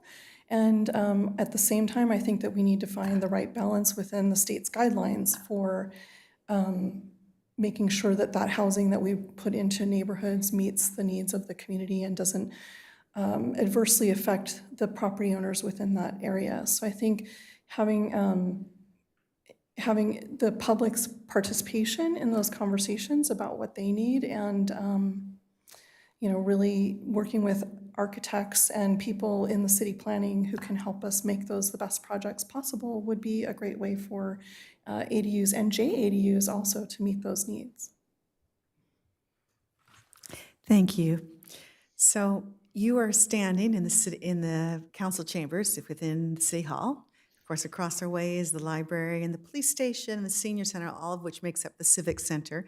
And all of this resides within District Number 1. And of course, we're trying to find the perfect person to represent that district right now. So there's a discussion about building an outdoor amphitheater on the empty 4 acres that years ago were designated for a performing arts center. What are your thoughts about such an endeavor?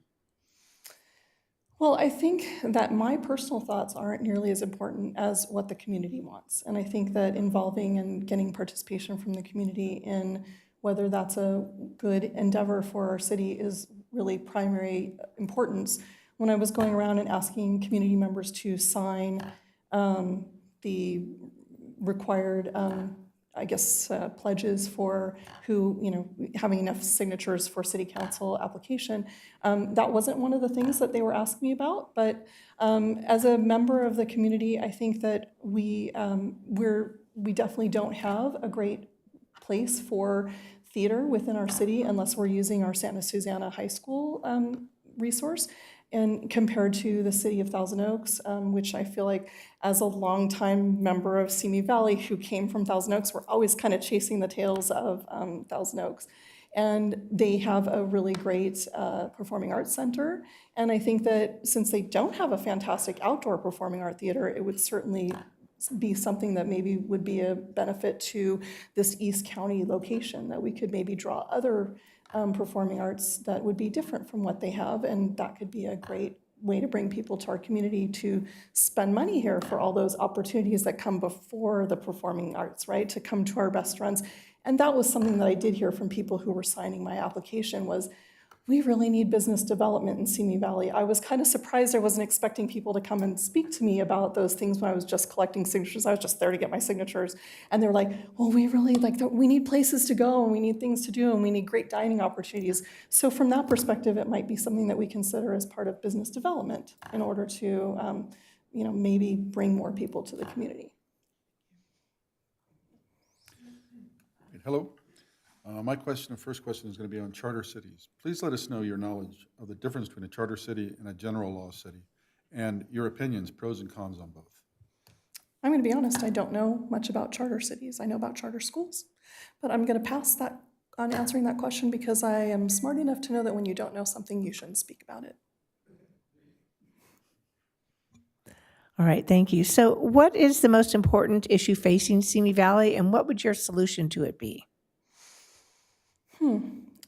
I think that affordable housing is one of the main issues facing Simi Valley, and I see that in families that come to me and say, we really want to help our child or our children or our grandchildren stay within the city of Simi Valley. And I think that we have a lot of push and resistance in the city for people to want additional units of housing built here at all. And that's whether it's affordable housing or it's new housing development. And I think that we really need to work with the public to try to help them understand that unless we, build more housing and provide housing units in the city, we're going to have a problem where, we just won't have young people to work here. We won't have young people to stay here, and no one wants it in their backyard.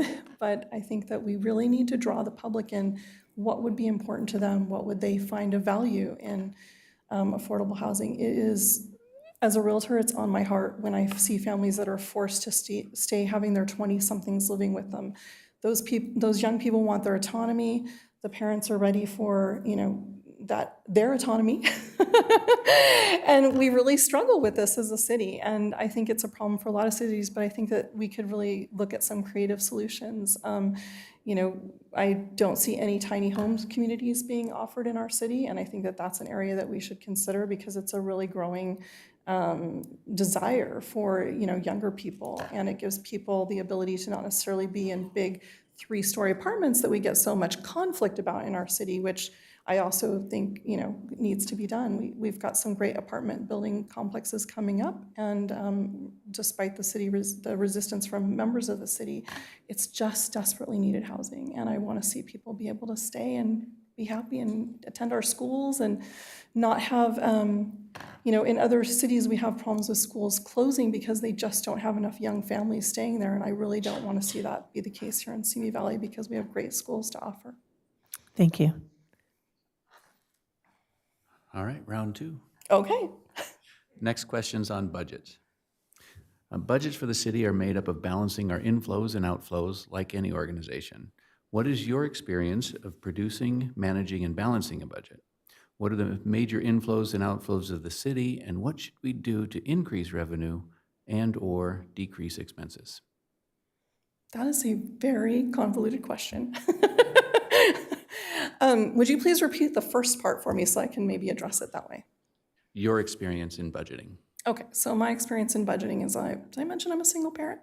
I've been fortunate to run a small business in Simi Valley prior to my divorce for about 30 years. So they say any businesses that make it past like that, I think it's 2-year threshold, is a sign of business success. And so that was a small business doing computer support in our community and surrounding communities, and that business is still in business today. I've also been a realtor for 20 years, and I have support staff, and I see the importance of keeping my budget frugal so that I'm able to afford to make the commitments that I have to my staff. With regard to the city, I know that we spend a lot of money on policing, which I'm a fan of because I think that it's been really wonderful to feel safe to live in our city for a long time. And I think that, we also have a big school district budget, and those are things that are needed in our city. Aside from those two top line items, I don't personally know where things could be cut, but I feel like as a participant on council, I would get to learning those things. I don't think it's something most of our individual citizens spend a lot of time digging into the city budget and trying to figure out where they can cut dollars. But I think that one thing that's really important is referring back to affordable housing. The more citizens that are here, the more citizens that are paying taxes that are local businesses. We really need more business revenue. We need more businesses that come and stay. And so I'm sure that would be a great way to generate income for our city. Thank you. So a little bit more about the city itself. The city is currently divided into 4 major departments. You have safety, or the police department. You've got environmental services, which is your planning, your building and safety, your code enforcement. You have public works, which are your streets and your water, sanitation, transportation, busing. And then the administration department, which also happens to include the library, the senior center, cultural arts center, city manager, accounting, etc. So which area of these would you like to explore first, and why?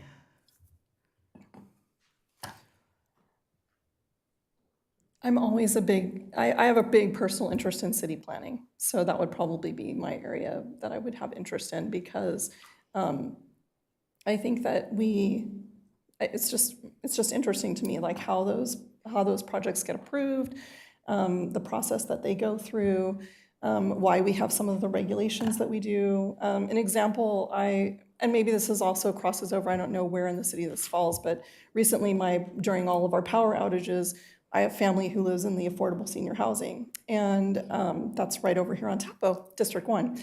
And I was surprised to learn that when the elevators go out, because the power is out, that there's no backup generators for those.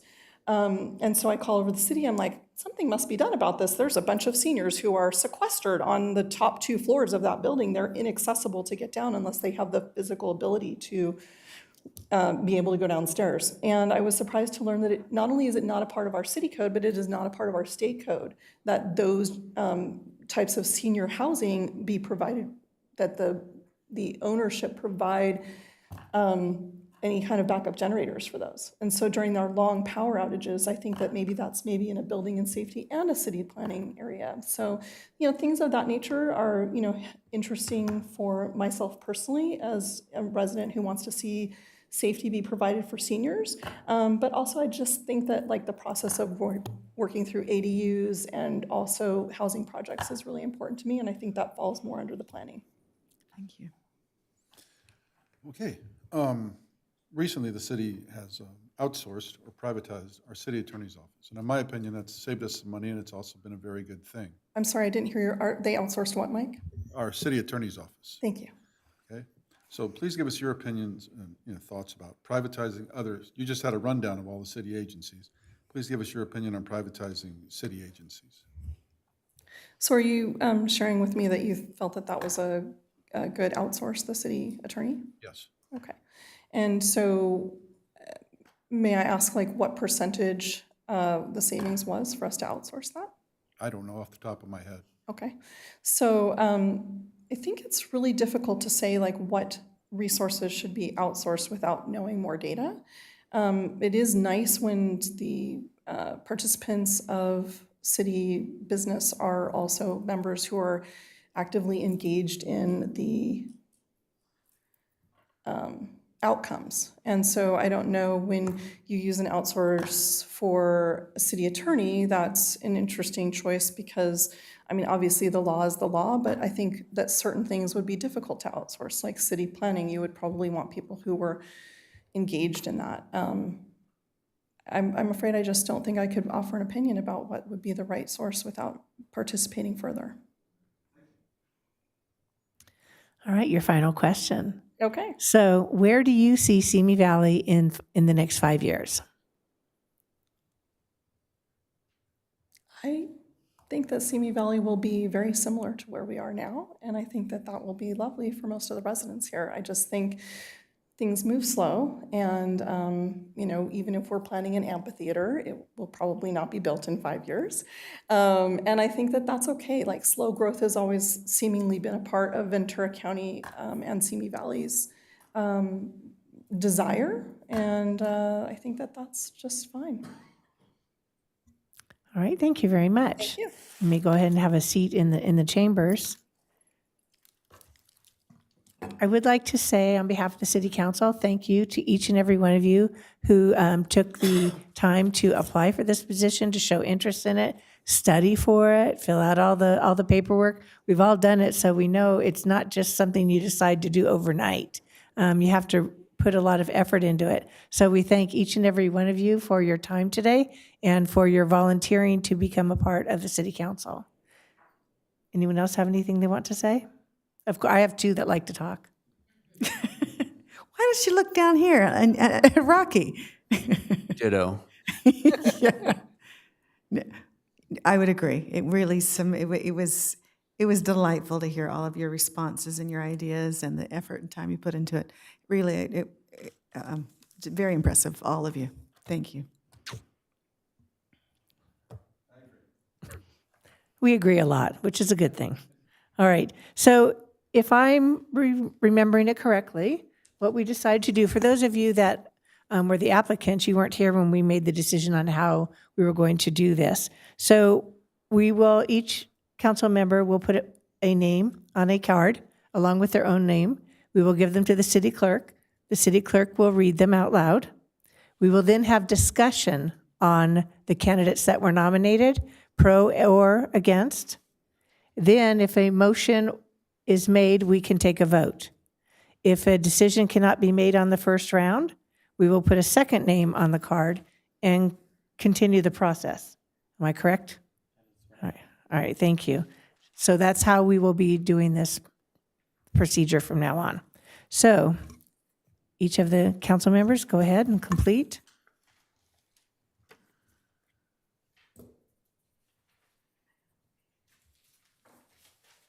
And one other clarification is to make sure that you have your name associated with the card.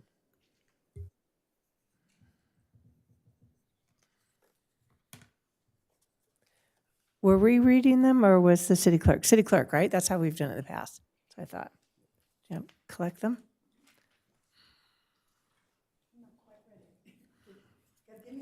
Okay, we'll take a minute.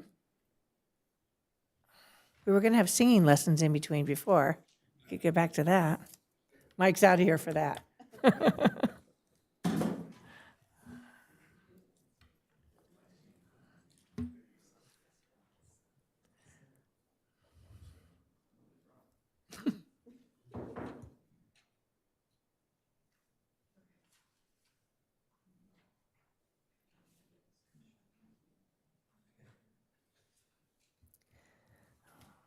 Will the city clerk read the cards, please? Thank you, Madam Mayor. Mayor Pro Tem Judge, one for Anthony Thompson. Councilmember Rocky Rhodes, Don Brode. Mayor Kavanaugh, Joseph Ayala. And Councilmember Litzter, Joseph Ayala.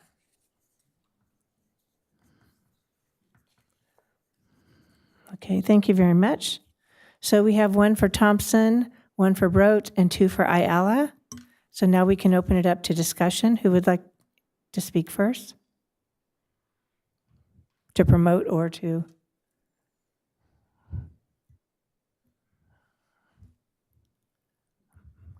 Mayor Pro Tem Judge? Well, I'll just go towards my choice. I thought Anthony gave the best presentation, his knowledge and other facilities that I know he possesses. But his knowledge of the stuff we asked was the most in-depth answers we got.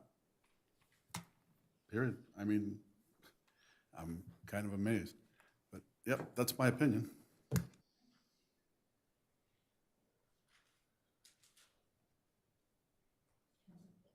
Councilmember Litzter?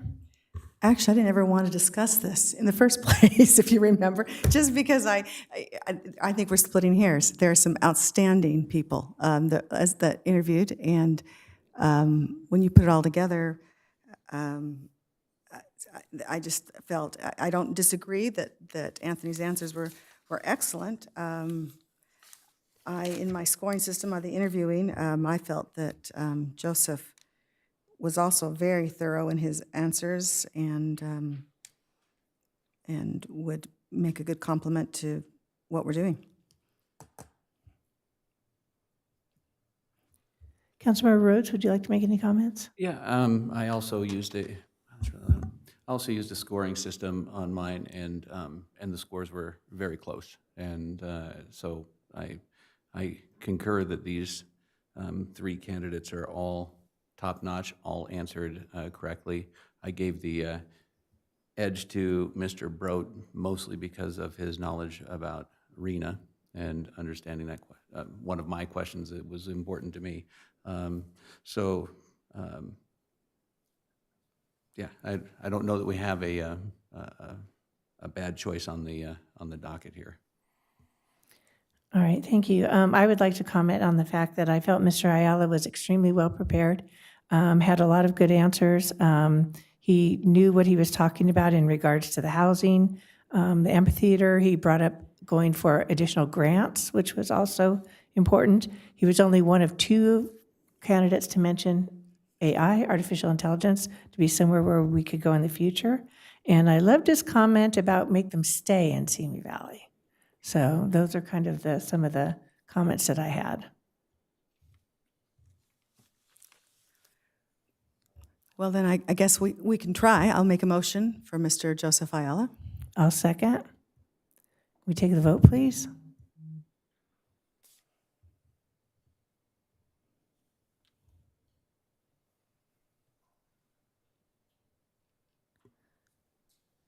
The motion fails. All right, thank you.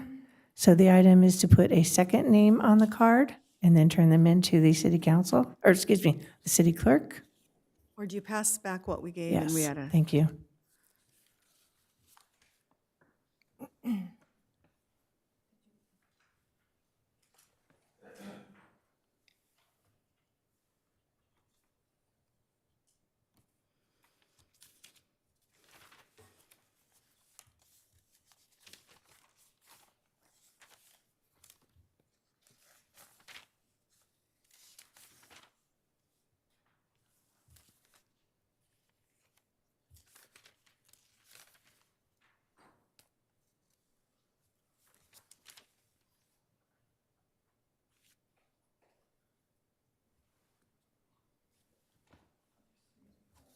Sorry, I'm slowest always.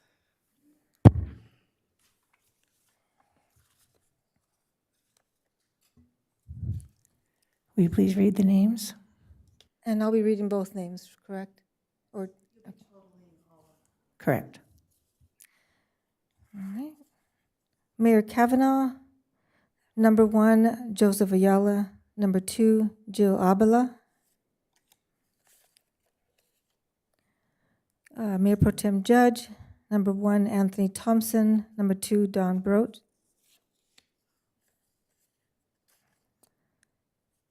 Councilmember Rhodes, number 1, Don Brote, number 2, Joseph Ayala. And Councilmember Litzter, number 1, Joseph Ayala, number 2, Don Brote.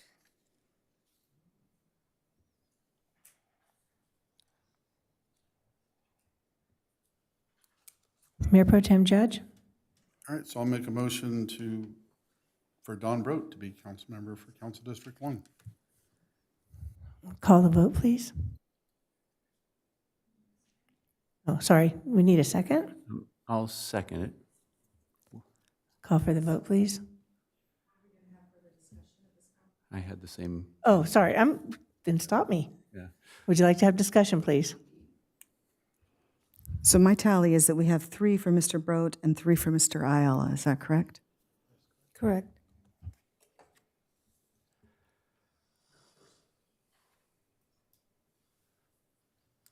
And before we proceed, did y'all want to withdraw the motion, have a discussion, and then have the motion like you originally proposed? I think that's the right way to, I'll withdraw the Yeah. motion. Thank you. Any discussion? Councilmember Rhodes? yeah, I'll take a first shot at this. I thought both these gentlemen, well, actually everybody that we voted on, it was really well prepared, and I appreciated their depth of knowledge. I'm trying to go through, I took lots of notes. I'm trying to go through my notes to see where I gave an edge to Mr. Brote. And I would just have to say that I think his understanding of how the city actually operates and practical applications of that gave me confidence that he would step into the job and be right on. His answer about the amphitheater, he understood it as an opportunity and an issue, and so it wasn't just a, hey, let's do it, but let's see how we can make it work.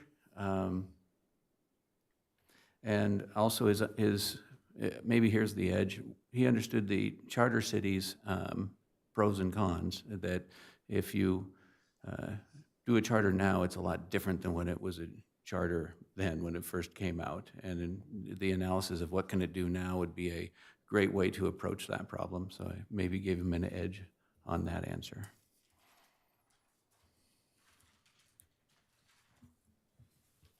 Any other comments? I think I will, I like them both very much, and they're both very strong as I look at my scoring. And actually, interestingly, I appreciated Mr. Joseph Ayala's honest assessment about charter versus general law. I loved that he said, I don't know the difference, but give me several hours and I will come, I will do my homework. And I actually appreciate that very much. I thought that his analysis and his knowledge of our budget was very thorough, his understanding of it. And I like the fact that he has experience in just his response to privatizing was his knowledge on RFPs and that whole process. I thought that was very good. Of course, I could speak to Don Broad as well. And I starred very much his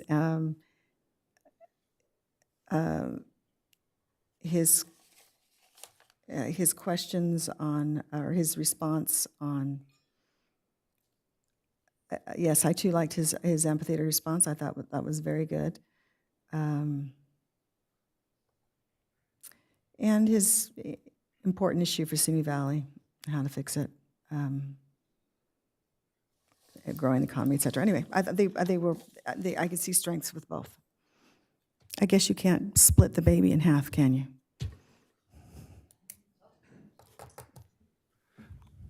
So if there's no other discussion, I don't know if there is. Well, I'll make another comment since I have the opportunity to. Yes, Mr. Broad also did very well. He was one of my top contenders also. I just liked Mr. Ayala's overall experience in different areas. He has a little bit more community involvement locally. Again, I go back to the AI interest and also the privatizing and the experience with the RFPs and the RPIs. Those are very good things I think would be beneficial. And the willingness to open up and admit you don't know an answer, but that you're going to research it. So I tell my people at work, if the auditor asks you a question, don't give the wrong one, look it up. So I really appreciate that. So, did you have other comments? I'll restate the motion. I'll just repeat the motion. I motion to put Don Broad in Council District 1. Second. Call for the vote.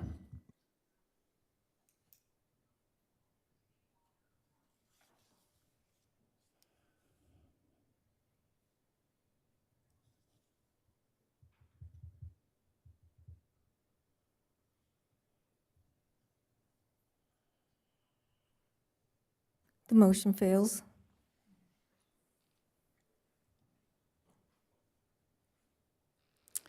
So I will motion to put Joseph Ayala. I'll second. Call for the vote.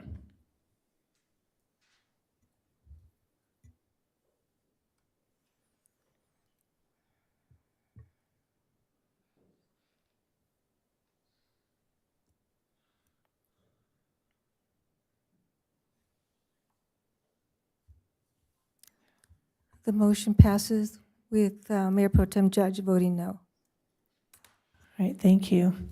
Thank you all very much. I really appreciate, and we all appreciate all the time and effort you made. And congratulations to Mr. Ayala. So, City Manager, what's our next step? So next step is, as part of this, we can swear Mr. Ayala in, and I will turn it over to Madam City Clerk to do that. All right, thank you.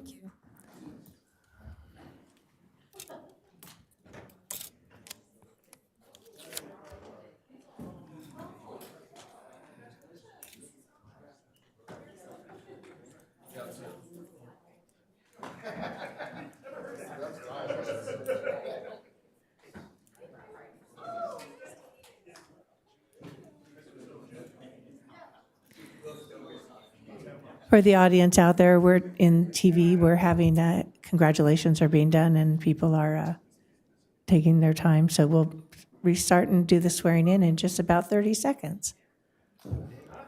So, Mr. Ayala, come on down.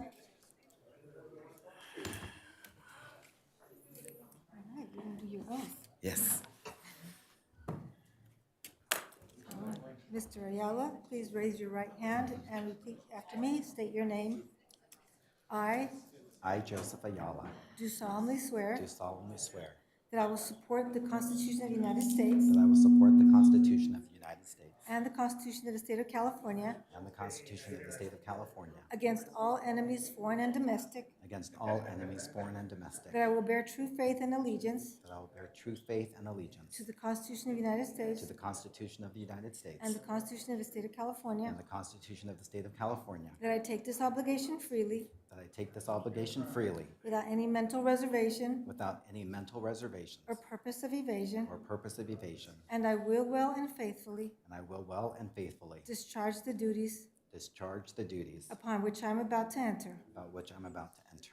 Congratulations. Thank you. I'll have you sign here. Yeah, you can really move your- we'll have you type that later on. Okay. And then you'll be signing here. Okay, we're going to schedule our 30-minute break for now, and we will come back and continue the rest of the meeting with the rest of the agenda. So 30 minutes from now. Thank you very much.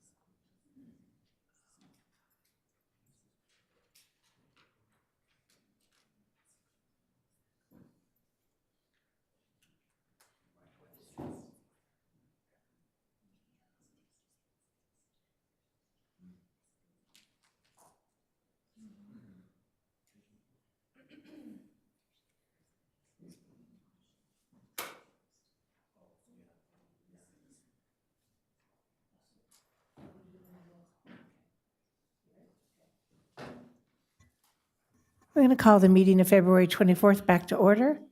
May we have roll call, please?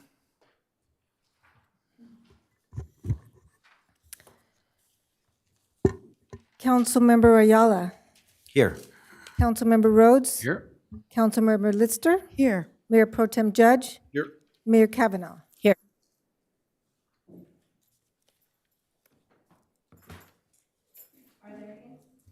Are there any items for agenda review? Yes, Madam Mayor. Closed session item number 3, unrepresented management. The police chief's title was inadvertently left off of that, so that just needs to be added there. And then this evening, because our meeting is starting a little bit earlier than normal, our certificates and honorary resolutions proclamations, item 4D, is going to be pushed until later in the agenda when we have more participation by those executive board members to be recognized. And then item 6A2, the appointment of neighborhood council executive board members to the neighborhood councils, will also push that until we have more participation and they're in attendance. We also will likely need to do the same for item 6B1, the Ventura County Film Commission presentation. Other than that, there are no changes.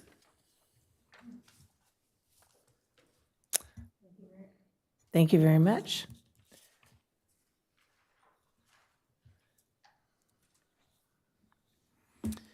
I move that all resolutions and ordinances presented tonight be read in title only and all further reading be waived. Second. Call for the vote.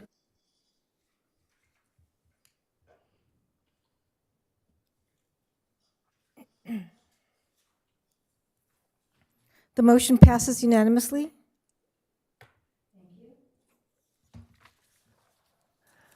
If any member of the city council may have a conflict of interest or any reason why that member must abstain from consideration of any matter on this agenda, he or she should so declare at this time. Seeing none, we'll move on. Madam Mayor and members of the City Council, next on the agenda is item 4D1, presentation of certificates of appreciation. Apologize, that's the one we're moving. Sorry. Madam Mayor, members of the City Council, next on the agenda is item 5, public statements on appointments for items 6A, special presentations item, and 6B, informational reports. Speakers will be called on in the order in which their card was submitted. To speak for this public statements item 5 for a period of no more than 3 minutes each. For the record, persons addressing the City Council are requested to state their name and community residence for the record. Madam Mayor, we have no public speakers for this item this evening.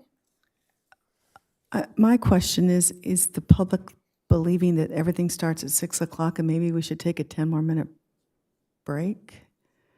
I don't know.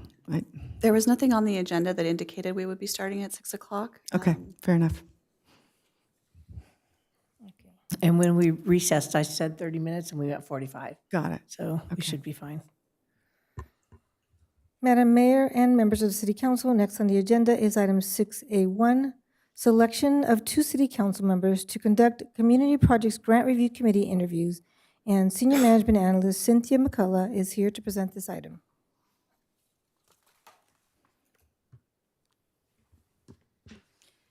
Good evening, Mayor Kavanaugh and members of the City Council. The City Council established the Community Projects Grant Program for the disbursement of funds received from waste management for programs and projects in the community. The funding requests from local nonprofit organizations are reviewed by a review committee before consideration by the City Council. The review committee consists of one representative from each one of the 4 neighborhood councils, one from the Council on Aging, one from the Youth Council, and one community member at large. The community at large member is interviewed and nominated by 2 city council members for appointment. The recruitment for this position opened on February 3rd and closed on February 17th to allow staff sufficient time to assess any potential conflicts of interest of applicants, which removes the need for an alternate. A total of 14 applications were received. To accommodate the program's timeline and ensure the timely distribution of funds to the recipient organizations, it is recommended that interviews be scheduled between March 4th and March 14th. All the nominees for the review committee will be presented to the City Council for appointment at the April 7th meeting. Therefore, it is recommended that the City Council appoint 2 council members to conduct interviews and nominate a prospective community at large member to the Community Projects Grant Review Committee. This concludes the report, and staff is available for any questions. Thank you. Are there any questions?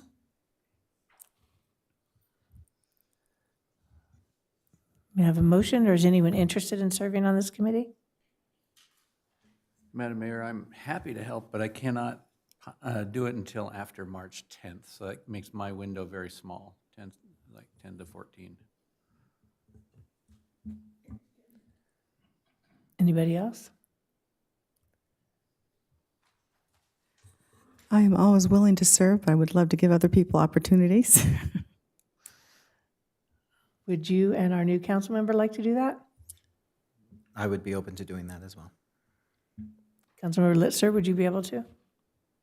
Yes, I'd be willing to, sure.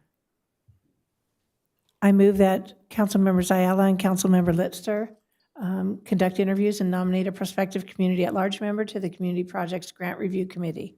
Second. Thank you.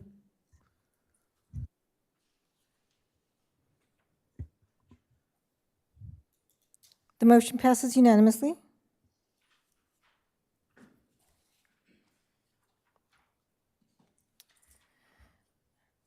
Madam Mayor, members of the City Council, the next item is on the agenda is 6B, Ventura County Film Commission presentation by CEO Bruce Stensley and Film Commission Liaison Bill Bartels, but I don't think They're not here yet, so we need to push that.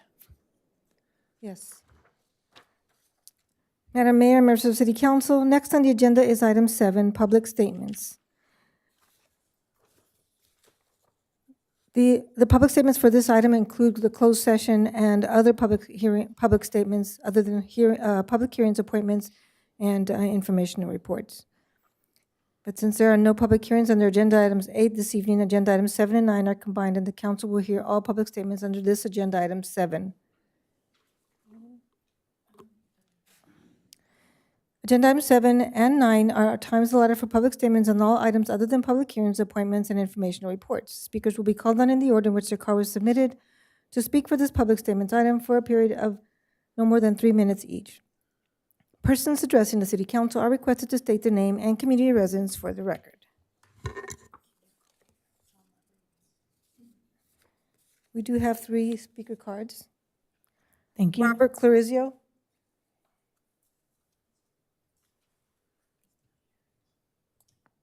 Robert Clarizio.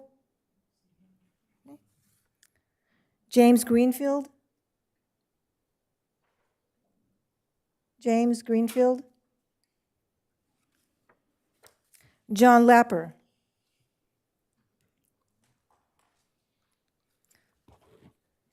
John Lapper isn't here either. Thank you.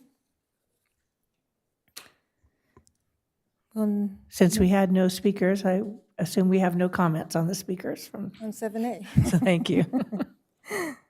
Madam Mayor, members of City Council, next on the agenda is item 10, the consent calendar, and there are no resolutions for your consideration this evening. I'd like to pull number 1, please.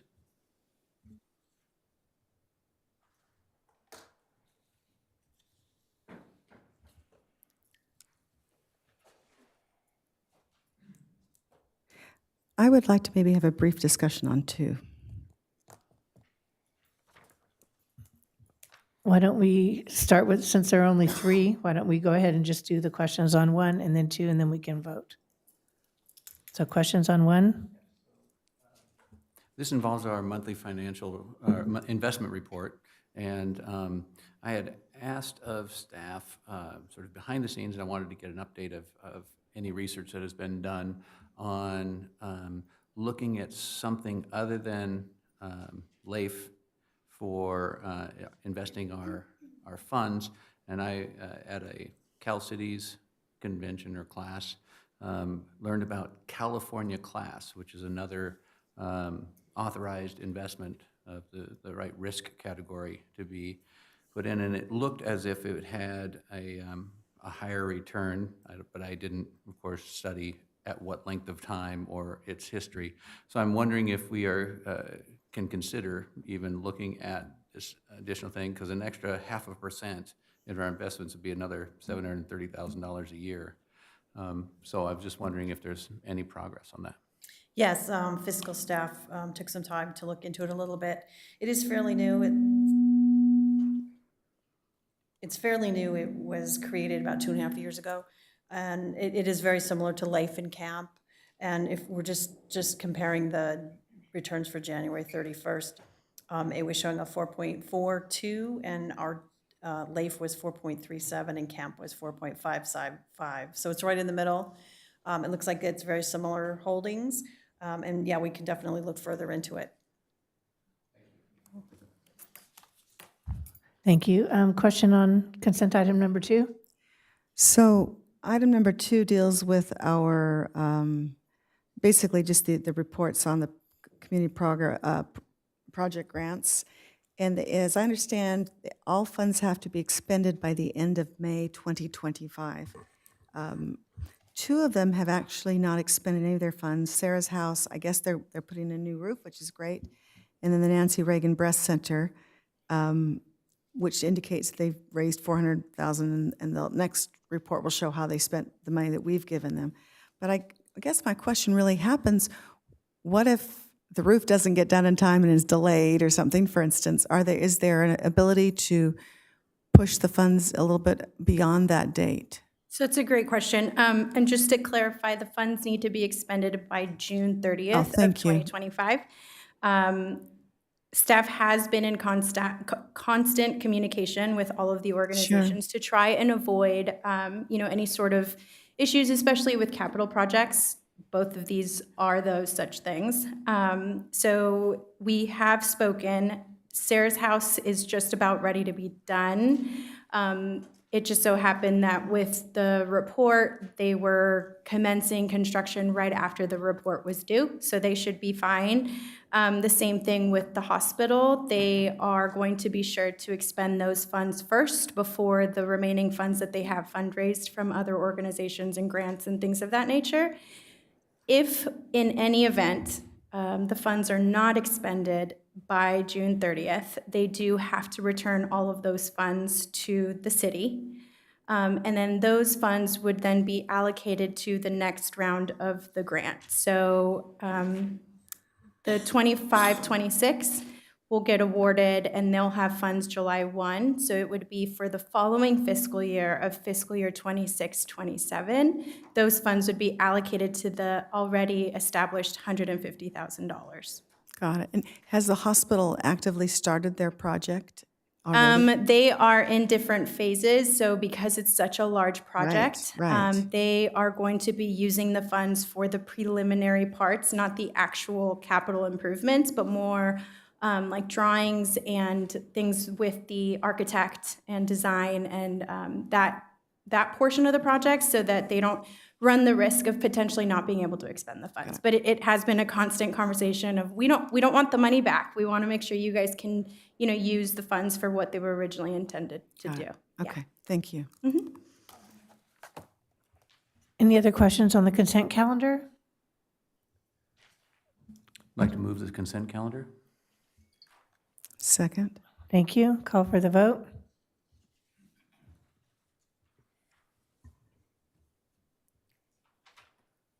The motion passes with Councilmember Ayala abstaining.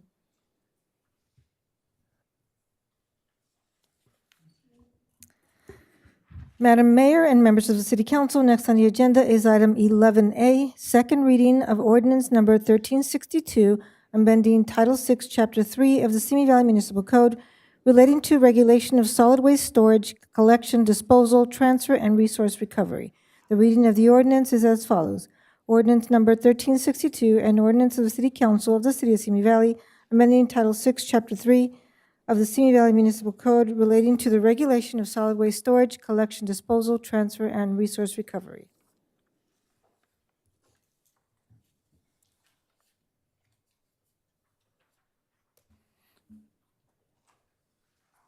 Do I have a motion to approve? Move to approve. Second. Thank you. Call for the vote.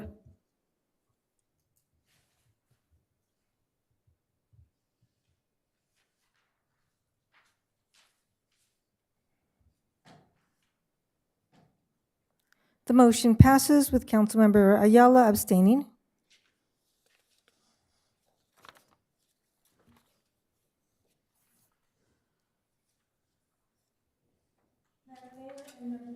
Madam Mayor, members of the City Council, next on the agenda is item 12A, reciprocal access agreement on city-owned property located at Los Angeles Avenue, approximately 800 feet west of Kimsey Drive, APN 500-0-291-215 and 500-0-370-145. And Assistant City Manager Luis Garibay is here to present this item. Good evening, Mayor and Council. Tonight for your consideration is the approval of a reciprocal access agreement between the city, SMR Property LLC, and Butler Trust. The agreement includes 2 vacant city-owned properties located on Elliott Avenue adjacent to the city's water quality control plant. Last year, the city was approached by SMR expressing their interest in an easement to construct an access road and bridge that would ultimately connect Elliott Avenue to Tierra Hatta Road.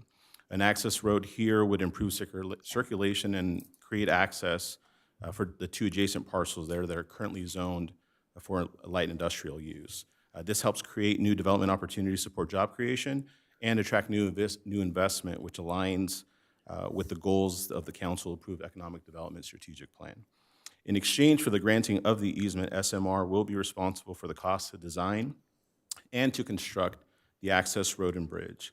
In addition, SMR will include the city-owned properties as part of any future land use or specific plan development, including any of the related environmental reviews at no cost to the city. To ensure that the city is simply not just granting an easement without the timely construction of the improvements or the access road, SMR will be given 7 years to complete, from the effective date, to complete the improvements. If they're not completed by that time, then the city will have the opportunity to terminate the easement if it so chooses. So just a reminder that tonight's action only is to grant the easement itself. Any plans for any future roadway, any future development would still be required to go through the appropriate approval and review process. So staff recommends the approval of the reciprocal access easement agreement. I'm happy to answer any questions you may have. We also have representatives from the SMR group here tonight as well. Thank you. Thank you. Councilmember Ayala, do you have a question? That's okay. All right, thank you. You're in the queue. All right. Anyone else have any questions? Oh, Councilmember Litzter? Thank you. I do have a question. This is being requested by SMR. Have they already received the easement from the Butler Trust?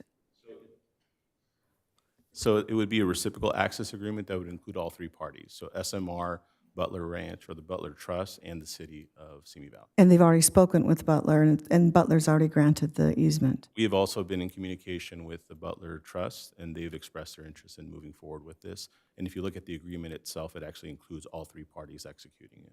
Got it. And if nothing gets built within 7 years, the easement is no longer in force. Is that correct? The council will have an opportunity to terminate that easement if we see, or the council sees that there's no movement or direction in terms of completing the construction. Got it. Okay, thank you. Any other questions? Do I have a motion to approve? I so move. Second. Call for the vote.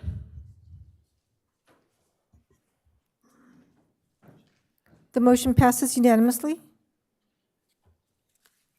Thank you. Madam Mayor and members of the City Council, next on the agenda is item 12B, approval of proposed sanitation service rates, authorization to proceed with the Proposition 218 process, and recommendation to set a public hearing to consider adoption of new sanitation service rates. And Public Works Director Ron Fujiwaki is here to present this item.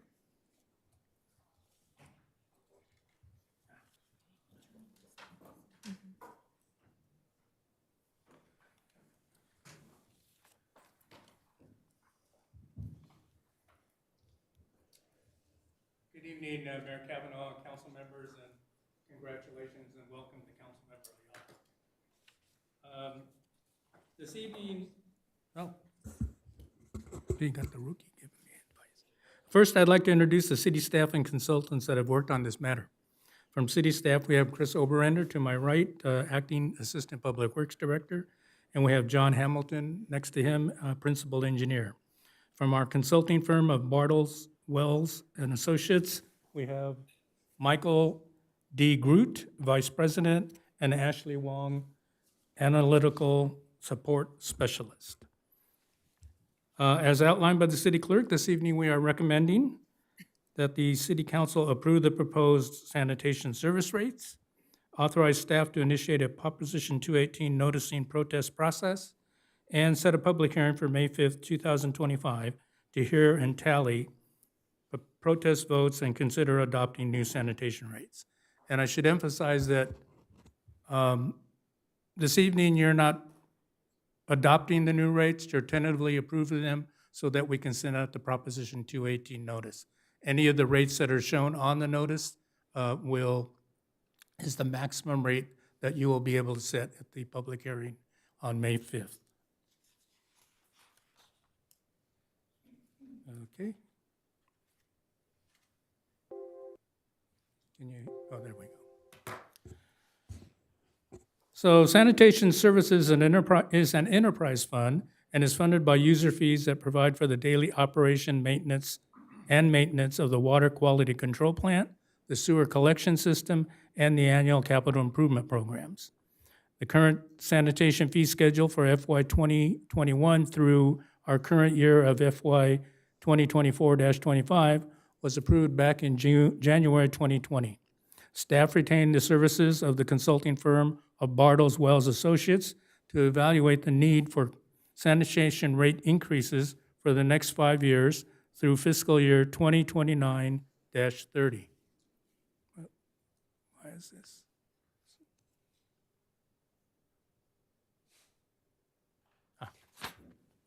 Sorry about that.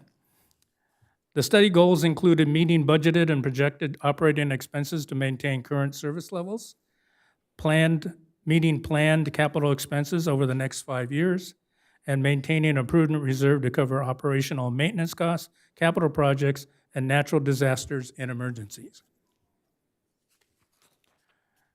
This table shows all of the capital projects over the next 10 years. You can see we're currently working on several $1 million of capital projects. Next year is a little less, and then it sort of varies from year to year through fiscal year 2029 through 30.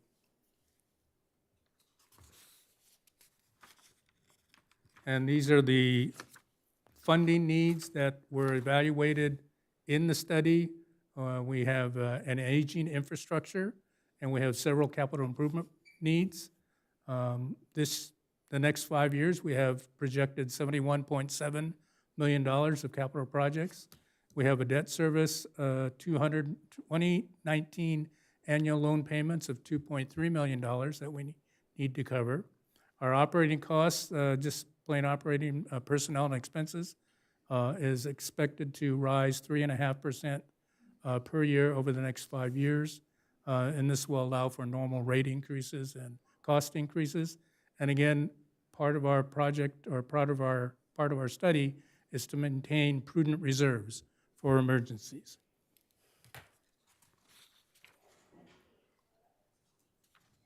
Gosh. I guess next time you know not to let me have the clicker for this. Give it to Chris. So as a result of the sanitation rate study, the recommendation is to increase the rates 3.5% annual rate increase over the next 5 years to fund the city's long-term cost of providing sanitation services to customers. And if you look at this particular table, it shows in blue the current and future operating expenses. The gold is our debt service that we have to cover, and the gray is our proposed capital projects. So at our current level in 24-25 and 25-26, it'll start, if you approve, it'll start increasing about 3.5% and slowly go up to FY 2029/30, at which point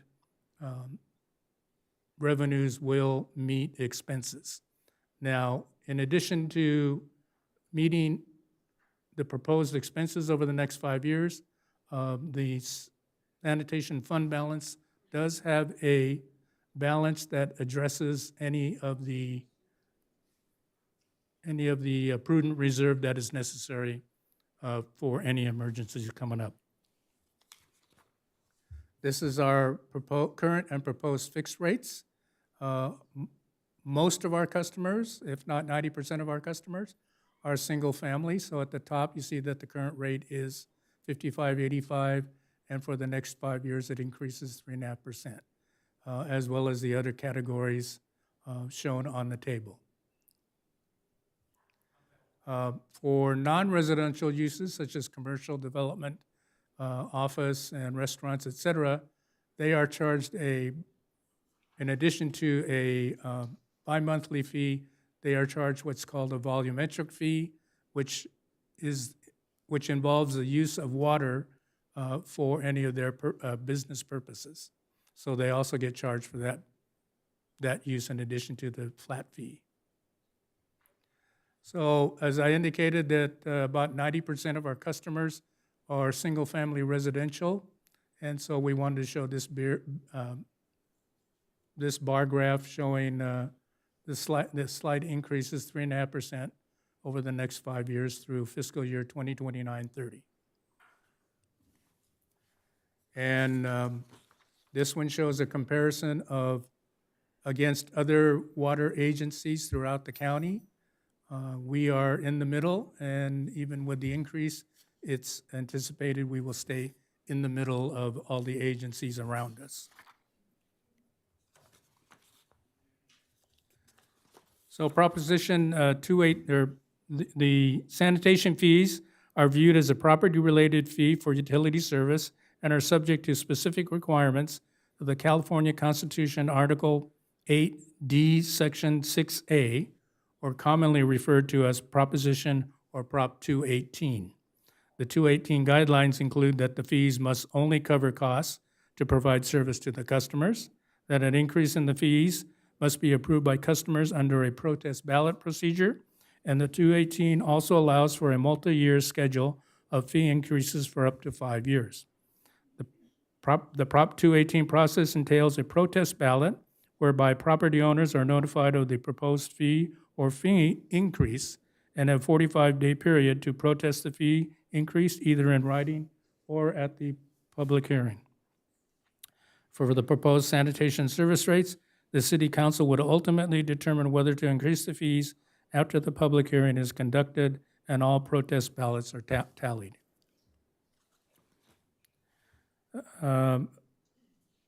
Assuming that the City Council approves the proposed rates this evening, staff will conduct several public outreach to better inform the public on the need for the increases. This includes posting information on the city's website, providing a notice on Simi Valley Television, presentations to all 4 neighborhood councils, presentation to the Chamber of Commerce Economic Development Committee.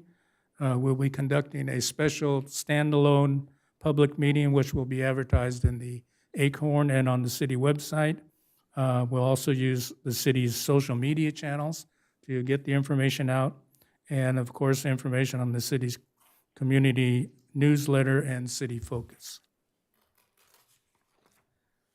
In closing, the city staff would like to again emphasize that tonight the City Council is only tentatively approving the sanitation rates and setting a public hearing. Approving the proposed rates this evening allows Prop 218 process to proceed. At the May 5th, 2025 public hearing, the City Council will then be requested to adopt a final rate schedule. That concludes our report, and we're available for questions. Councilmember Rhodes. Thank you, Madam Mayor. Mr. Fujwaki, thank you for the report, and to our Bartle and Wells, thank you for the data that went into this. I only had one question that may have been embedded in the report, but I didn't see it, and since I wasn't here, how does this 3.5 year over year compare to the last or the current 5-year block? Back in when the previous 5-year slot, the increase was around 7%, I believe, and the previous 5 years before 2020, it was closer to 9 to 10% each In year. total or per year? Per year. There was, we're not familiar with the reason, but there was a period where no rate increases were adopted for several years. So when we did it in 2015, there were several years to catch up. And now we're kind of caught up. Now we're kind of caught up and basically looking at an annual cost of living increase for our rates. That's what it appeared to be at 3.5%, just looked like cost of living. So, Yes. Thank you. Councilmember Lister. So, thank you. I want to put this into perspective because I know we put it per month, but actually it is generally an annual charge that shows up on our, on property. Is that correct? For single family, yes, it'll be a line item on your property tax. So currently it's about $670, I believe, if I did my math right. Roughly, yeah. Roughly that. And so it'll go up another 3.5%. 3.5% roughly. 3.5%. Okay. You referenced this in the report. What I appreciated, I think, if I understood it correctly, is that there are some maintenance, there's some projects that didn't get done that were slated to get done, whether it be because of COVID or staffing issues or whatever. And and so those are now taking place. Is that correct? Yes, correct. So in essence, we've kind of budgeted for those already? Pardon? We've somewhat already budgeted for those already. Yes. And that's another reason why the rate is 3.5 as opposed to more. Yes, correct. And if I understand it correctly, then theoretically it looks like a deficit, but it's really not. Within 5 years, you are at parity. Is that? Well, that's a good word, I know. Yes. Is that? Okay, I'm just okay. Got it. Okay, I'm just trying to understand. I always hate the protest vote because basically people don't get to approve it. They just get to come and say, "Wait, I don't want this," and then you have to have a whole bunch of people say, "Wait, I don't want this." That's correct. But that is only really, it's used for utility issues such as, is that, I mean. Yes, that's my understanding. And I understand why it's done the way it is, but I'm just going on the record saying I don't like that it's done that way, but I know it is. So, okay, thank you. Any other questions, or you want a motion? Thank you. I move to approve the proposed sanitation service rates, authorize staff to initiate a Proposition 218 process by mailing a second notice of proposed sanitation service rates and instructions on protesting the proposal, and set a public hearing for May 5th to consider adopting new sanitation service rates. Second. Thank you. Call for the vote.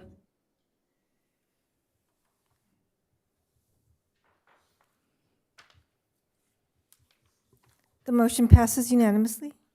Thank you. Lucy, before we move on, I'll stop you real quick. For those of you that are totally confused, we did start the meeting today at 1 o'clock for a special meeting. That's why the agenda is a little different than what you're used to seeing. We're already in item 12. But we did skip over a couple of items. So right now we're going to go back to item 6B, which we had pushed off, which is the presentation by the Ventura County Film Commission and it's going to be presented by President and CEO of the EDCVC, is Bruce Tinsley, who I sit on the board, and also Film Commission Liaison Bill Bartles. I'm sorry, so you didn't want to go back to 6A? They're here. We're doing this. Oh, we'd be happy to go along with whatever you like. Okay.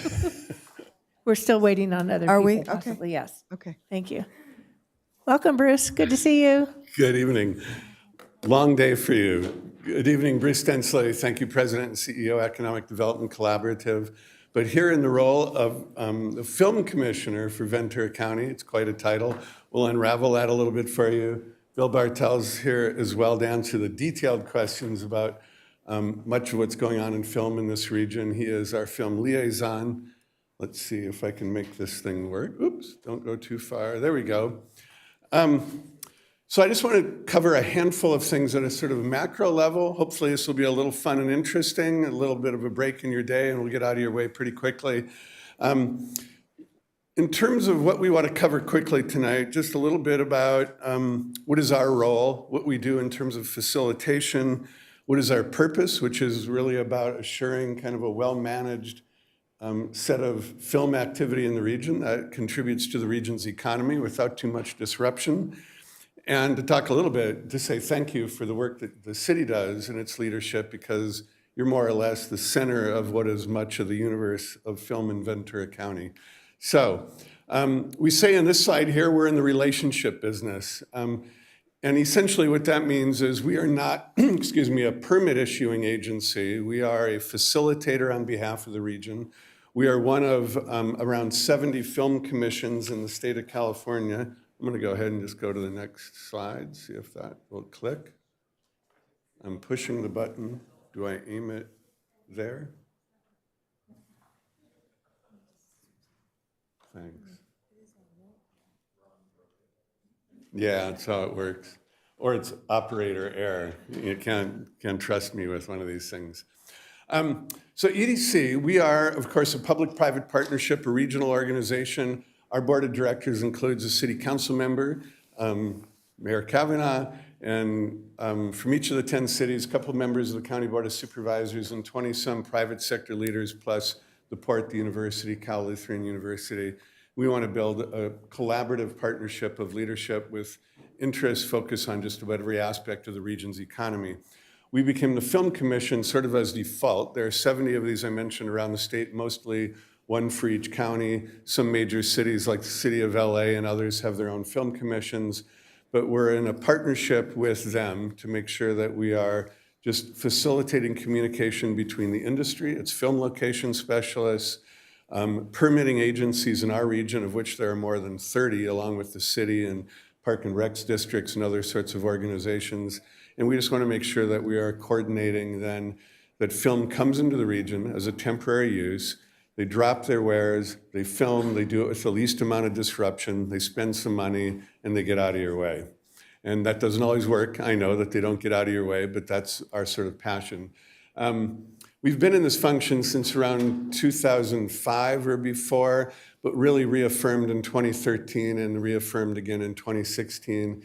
The city is a financial contributor of several $1,000s, I think about $10,000 a year to the Film Commission, county around $15,000.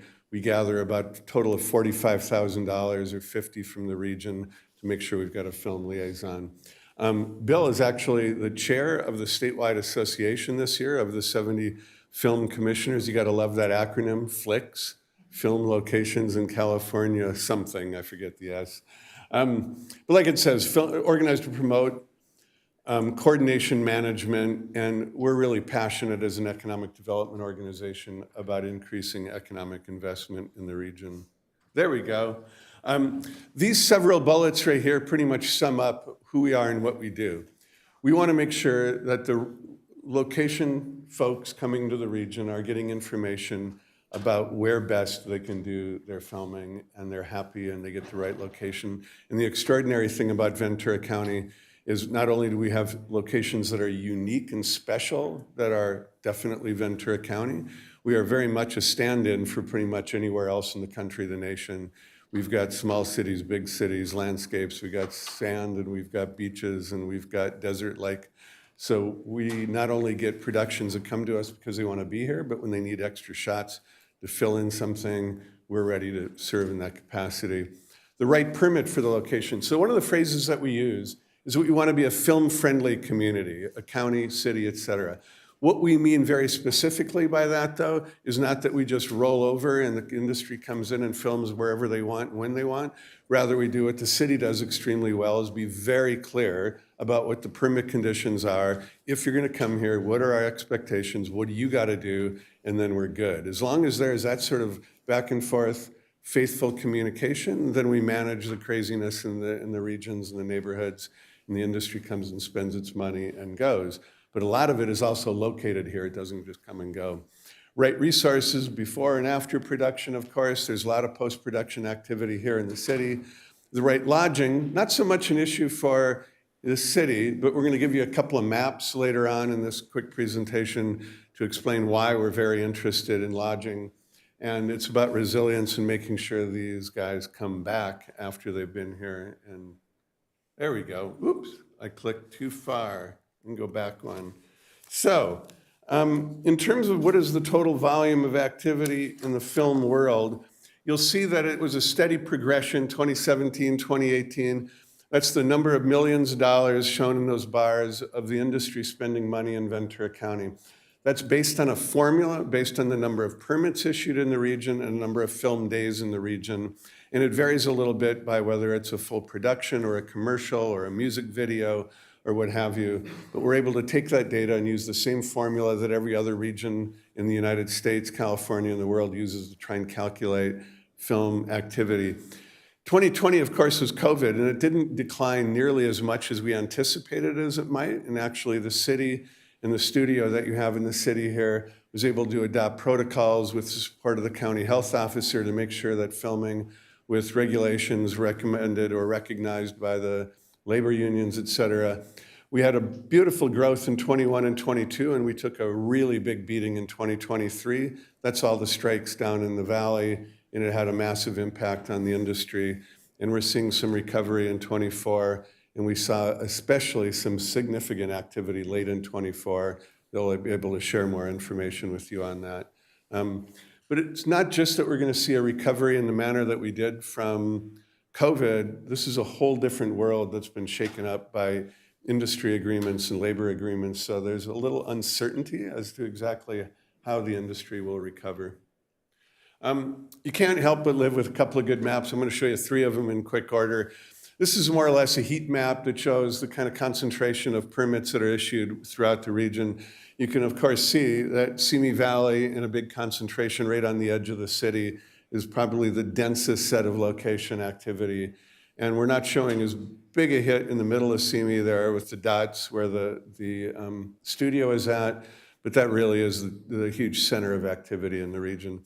You see 2 or 3 other concentrations. The one is up there, Piru and adjacent to the county line. And a lot of that filming actually takes place in Fillmore, but they set up base camps in Piru to make sure they're inside the 30-mile zones, that I'll mention in a moment.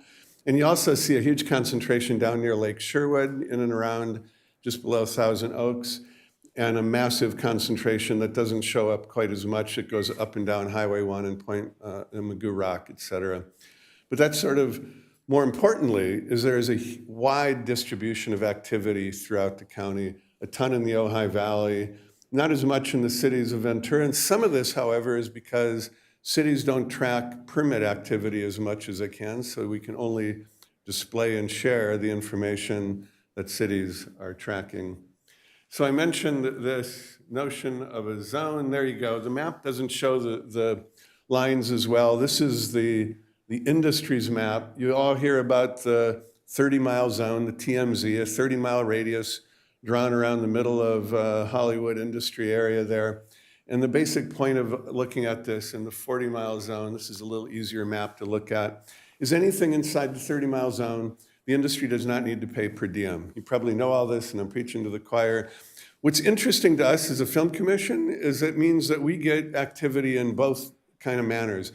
We get activity when it's inside the zone because they can come here, drop, they can do it fairly quickly, they don't pay all the per diem. They don't spend as much money locally because they bring all their stuff. But when they're right outside the zone, which cuts right through the middle of Simi Valley and Thousand Oaks, then they've got to pay per diem. They put people up in hotels and they spend a lot of time. And we get a lot of that bump when you move further into the west side of the county. There's a second layer there, the so-called 40-mile zone negotiated by labor organizations. These zone lines are actually sort of not exactly perfectly drawn. They're more little carve-outs here and there and a little industry activity to make sure that, so you'll see the line kind of goes, the inside line, the 30 line, doesn't capture Fillmore, but a boatload of activity happens in Fillmore because they set base at camp maybe just outside, or they figure out other ways to negotiate to film in Ventura County. Enough of the map stuff, but it's very interesting for us because we're trying to manage both. This crazy colorful set of tables here, we put in there because, first of all, let me explain. Oxnard is not literally Oxnard. That is the metropolitan statistical area that is Oxnard, Thousand Oaks, Ventura. And we look at film as really part of the creative economy or the larger entertainment industry. And if you look at this, what happened in the years 22 and 23 is that for pretty much every area in the state, the columns in color, pretty much everybody was at zero, including Oxnard, in terms of changing creative jobs. But Ventura County, Oxnard, was one of only 2 or 3 places in the state that had a change in the entertainment economy to the positive during that period. We think it's because of the fast recovery of the film industry more than any other aspect of the so-called creative economy. And the data shows that early in 22 and early in 23 before the strike happened in the film industry. So the fact is that it's really concentrated here in Simi Valley because of the studio, because of the post-production, because of the city's ability to facilitate filming effectively. But we don't want to think, in other words, of film in the isolate because it's got so many different dimensions. We want to think of it as larger entertainment industry and even more than that, part of the larger creative economy. I'm just about done, and if you have any specific questions, Bill can talk a little bit about the volume of film activity, and I'm sure the city manager would have that information. We're updating everything that we do around our website for the current year and making sure that it's 21st century enabled. And what we're really looking to do is locations can go onto the site, register, and make sure they're known and have a face to the universe. So that, but we want to know who's doing that so that they're not coming and inviting film in a way that isn't consonant with city permitting issues, considerations, and so on. There's a lot going on in terms of production facility and post-production facility in Ventura County throughout. So we think that film is a growing component of the economy, not just stable, not just hanging in there. We talk about Film Simi, the chamber and others are partnered here in the valley to make sure that they're really film friendly and doing everything they can. We're seeing what we call layer harmonization. You get multiple jurisdictions. So just about any film that's of any scale is not just in one region or in one city or the county. It's getting multiple permits. It's getting permits from maybe public health, or maybe the roads, it's maybe the sheriff, it may be fire. And what we're really looking at is to make sure that all of those agencies are talking to each other, public safety, and so that the permit or the film location specialists aren't coming here and running around looking for 5 different people to talk to, but effectively getting to the right location. There's a lot of new players coming into the industry with the shakeup that was the strike, so we're doing everything we can to make sure that we're staying in front of them. And let me just stop by saying our next steps, we want to make sure that we're doing everything we can, not only for each of the cities, but to network the leadership, the capacity, all of the permit leaders in each of the entities in the region. We have a great partnership with the Film Commission, and I skipped over a key point early on. Actually, the Film Commission is part of the Governor's Office of Business and Economic Development, an organization with whom we make sure we're shaking hands regularly. So this is a way to make sure that we're connected to the larger Visit California, but also very specifically to Film California. We spent a lot of time through Bill answering the phone to labor unions, to the production leaders, the industry, et cetera. Partner very closely with visitors bureaus to make sure when lodging happens, it's all there. Our role, again, is to make sure that we are a facilitator between and among the key players, keep the heat down, the action up, the happiness in place, and the spending rolling forward. I think that's our story. If we can click to the last, because oops, you're gonna have to fix that because I think I broke it. Because it was a perfect picture of our office manager in a chair playing studio director. I don't know. It was at one of those statewide meetings, but she'll be mad that I didn't leave her picture up there. And I'd be happy to answer any questions. And Bill is here if we want to talk a little bit more about total volume of activity in the city. Yeah, it's Kelly Noble, our office manager at one of the film location events. She looks really good in that chair, huh? She does. Kelly's great. Does anyone have any questions? Councilmember Ayala. Thank you for the presentation. You talked a bit about the permits. Yes. And I was wondering if there's any changes in permit conditions that our city controls that would make it easier to bring filming here to the city. That's always a consideration. We don't really push it, but we do share on occasion. LAEDC and the California Film Commission and Film LA and others several years ago created what they refer to as sort of the model permitting structure. And it's not a one-size-fits-all. I would say that the city of Simi Valley is probably as on top of it as any city can be. But to your point, always vigilant, looking out to figure out. In the end, it's not that tricky. It's about how quickly you answer the phone and figure out, here's the discipline, here are the requirements, be clear about them. Thank you. Councilmember Rhodes.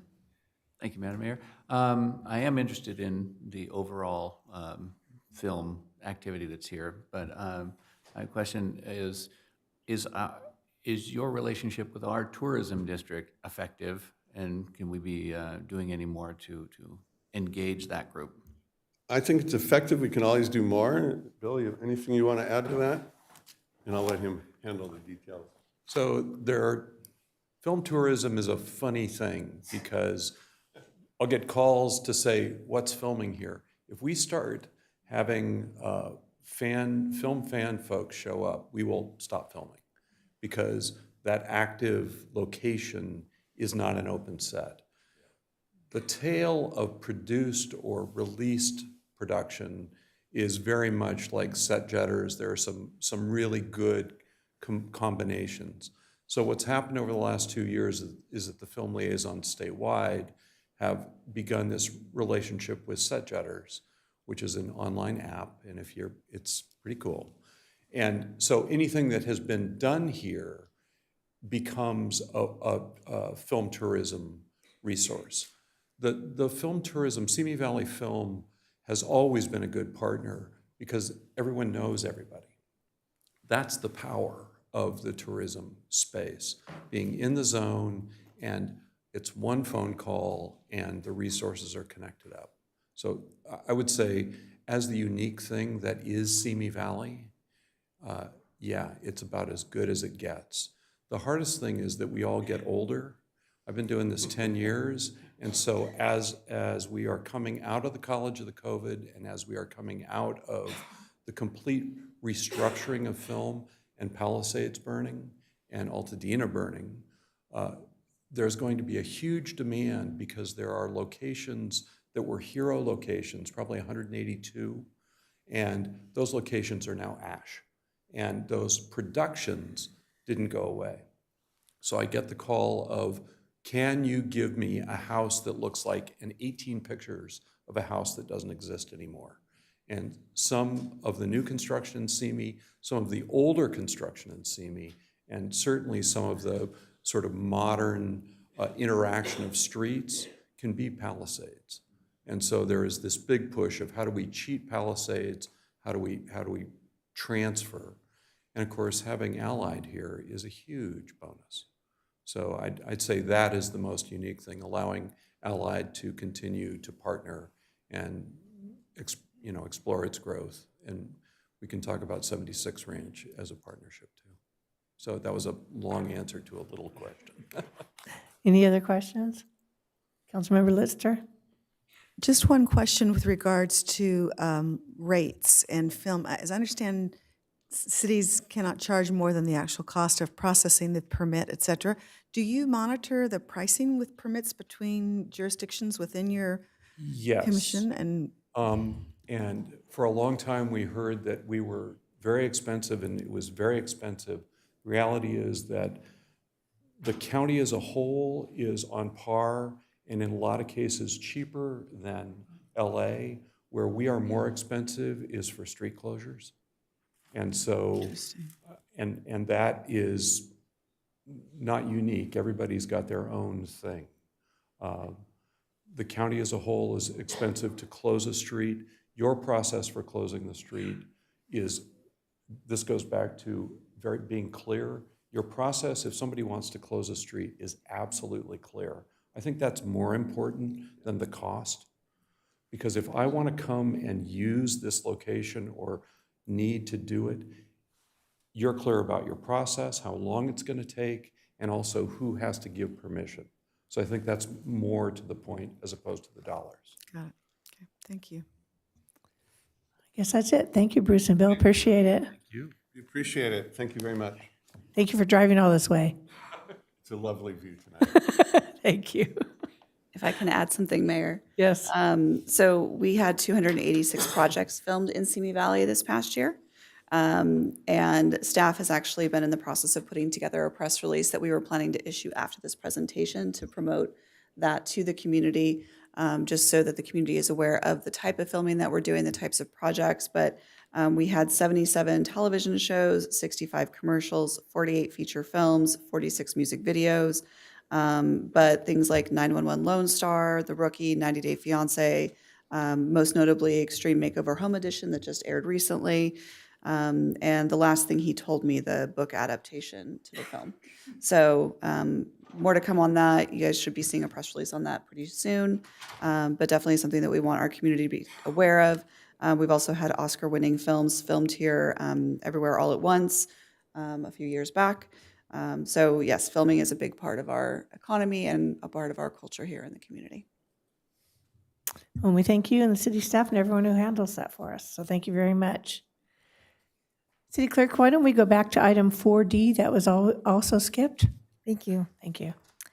Madam Mayor and members of the City Council, next on the agenda is item 4D1, presentation of certificates of appreciation to outgoing Neighborhood Council Executive Board members, and Community Services Coordinator Kelly Duffy is here to present this item.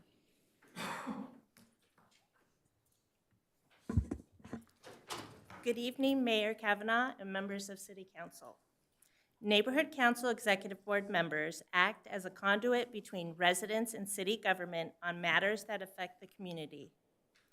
During their tenure, these Executive Board members diligently reviewed, evaluated, and made recommendations to the Planning Commission and City Council on complex development projects. This evening, we're recognizing 15 outgoing members of the Neighborhood Council Executive Boards. As I read their names, I ask the Neighborhood Council Executive Board members who are present to come forward to receive a certificate of appreciation for their contribution of time and leadership to the community.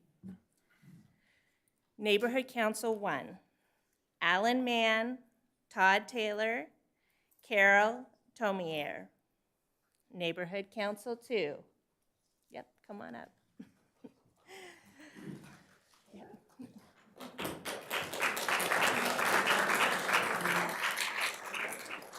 And please stay up during pictures. Neighborhood Council 2, Sam Cohen, Jerry Placeres, Satish Shah, Pete Stong.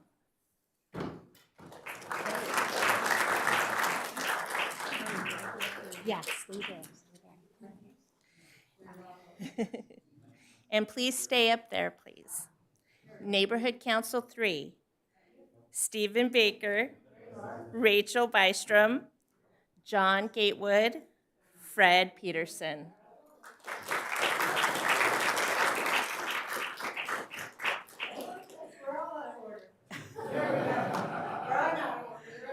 Sorry. Neighborhood Council 4, Tracy Bottis, Dawn Diamond, Holly Harpham, Amber Powell.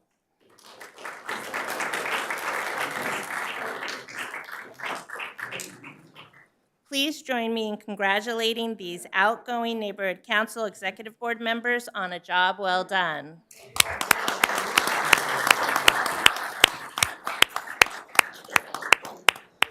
And we're going to take a picture of everybody.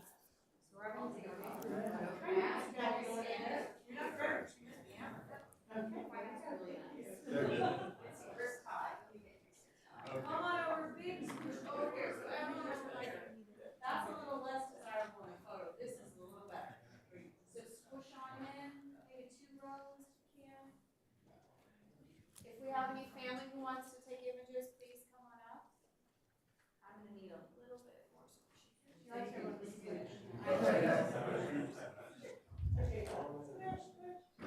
All right, big smiles, just looking forward. We're gonna snap quite a few here.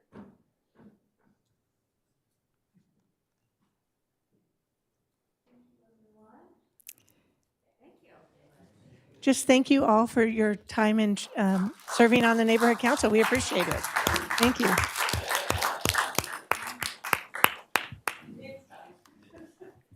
think you'll have to, yeah. Thank you so much.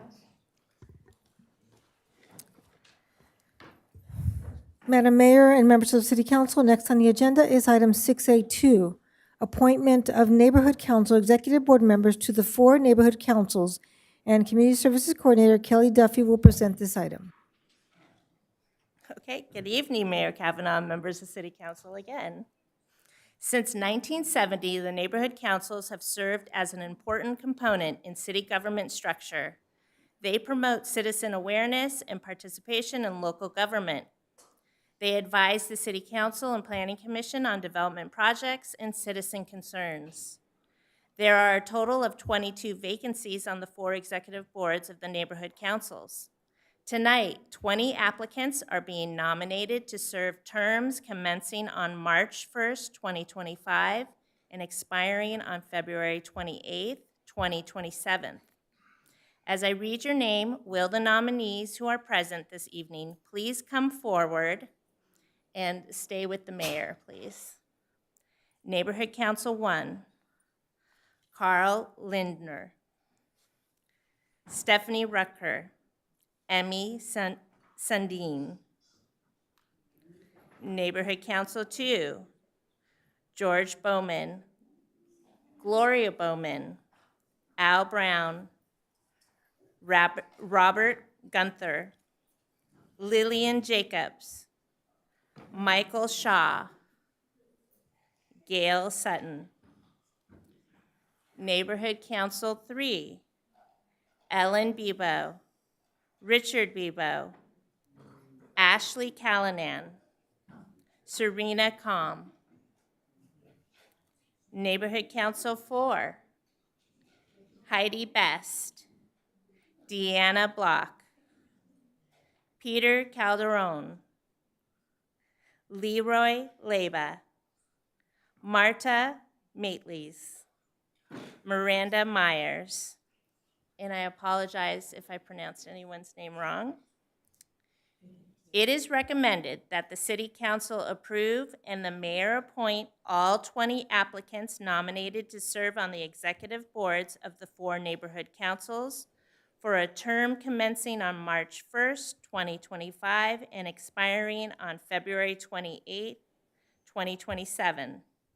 This concludes the presentation, and staff is available for any questions. I move that the city council appoint, the city council approve and the mayor appoint these following citizens to the respective neighborhood council boards. Second. Will you vote yes for me, please? Can't get out of it now.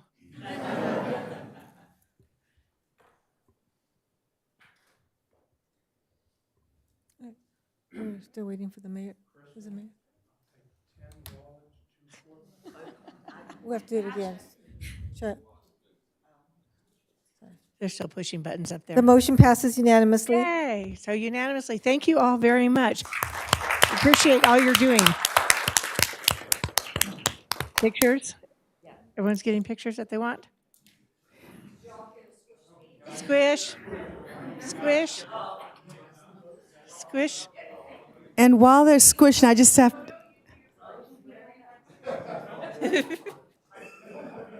don't make Al go down on his knees.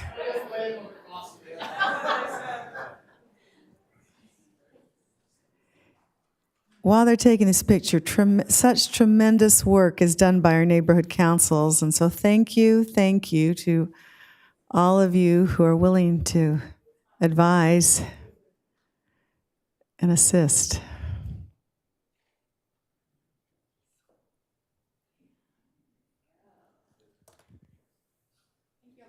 This is a great group. Thank you all very much.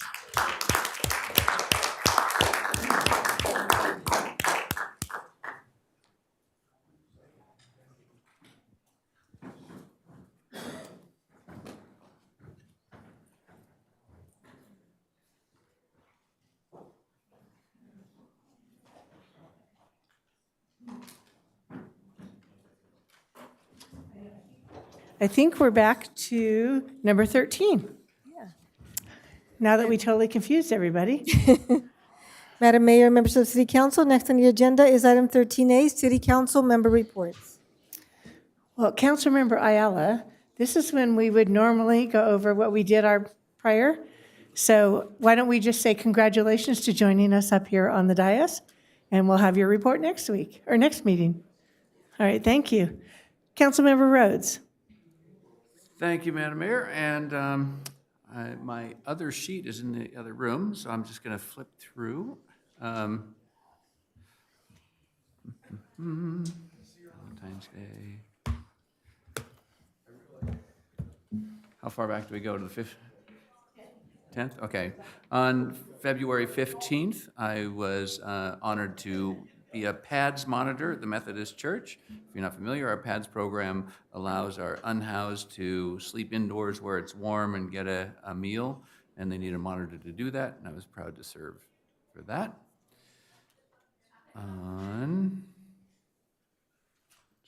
Closed.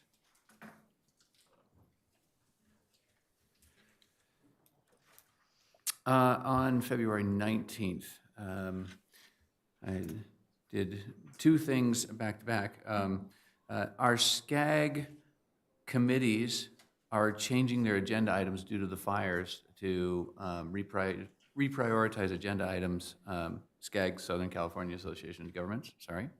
And so I jumped on a call to approve agenda items for upcoming meetings, and then ran from that call just down the hall to the Simi Valley Arts Commission, which I sit on, and I will let Councilwoman Litster give the full report on that.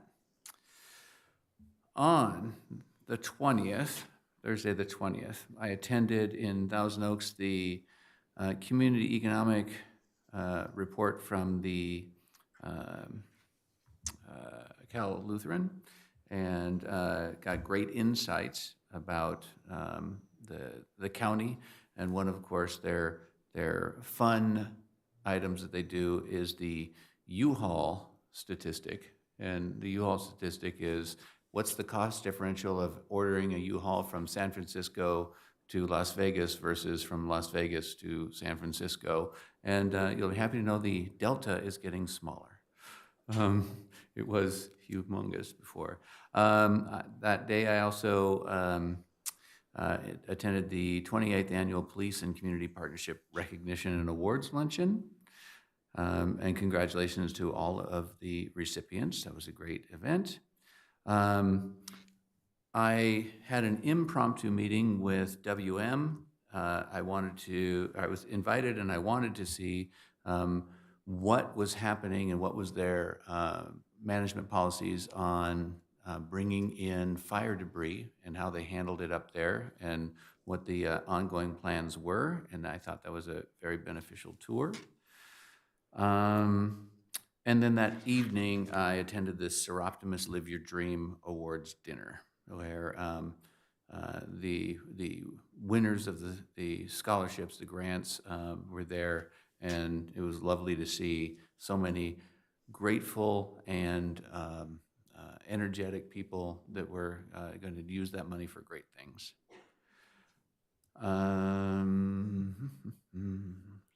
There. On Saturday, the 22nd, I did Read Across America here at the library, where I gave another rousing rendition of a Skippy John Jones book. And that ends my report. It was a rousing rendition. You kept laughing at yourself. I know, I was You kept giggling as you read it. It was very sweet. Councilmember Lister. Thank you. I will actually start with February the 11th, which is where I attended the ribbon cutting for a grand opening with the Chamber of Commerce for the Wood Ranch Animal Hospital, which is there on Madera. It's beautiful, state-of-the-art, really a beautiful new, they've put a big investment into this beautiful hospital. So if you have a cat or a dog and live in the area, I hope you will frequent that place. The two vets that are there actually previously were elsewhere in Simi Valley and decided that they wanted to stay here and make something special. So wish them the best. On Thursday, February the 13th, I attended the YMCA's community campaign kickoff event. It was held at their structure in Thousand Oaks, but they are raising funds for, of course, Simi Valley, their Find My Genius program, their water safety program, and there was a lot of excitement and talk about their expansion plans here in Simi Valley. February 14th, attended the Chamber breakfast, and lots of good business promotion going there.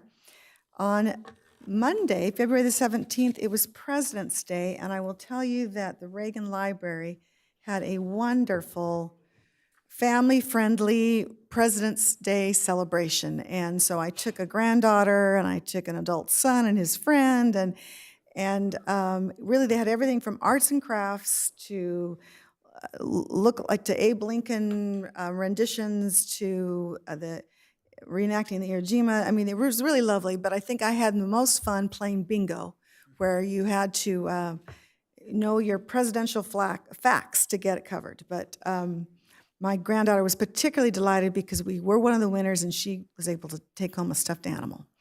So, but that was lovely that they do that for our community, and I learned more about the presidents than I have in a very long time. On Tuesday, February the 18th, I was started the day with an AWA Zoom meeting.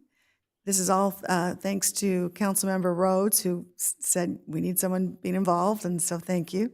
It was actually a good planning meeting, but segued halfway through that into VCOG interviews, where we were interviewing for our new executive director. Hugh Riley's been there for a handful of years, done an amazing job, and difficult to replace. We interviewed 3 candidates. What was lovely, it was held here in Simi Valley. A couple of the candidates were coming from outside of our county. One was internal from the county.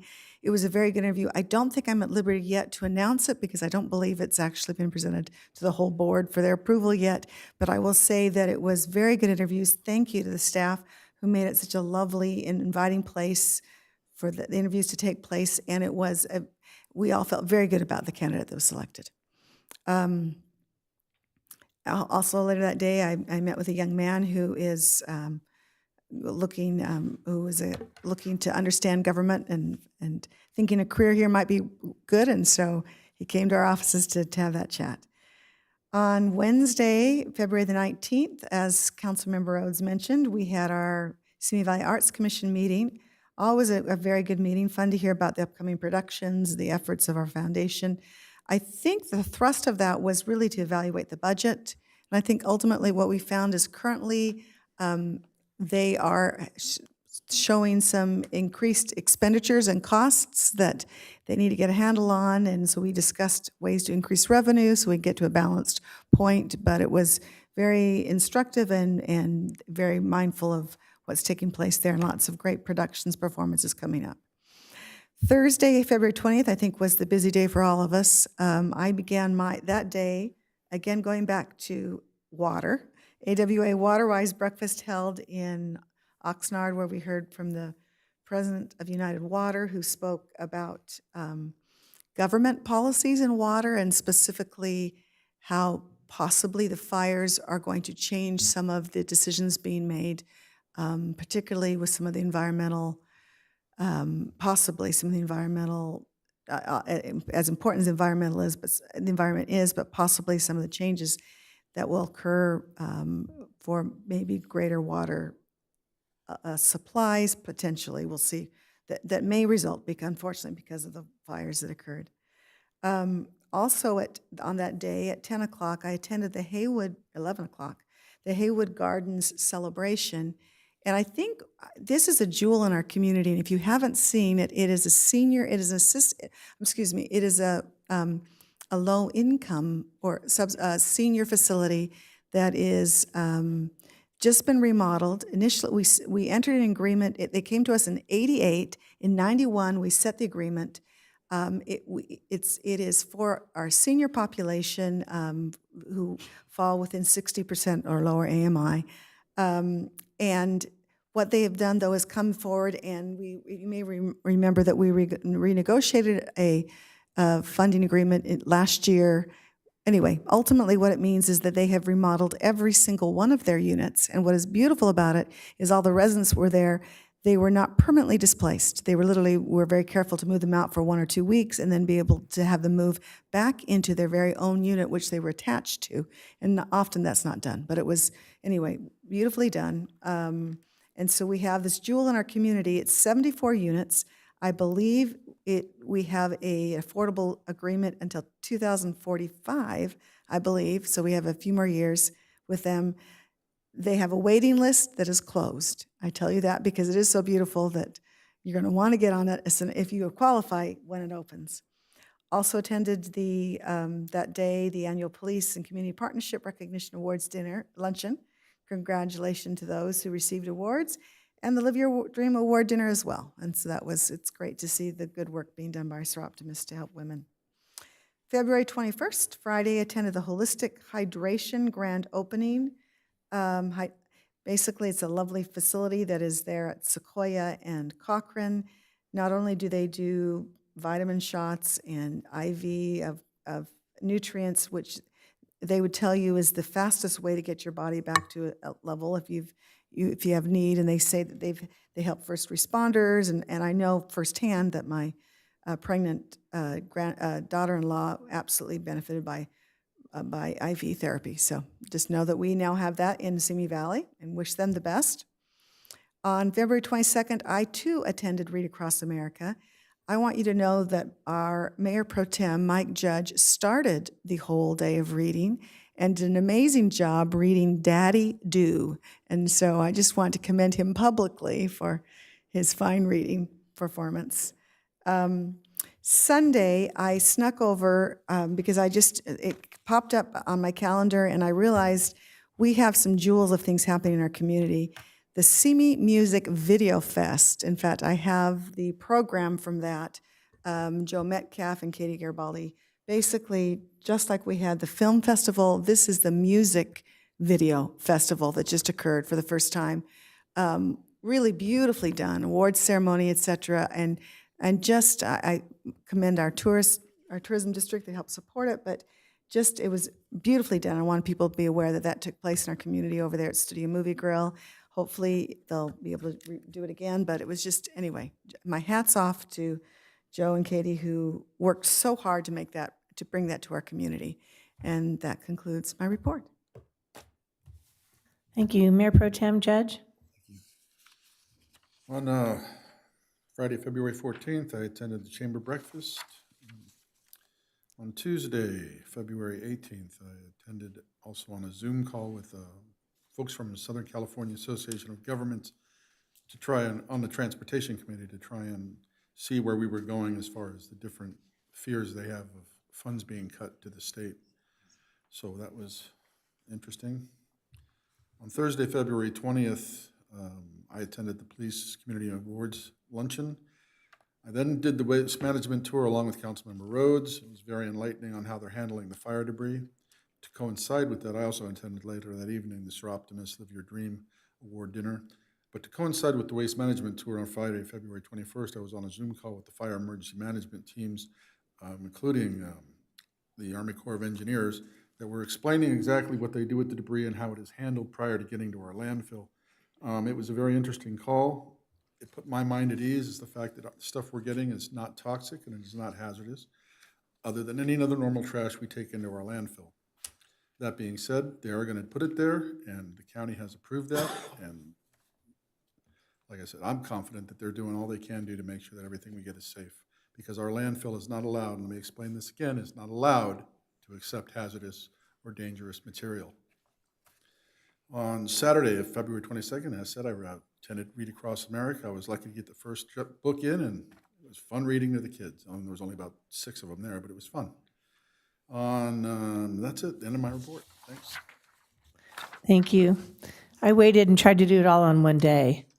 On Thursday, February 20th, I had the VCAS, Ventura County Animal Services, at 9 a.m. down in Camarillo at the airport.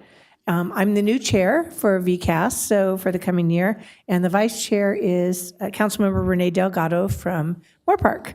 So Janice Parvin's very happy that East County is very well represented.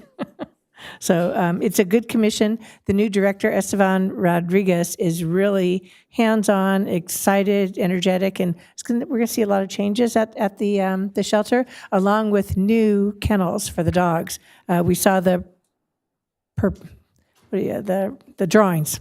We saw the drawings of the wish list, and there were a couple county people there that weren't in total shock, so it looks like we might be getting that pretty soon.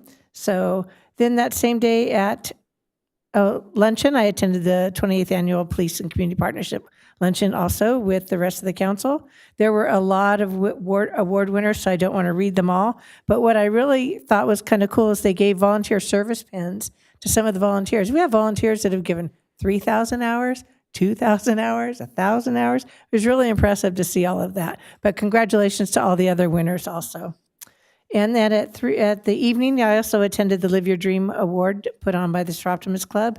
They do a wonderful job on that. There were 9 women who won awards of different dollar amounts that enable them to continue their education and or to purchase something that they need in order to keep them and their families safe and moving forward. Very nice to listen to some of their stories and or to meet some of them. We had 2 of the young ladies at our table. And it was very nice to meet them and hear their stories too. On Saturday, February 22nd, I also did the Read Across America. I read, I think it was Birthday for a Bear. So I thought that was kind of fun. It was cute. They had a very good turnout. But what I will say is after I got done reading, and thank goodness it was after me, they had Valley View Middle School did a musical presentation from their play that is going on, I think this come in March. First week of March, Dr. Seuss something. They were outstanding. And there were probably 15 or 20 of them. Absolutely outstanding. They did a musical number. So if you get a chance, look up Valley View and go. It was really, really good. That was on the 22nd. And then yesterday on the 23rd, I attended the Simi Valley Girls Softball opening. If you ever want to see a bunch of cute little girls in tutus, along with their daddies wearing tutus, it's always a good entertainment. Councilmember Ayala was there with his daughter, and I saw a lot of other people that I knew. Both RSRPD Chair Ed Able and Vice Chair Brian Dennett were also there. Great event, always enjoy it. My daughter grew up in that league, and so it's always a good event to go back to. So that's the end of my report. Before you go on, Madam Mayor, I just want to point out to new council members, since you're sitting closest, you have to time Councilwoman Litzter's reports. Stop it! It is a standing thing between the 2 of them. Oh, funny. Are there any requests for future agenda items? Okay, seeing none. We will be going into closed session, so we're adjourning into closed session. And I apologize, Madam Mayor. Oh, I'm sorry. You need to read it first. I do. Sorry. Oh, no worries. There are 3 topics of items on closed session tonight. The first is conference with legal counsel for existing litigation pursuant to Government Code Section 54956.9D1. The name of the case and the case number are listed on the agenda. The second is conference with legal counsel for anticipated litigation pursuant to Government Code Section 54956.9D2. and the matter is listed on the agenda. The last is conference with labor negotiator, and for each one of the designated associations, as well as who represents them, those are listed on the agenda too. Thank you. We will now adjourn into closed session.